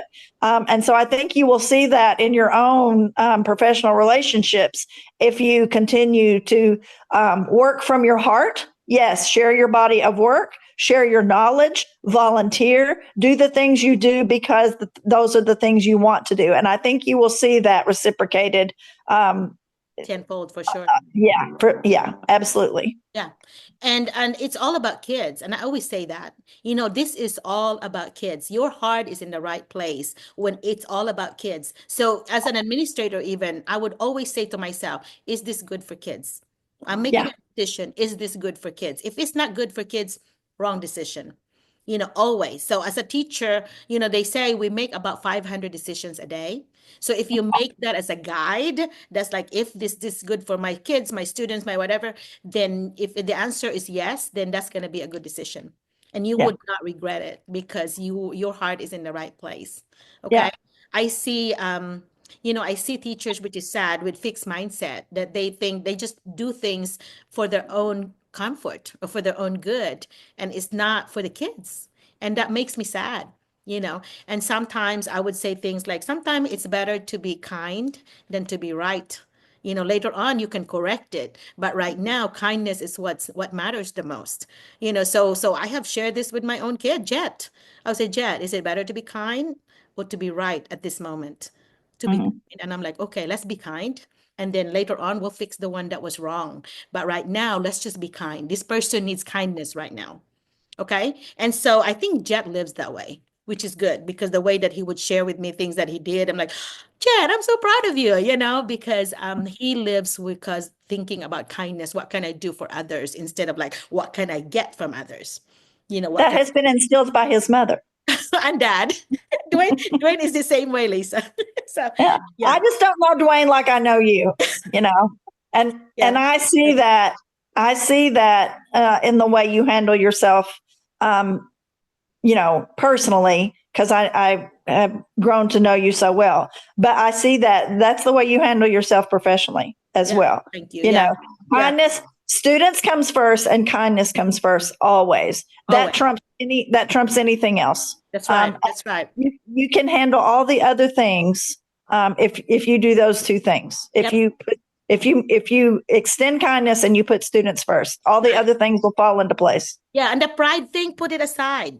The pride thing is aside. I kind of like, oh my gosh, like some people would say, you have to call me doctor because I have worked so hard on doing this. That's kind of like, oh my gosh, that would just do this for me because I'm like, yeah, I did that too. But no, it's about kids. It's about, what you can do for others. It's not because of you being this high. It's not about that, so it's about servant leadership. Yeah. You can do for others how Jesus was washing Mary's feet, Mary Magdalene's feet. That's kind of like that. So, yeah. And sometimes it takes somebody to tell them or to show them that this is not the way you do it, right? It's a fixed mindset thing versus a growth mindset thing. A lot. So that's what we call, Lisa, we call that negative Nancy here. They call them Karen and Marites over there. Okay. Teaching Lisa about the Filipino culture. That's good. I need to know that. I explain Debbie or somebody can explain Karen and Marites. How do you identify them in hours? What are Karens and Marites? Why do you call someone a Karen? They're nosy people and just entitled. They feel like everybody has to submit to them.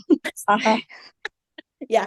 So is that what we call here negative Nancy? What other words do you call them here, Lisa? We use Karen here as well. Oh, you do Karen too? Yeah. Okay. Yeah. Got it. See, I just learned all these things too lately. Yeah. Yeah. We use Karen quite a bit. Quite a bit. Okay. Oh, say Lisa, I'm embarrassing myself, but I am so learning about all these things like IDK. Did I tell you about my IDK story? Yeah. Jennifer was asking me. I said, "What brand is it?" She said, "IDK." So I look, IDK called her. I said, "Jennifer, there is no IDK brand." I said, Auntie Ellen, she was laughing so hard. She said, "IDK means I don't know," and I'm like, "Oh my God." So I just like, yeah. So you learn a lot from the different generation as well, right?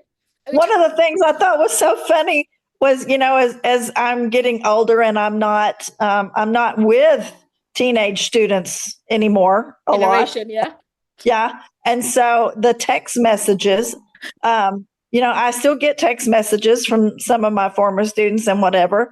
And so one of the things I read the other day was a friend of mine she posted about getting a text message from a student that said, "GM, how are you?"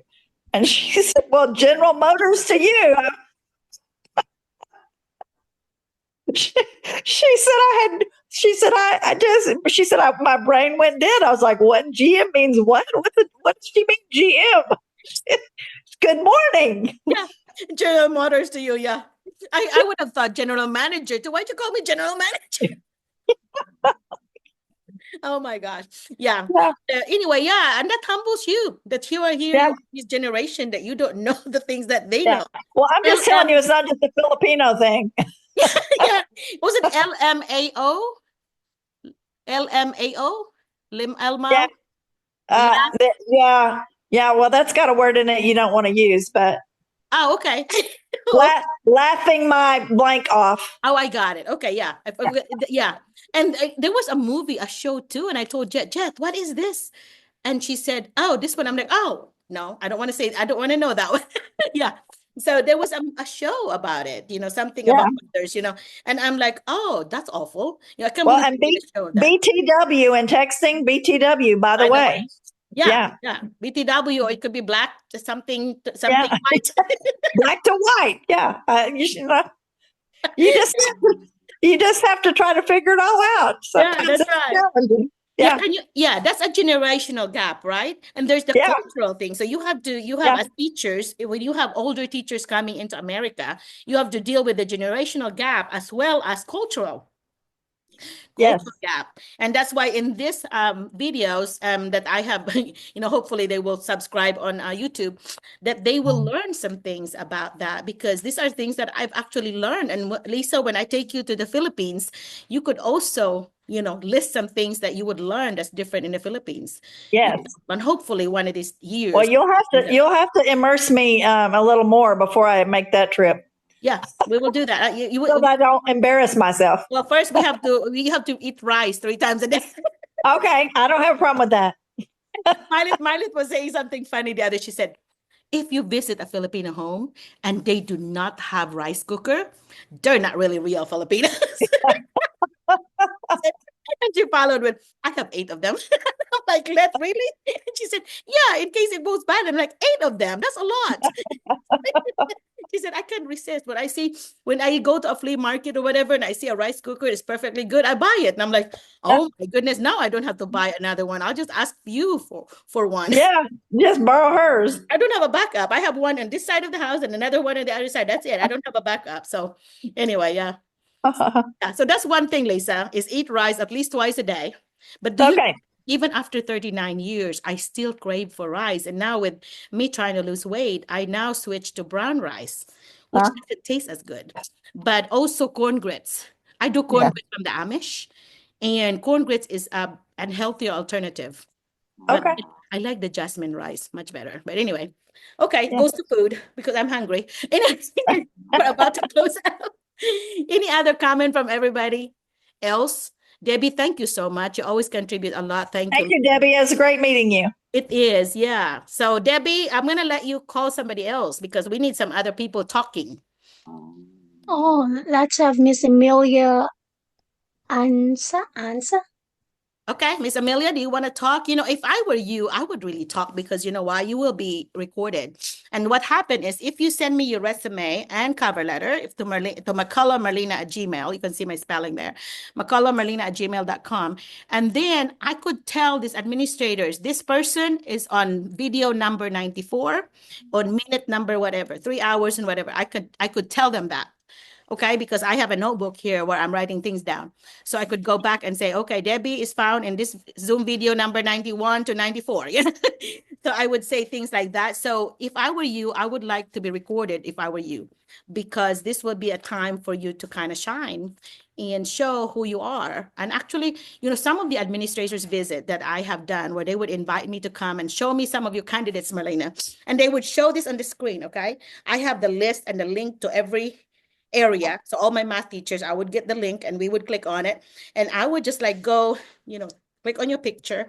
And some of you had sent me a 2-minute video of yourself. We watch those because they just click on the link and then they would know exactly. It's, oh, Marlena, very fluent. They always look for that first. Very fluent. And a math teacher had included some math strategies that they may use, literacy strategies for the English teachers, things like that. They would love that. So if you don't have those 2-minute videos, I could tell them which Zoom number that you may be in. Okay, so you may want to talk if you want. Of course, I will never force you, but but if you want to or not. Debbie, who did you call again? Mom Esmelia? Mom Esmelia. Mrs. Melia, did you want to talk? You can put in chat if you don't want to. It's all right. We lost one. Maybe that person did not want to talk. Oh, she's here, ma'am. She's Okay, here. Talk. go ahead. Yes, Oh, there I she want to is. also Yeah. thank you. Oh, you talked before, right? You're from Ghana, Africa. Yes, please. Yes. Yeah. Okay, yeah, I remembered her. Lisa Bailey over here, and you might be here already earlier, Emilia. That she's my partner in this organization. She's my co-founder.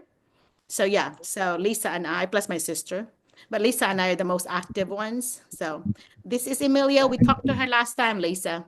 So any questions for us, Miss Emilia? I joined late, but I want to also thank you. The other time that I spoke, you told me about the reflection aspect of the teaching, which would also help me to know my learners well. So last week in class, I tried to do the reflection, and then it really worked. Yeah. So it made me change Yeah, you some got of to know, my from the kids that strategies. do not Yes, normally say something, right? And you got to know them that way. Good job. I'm yes, proud of you yes, for using yes. it. Yeah, So I want to use this opportunity to thank you very much. I you're am so welcome. much grateful. Although you are for the Filipinos, at least you have, for me, I've taken you as one of my mothers Well, no, in you the you teaching profession. well, you invite some of your Ghana friends and some other friends because we truly want to be international. And you're the first one other than Filipinos, here.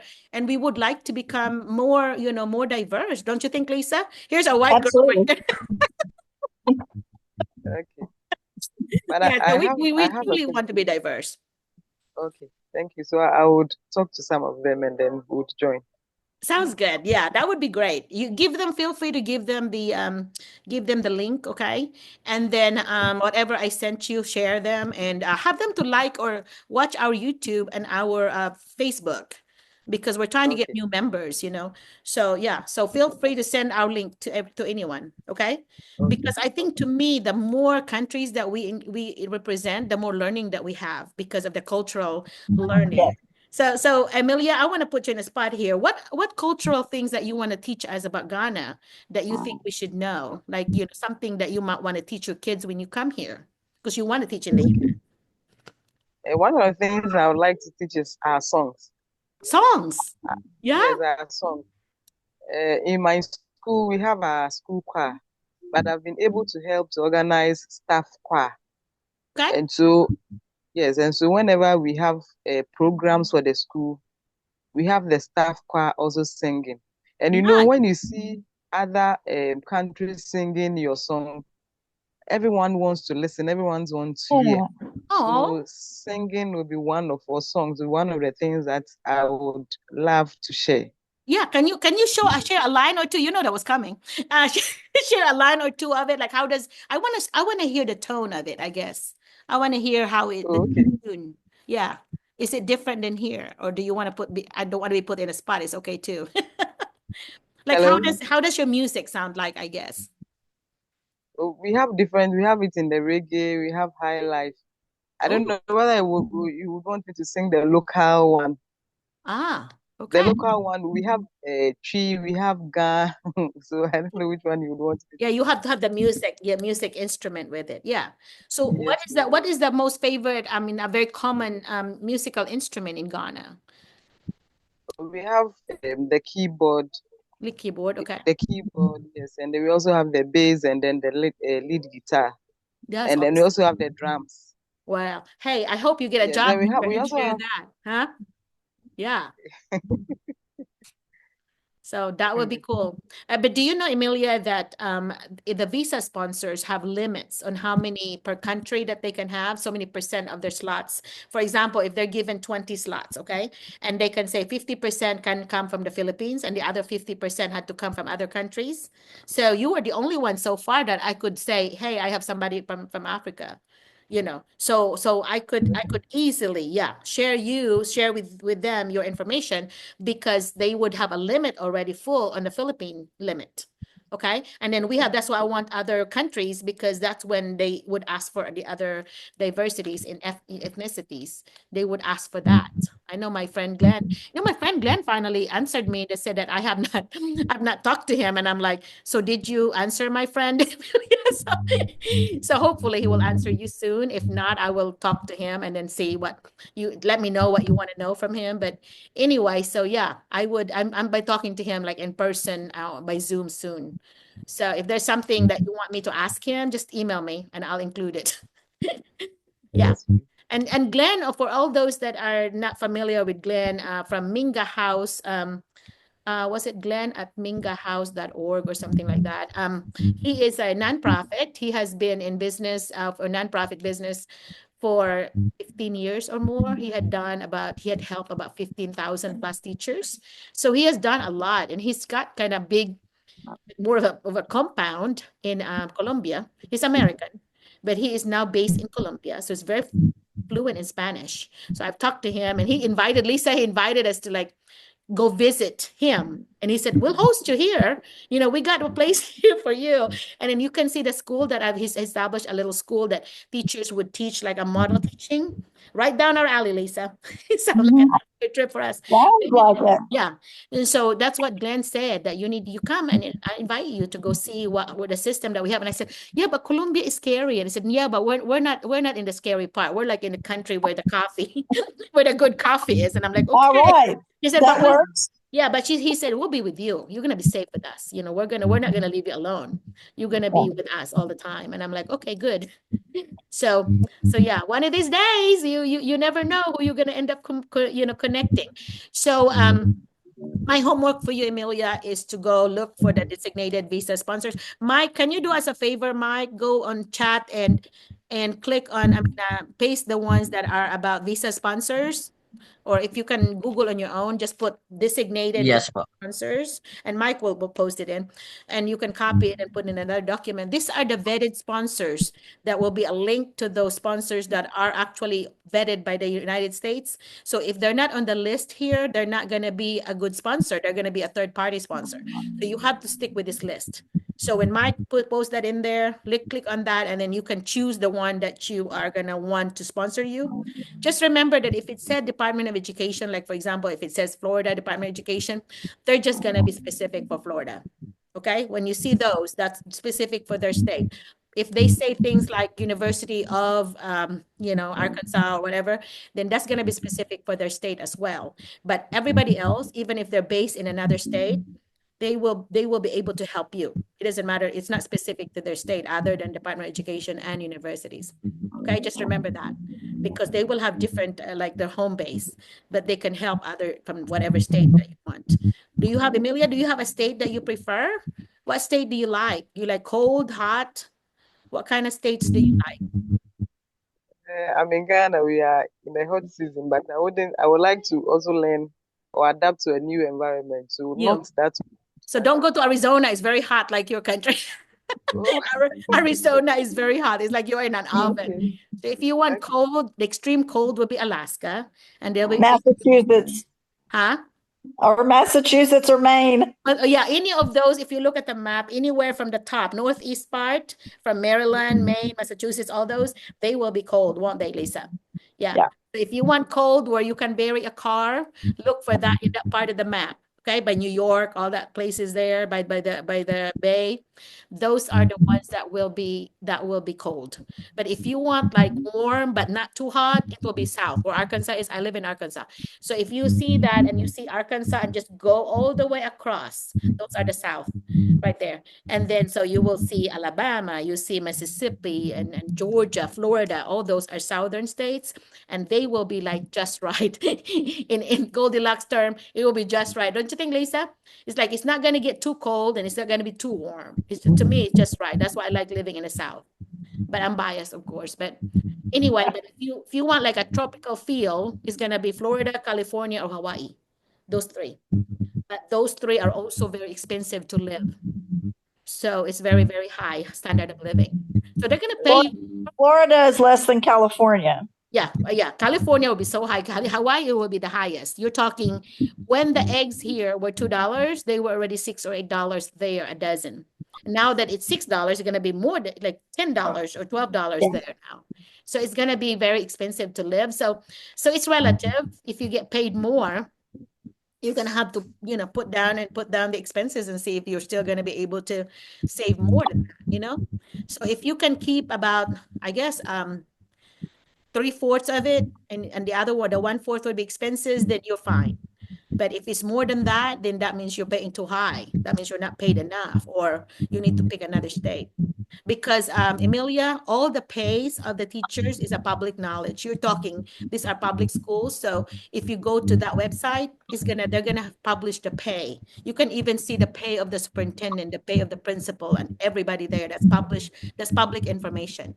And it's and be aware too that within those school districts, the pay may vary. Yeah, it will vary, and they would have like they would have like what did they call this salary schedule? They call them salary schedule, and it's usually under required information or board information. They call that, and those are required information, and so those are things that have to be posted. Every state, every school has to. That district had to post. At least in Arkansas, I know. I don't know about the other states, but I figured if they were still run by that time at the U.S. Department of Education, they're going to have the same rules. It's going to be different now that it's broken up, but now the way it is, we can go look in the website and you can see how much each teacher is making. Okay, I knew that because when I did my doctorate dissertation, I had to look at everybody's salary schedule in order for me to know who's got their master's and who's got their national board, because my dissertation was about the impact of national board teachers and also teachers with higher ed degrees.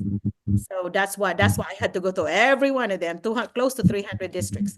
I have to go to every one of them and kind of like look at those that have both, or look at with one of them and put them in a database, and then passes that. So yeah, so each one of them will be there. Okay. In Arkansas, they start at $50,000 a year. What is the pay in Ghana? How much do teachers make there? I think it ranges between How much? 4,000 to 7,000, depending on your level. Education. So it starts at $4,000. Ghana city. No, not dollars. Ghana city. And how much is that in dollars? What is that About conversion? 400. About Ooh. 400. $400? Yes. Oh my goodness, like 10 times. Yeah. So it's like the Philippines then, Emilia. Philippines is Okay. like, yeah, it's very much like 8 to 10 times, depending on the education, but it's about 10 times. So But the cost of living is also about 8 to 10 times higher. That's right. So 12 times. So Ghana, do you live in the capital, Emilia? Are you in the capital, living Yes. in the In the city? capital. Yes, You I'm in are? the capital. Yeah. Okay, so it's expensive there. It's expensive there But more than the ones, yeah. it's the same. We don't have state specific salary. So it depends on the grade you are on. Oh, So if you're a principal soup, whether you are in the city or you are in the village, you take the same salary. okay. Yeah. I didn't know that. So here it depends on the school. You have rich schools and they would be able to have more, but then in Arkansas, they kind of switch it where the governor said everybody had to start with 50,000. So in Arkansas, you're guaranteed to make 50,000. That's 9 months work, 182 days, 180 days. So that's how much you would be paid. Okay. So it usually starts in August through May. What is the starting and the ending months in yours in Ghana? When do you start? Before the COVID, we start in September, but after the COVID, we've not been able to stabilize it. So now we start around December, but we are trying to bring it back to the September. Whoa, December. And then you end in when? Yes. You end in? We end in October. Now, in our school system, we don't have, for the senior high school, we don't have all. I lost you. So courts per session. So while some are vacating, others are also coming. So right now we have the senior high school, the form 3s and 2s in school. So the form 2s will vacate in May. Then the form 1s will come and join the form 3s, whilst the form 3s will be completing in September.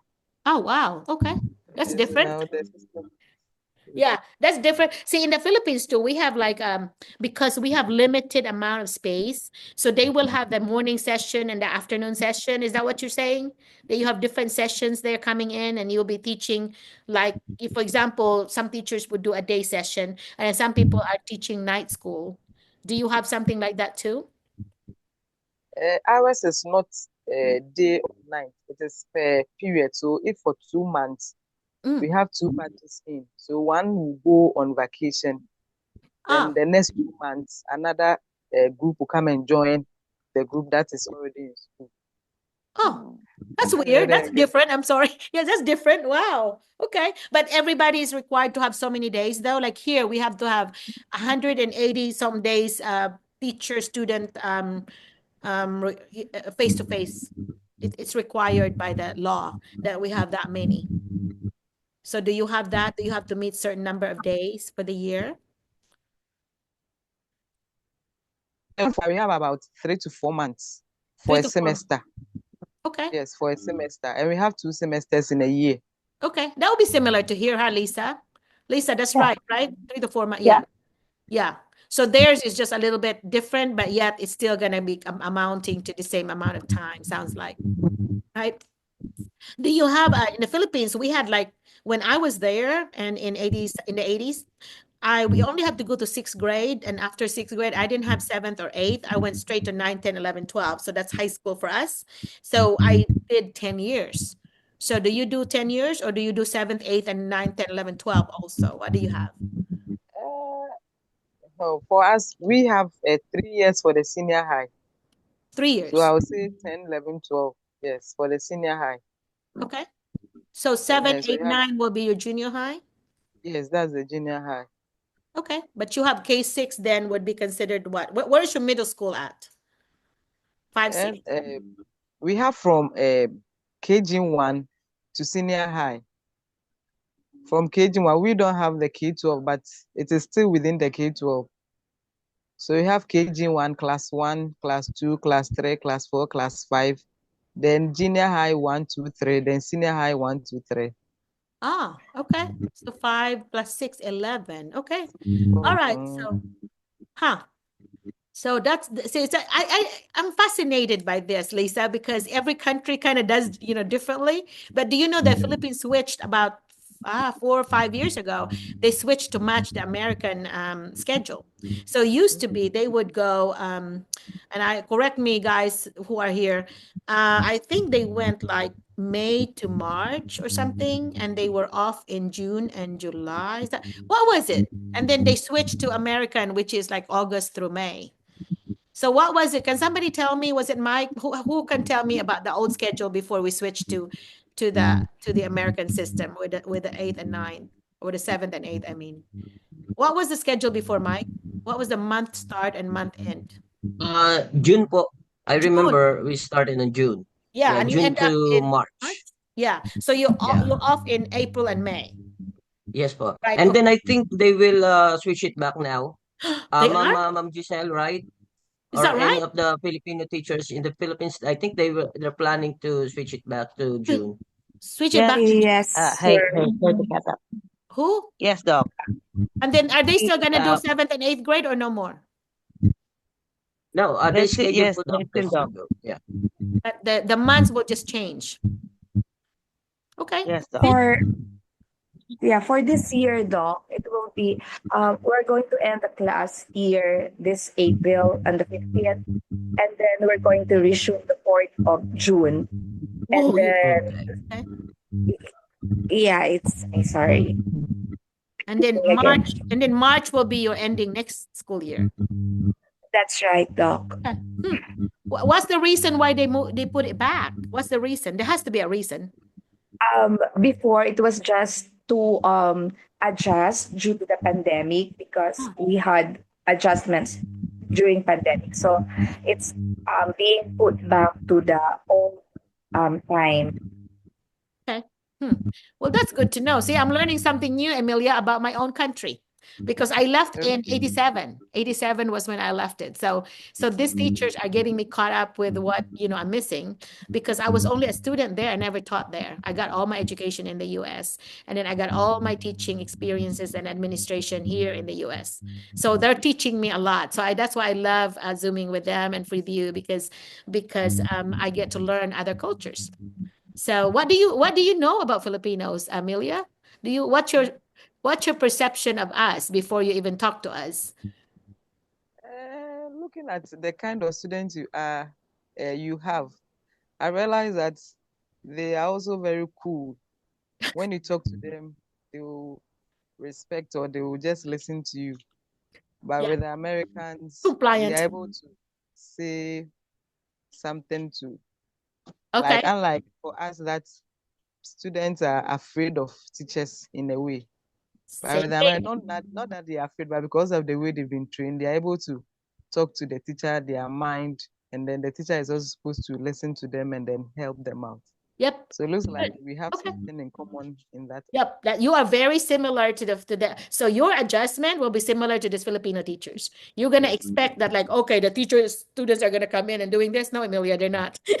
So make sure that I'm glad that you've been watching some of our videos, because I can tell that you have learned some things about, what we talked about earlier, that if you come in here in the US expecting that they will be the same as your old culture, then you're gonna be so shocked and disappointed and be culture shocked for sure.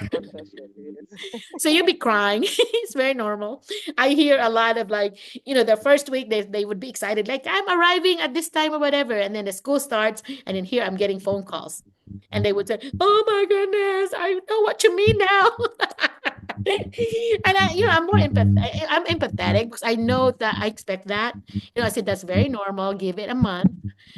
Don't go home the first week, because you have to give it at least 3 weeks to a month for you to really get to, adjust yourself. because change is always a loss, and just like a loss, you would grieve over the loss, and that's gonna be like, so if change is if too much pressure, it's like a rubber band. So if you put too much pressure, that rubber band is gonna break, right? So that pressure is just gonna be just right, where the rubber band is not gonna break, but it's just gonna change you where you accept it, right? Because it's a change. It just totally changed from what you are used to. And the food, Amelia, tell me about the food. Do you eat a lot of rice too? Yes, we eat rice, but because of how we eat like You also eat a lot of rice?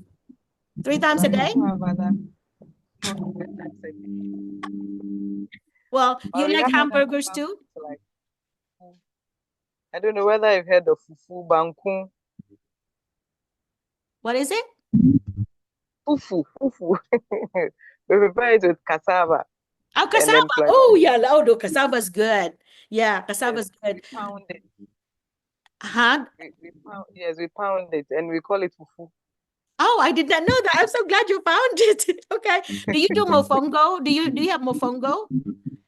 Mofongo? No, Like banana that you put in a form of like a cow, whatever shape, and then you put meat in it. Plantain banana. You don't have mofongo. no, we don't. Yes, we That's in the don't. Dominican Republic. I was addicted to it. Mofongo.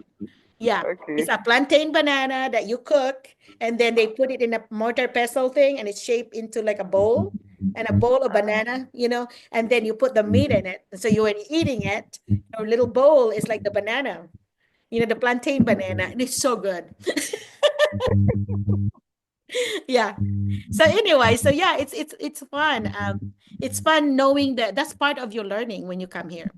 It's gonna be part of your experience. So if you're really serious about coming here, try some of the food, like Google American food and try them and kind of see which one you might like, because in all probability you might not find a store yet that would carry some of the food you like.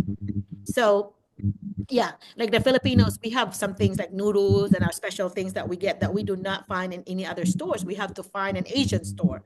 So like most of these teachers that are here in Arkansas, they're only about an hour and a half from Memphis, Tennessee.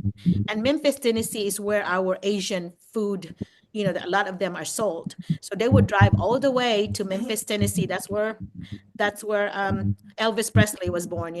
And so anyway, they would drive there and they would get their groceries. So they would go once or twice a month and would put them in the freezer and all that, so that they can have the food that they're used to. Of course, you can find rice everywhere, but it's the other ingredients that are unique to Filipinos that we don't find. And I'm sure you do too.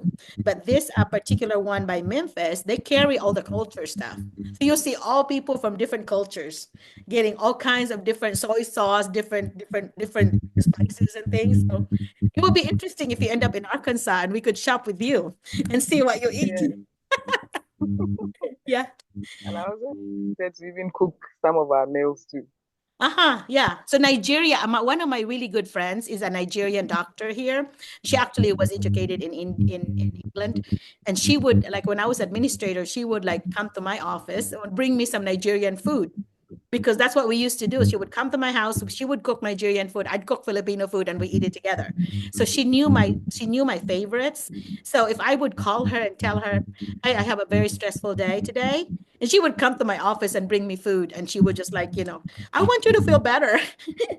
So anyway, yeah. So I think that's it too. When you come here, all of you guys, when you come here, and you'll have potluck. In some schools, they have potluck. That means everybody will bring something, like a birthday month, like a month of October, for example. They would say October birthdays, this is your birthday celebration. So at the end of October, everybody will have a potluck. Everybody brings food, and they will assign whatever day.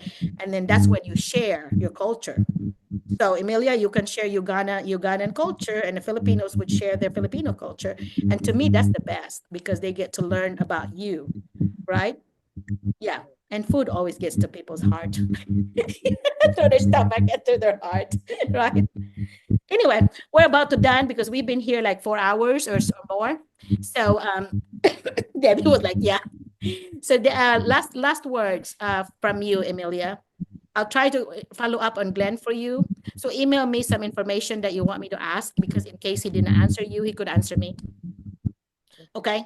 You still have my email, right? Yeah. Yes. Okay. Well, thanks again for Bye. joining us. Thank you very much too for this opportunity. Bye Thank bye. you. Thank you so I'm still much. waiting. I'm still waiting on your comments on my resume. Okay, thank you. Thank you so much. All right. I appreciate you. Okay, Verlin, thank you again for coming to Wilson. Wilson, I want to talk to you.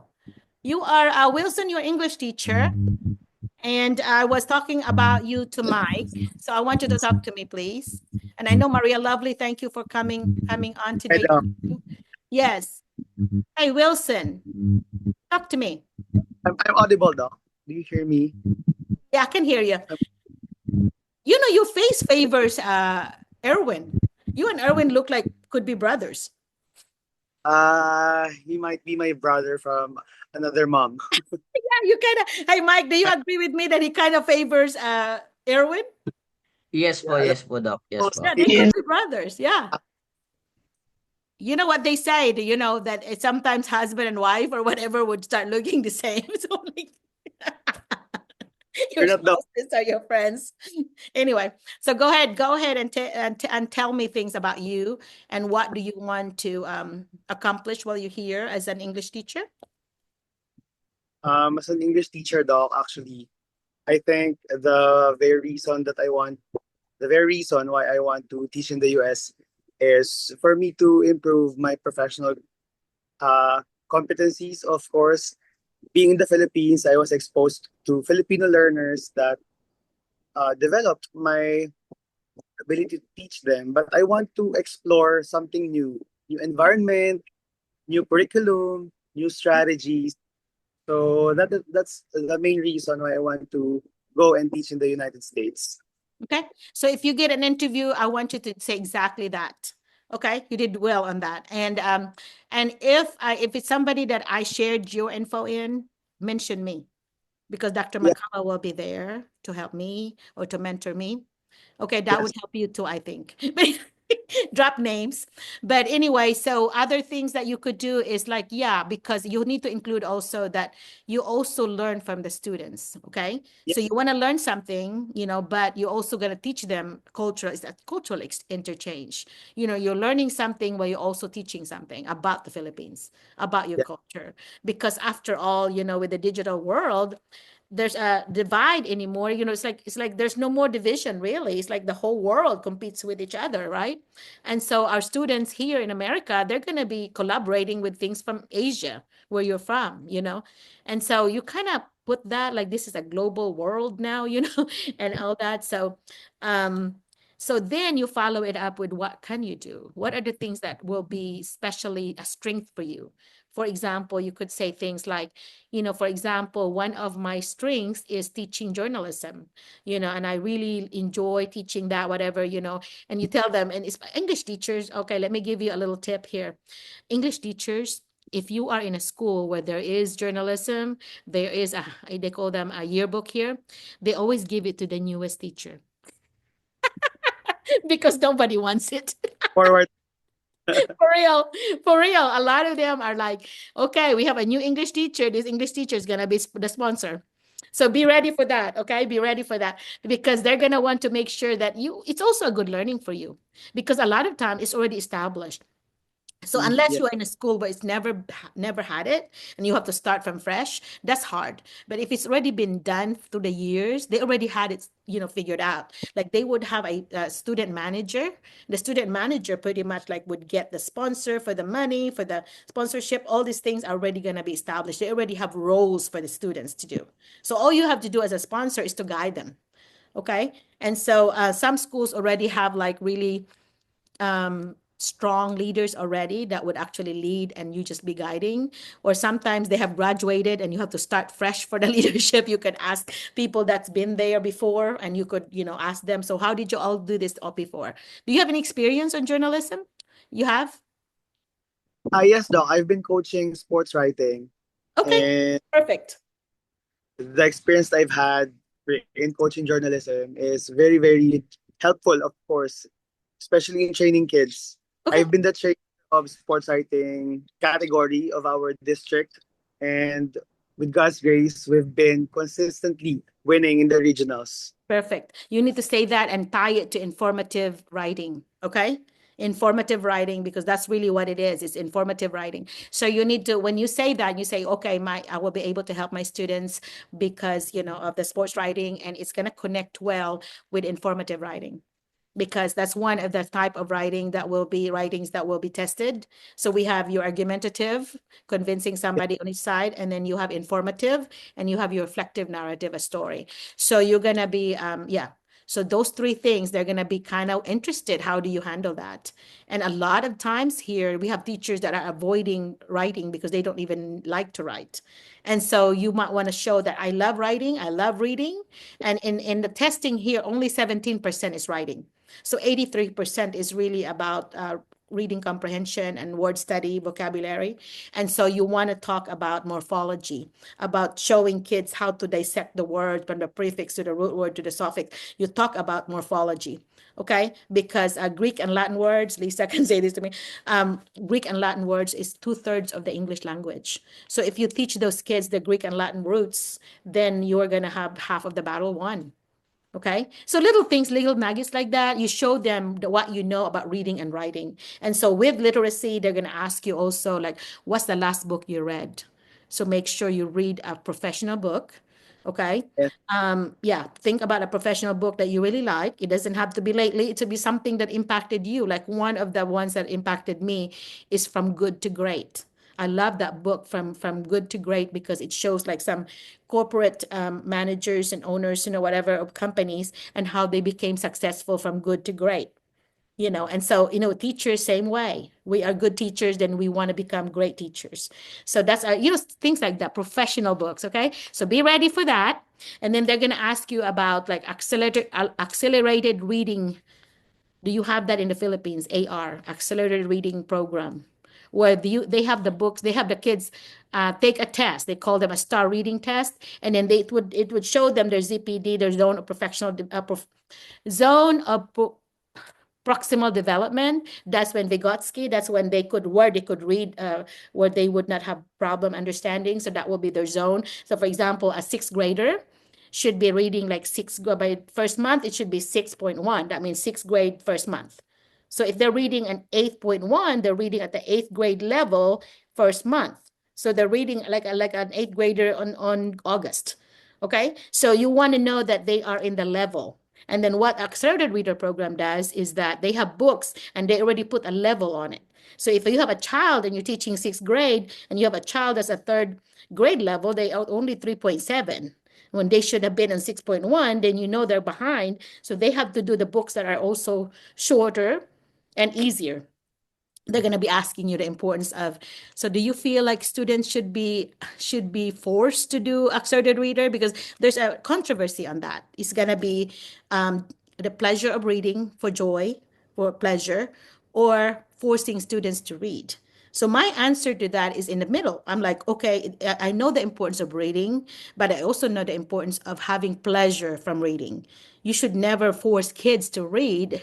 So how Yeah. you get the kids to be interested in it is find something that the kids are into. For example, your sports writing, right? So for example, if I have kids that are into sports, and which goes back to knowledge of students, you have to know your kids. So you know that, okay, they're into sports writing. So I'm going to help them look for books that have sports in it, or it could be reading nonfiction books such as a magazine on sports. That's still reading. That's still reading nonfiction, right? And so anyway, so you need to also balance it. Okay, from you meeting the requirement of having them to read so many, because what schools here are doing, some of them are doing so extreme, like they would say Yes. million words program, wherever the kids would read so many thousand words, and then they would do like, they would say, okay, I'll give you, they're even using it as an incentive. Like if you do this, you'll gain 10,000 words. They would make it like a little, what do you call it? Like a little money thing now, instead of giving them points, they take so many thousands of words that they add to whatever, to their goal. So if their goal is 200,000 and you give them 10,000, oh, that's going to help them get to their 200,000. Some people are doing that here. So those are going to be common questions for English teachers. Is going to be about joy of reading, can I Good. answer that question in a way that I will answer it? We have to make the students ready, or we have to consider the needs of the students. Yep. If I would be asked the same question about accelerated reading, can I answer this? Can I answer it this way, Doc? Like, we have to wait for the child to be ready, because before we can force them to read something like that, Doc. Um, well, you don't say it that way because it make it sound like you're forcing them. Just say that ZPD, the zone of proximal development, that ZPD, that's more of their guideline of where they should be safely reading without making them frustrated. So you can just say things like, yeah, yes, I believe in having them read within their ZPD or their zone of proximal development.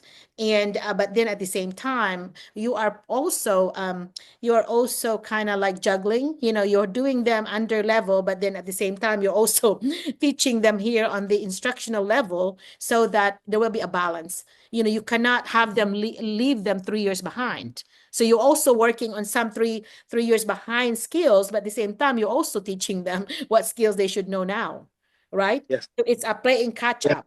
You're playing catch up. Okay. So you're not gonna, and if they are that behind, a lot of times, if they're not in special ed, they should be tested.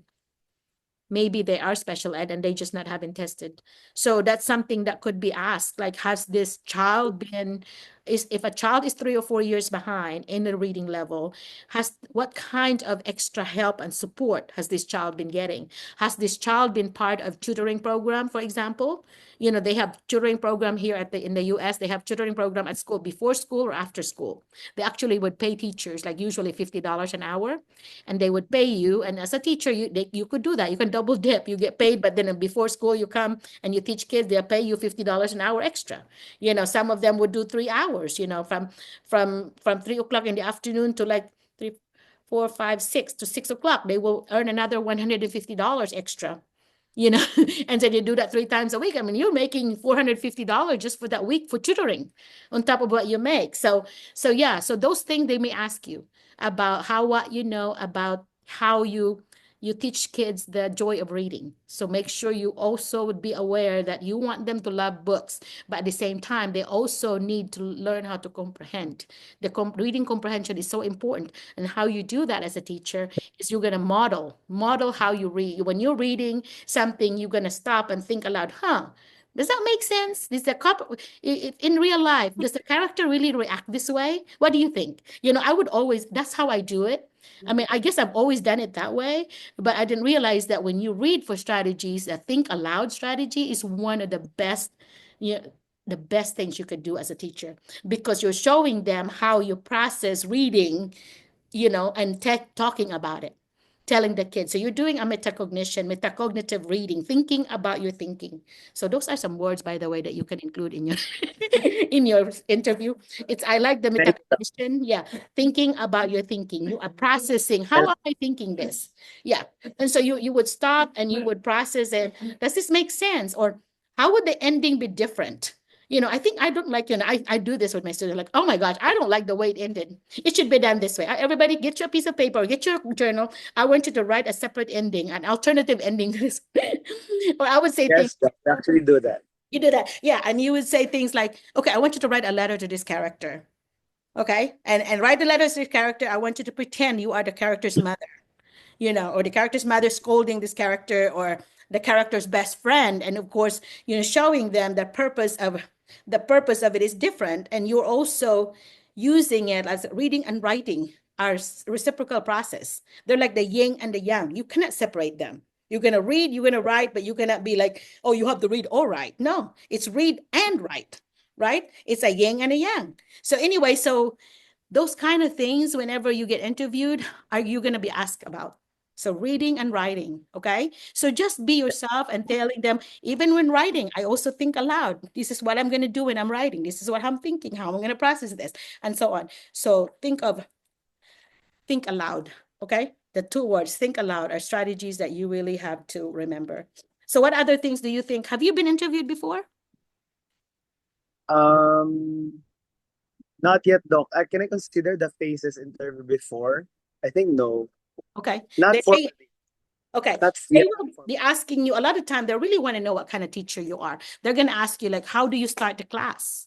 How do you start the class? Wilson, how do you start your class? I start my class with checking of attendance. Of course, I want to check who's in and who's out in my class so that I could monitor their presence in my classroom. And before I start my lesson, I actually start with a short prayer so that my students will be guided Okay, on. stop. Stop right there. You already failed the interview here. You know why? Because in America, we have a separation of church and state. We do not pray. Oh, Okay, so the okay. first thing that you're gonna do, you don't, those are things that you do also depending on the district. A lot of district they would do like the Pledge of Allegiance to the flag of the United States of America and to the republic for which it stands. So they would do the pledge, and after the pledge, they would do a silent, like just a moment of silence. Okay, and so everybody will just be quiet, and then you start class. And when you start class, you do not call the rolls. That's a waste of time. Okay, you have the computer. It's already got, all you have to do is check, check, check, check, check like this, just it does it very quickly for you. But you don't want the kids to just be sitting there while you're doing that. You're going to be assigning them a bell ringer activity, 5 minute to 10 minute, bell ringer, do now activity that you do every day. So that's your procedure they're going to be, when they first come in, you're going to be by the door. So you need to say this, by the door, waiting for them, greeting them. And then when they come in, they know that once they come in my classroom, is a learning zone. They're going to be ready to learn, because when they look up on the board, on the smart board, you already have your do now. They know that they're going to get their journal out and they're going to write their do now. And then after I get my attendance and my, roll, that's called your housekeeping. Your housekeeping is your attendance and your lunch count. They're going to count how many students are eating lunch or whatever. And so then you can go and check, make sure that you monitor, make sure everybody's on task. And then after that, then you get to share. Call 2 or 3 kids to share what they have, but never force anyone to share unless they want to. And that's what Gurley said, if they don't want to, even you read it, they just want to do it. But then, it's just something about personal stuff. You just have to turn it, fold it in half like this. You just have to do this like this in half, close it. And that way they know, or paper clip it. That way they know that it's private. They just want to vent it out. Something, especially if it's something about check-in. This is how you feel today. Yeah. And then you need to also show about when you get started, you have your objectives. You're going to talk about your objective. It's already posted. You talk about it, and then I know my husband is saying it's already too late. Yeah, but I need to finish him. Anyway, so then you do it in chunks. I'm gonna teach the lesson, I'm gonna stop and make sure that I do formative assessment, make sure they're with me. And at the end of my lesson, I'm gonna wrap it up and we go back to our objectives, check and make sure that we have it. But when they're doing anything independent, you're gonna use your GRR, your gradual release of responsibility. That means that you do it first. The teacher does it, and then we do it together. Okay, so that I do it, we do it, and now you do it. So you don't assign the students, you do it, unless you have had them work with a partner first, maybe, then they can do it by themselves. So you have actually been scaffolding them from you doing it by yourself as a teacher. Now we're doing it together as a class. Now you do it with a partner. Then you're ready to do it individually. So just say GRR, your gradual release of responsibility. Okay, so you need to make sure that you do that. And then at the end of as an exit at the end, you might want to ask them to do a 5-minute journal about what you learned, or some application of what it is. You need to have it a wrap up. Okay, and then you leave. So that's kind of how your lesson is. Just make sure that they are reading, they're writing, they're sharing, they're talking, speaking, listening. Okay, so I think you'll do well on the interview. You feel well about that? Did that help you? Huh? Yes, learned a lot. Okay. Okay. Well, I think I'm gonna, In just a few minutes of listening, I've Okay. learned a lot. Your homework now is to go look at other videos and like some of in YouTube. This is video number 94. So I'm numbered them. Okay. So I think if you look starting at 75, 70, maybe, because I've rewatched some of them lately to look for candidates to recommend. So just just forward, you can fast forward stuff. You can see when somebody's talking, whatever, when there is a talk, a conversation with me and another person, that could be a strategy like we're doing now that you may want to listen to, because it will help you in your classroom plus in your interview. Okay. Yes, Doc. Yeah. So anyway, all right. Well, that's all because this is the longest video ever that I've done. So anyway, so thank you again so much. Maria Lovely, I will talk to you later.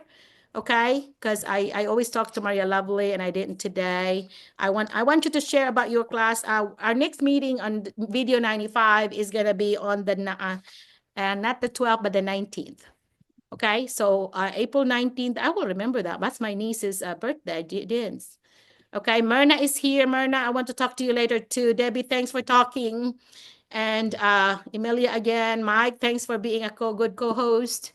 Wilson, you did awesome on the answers that you did.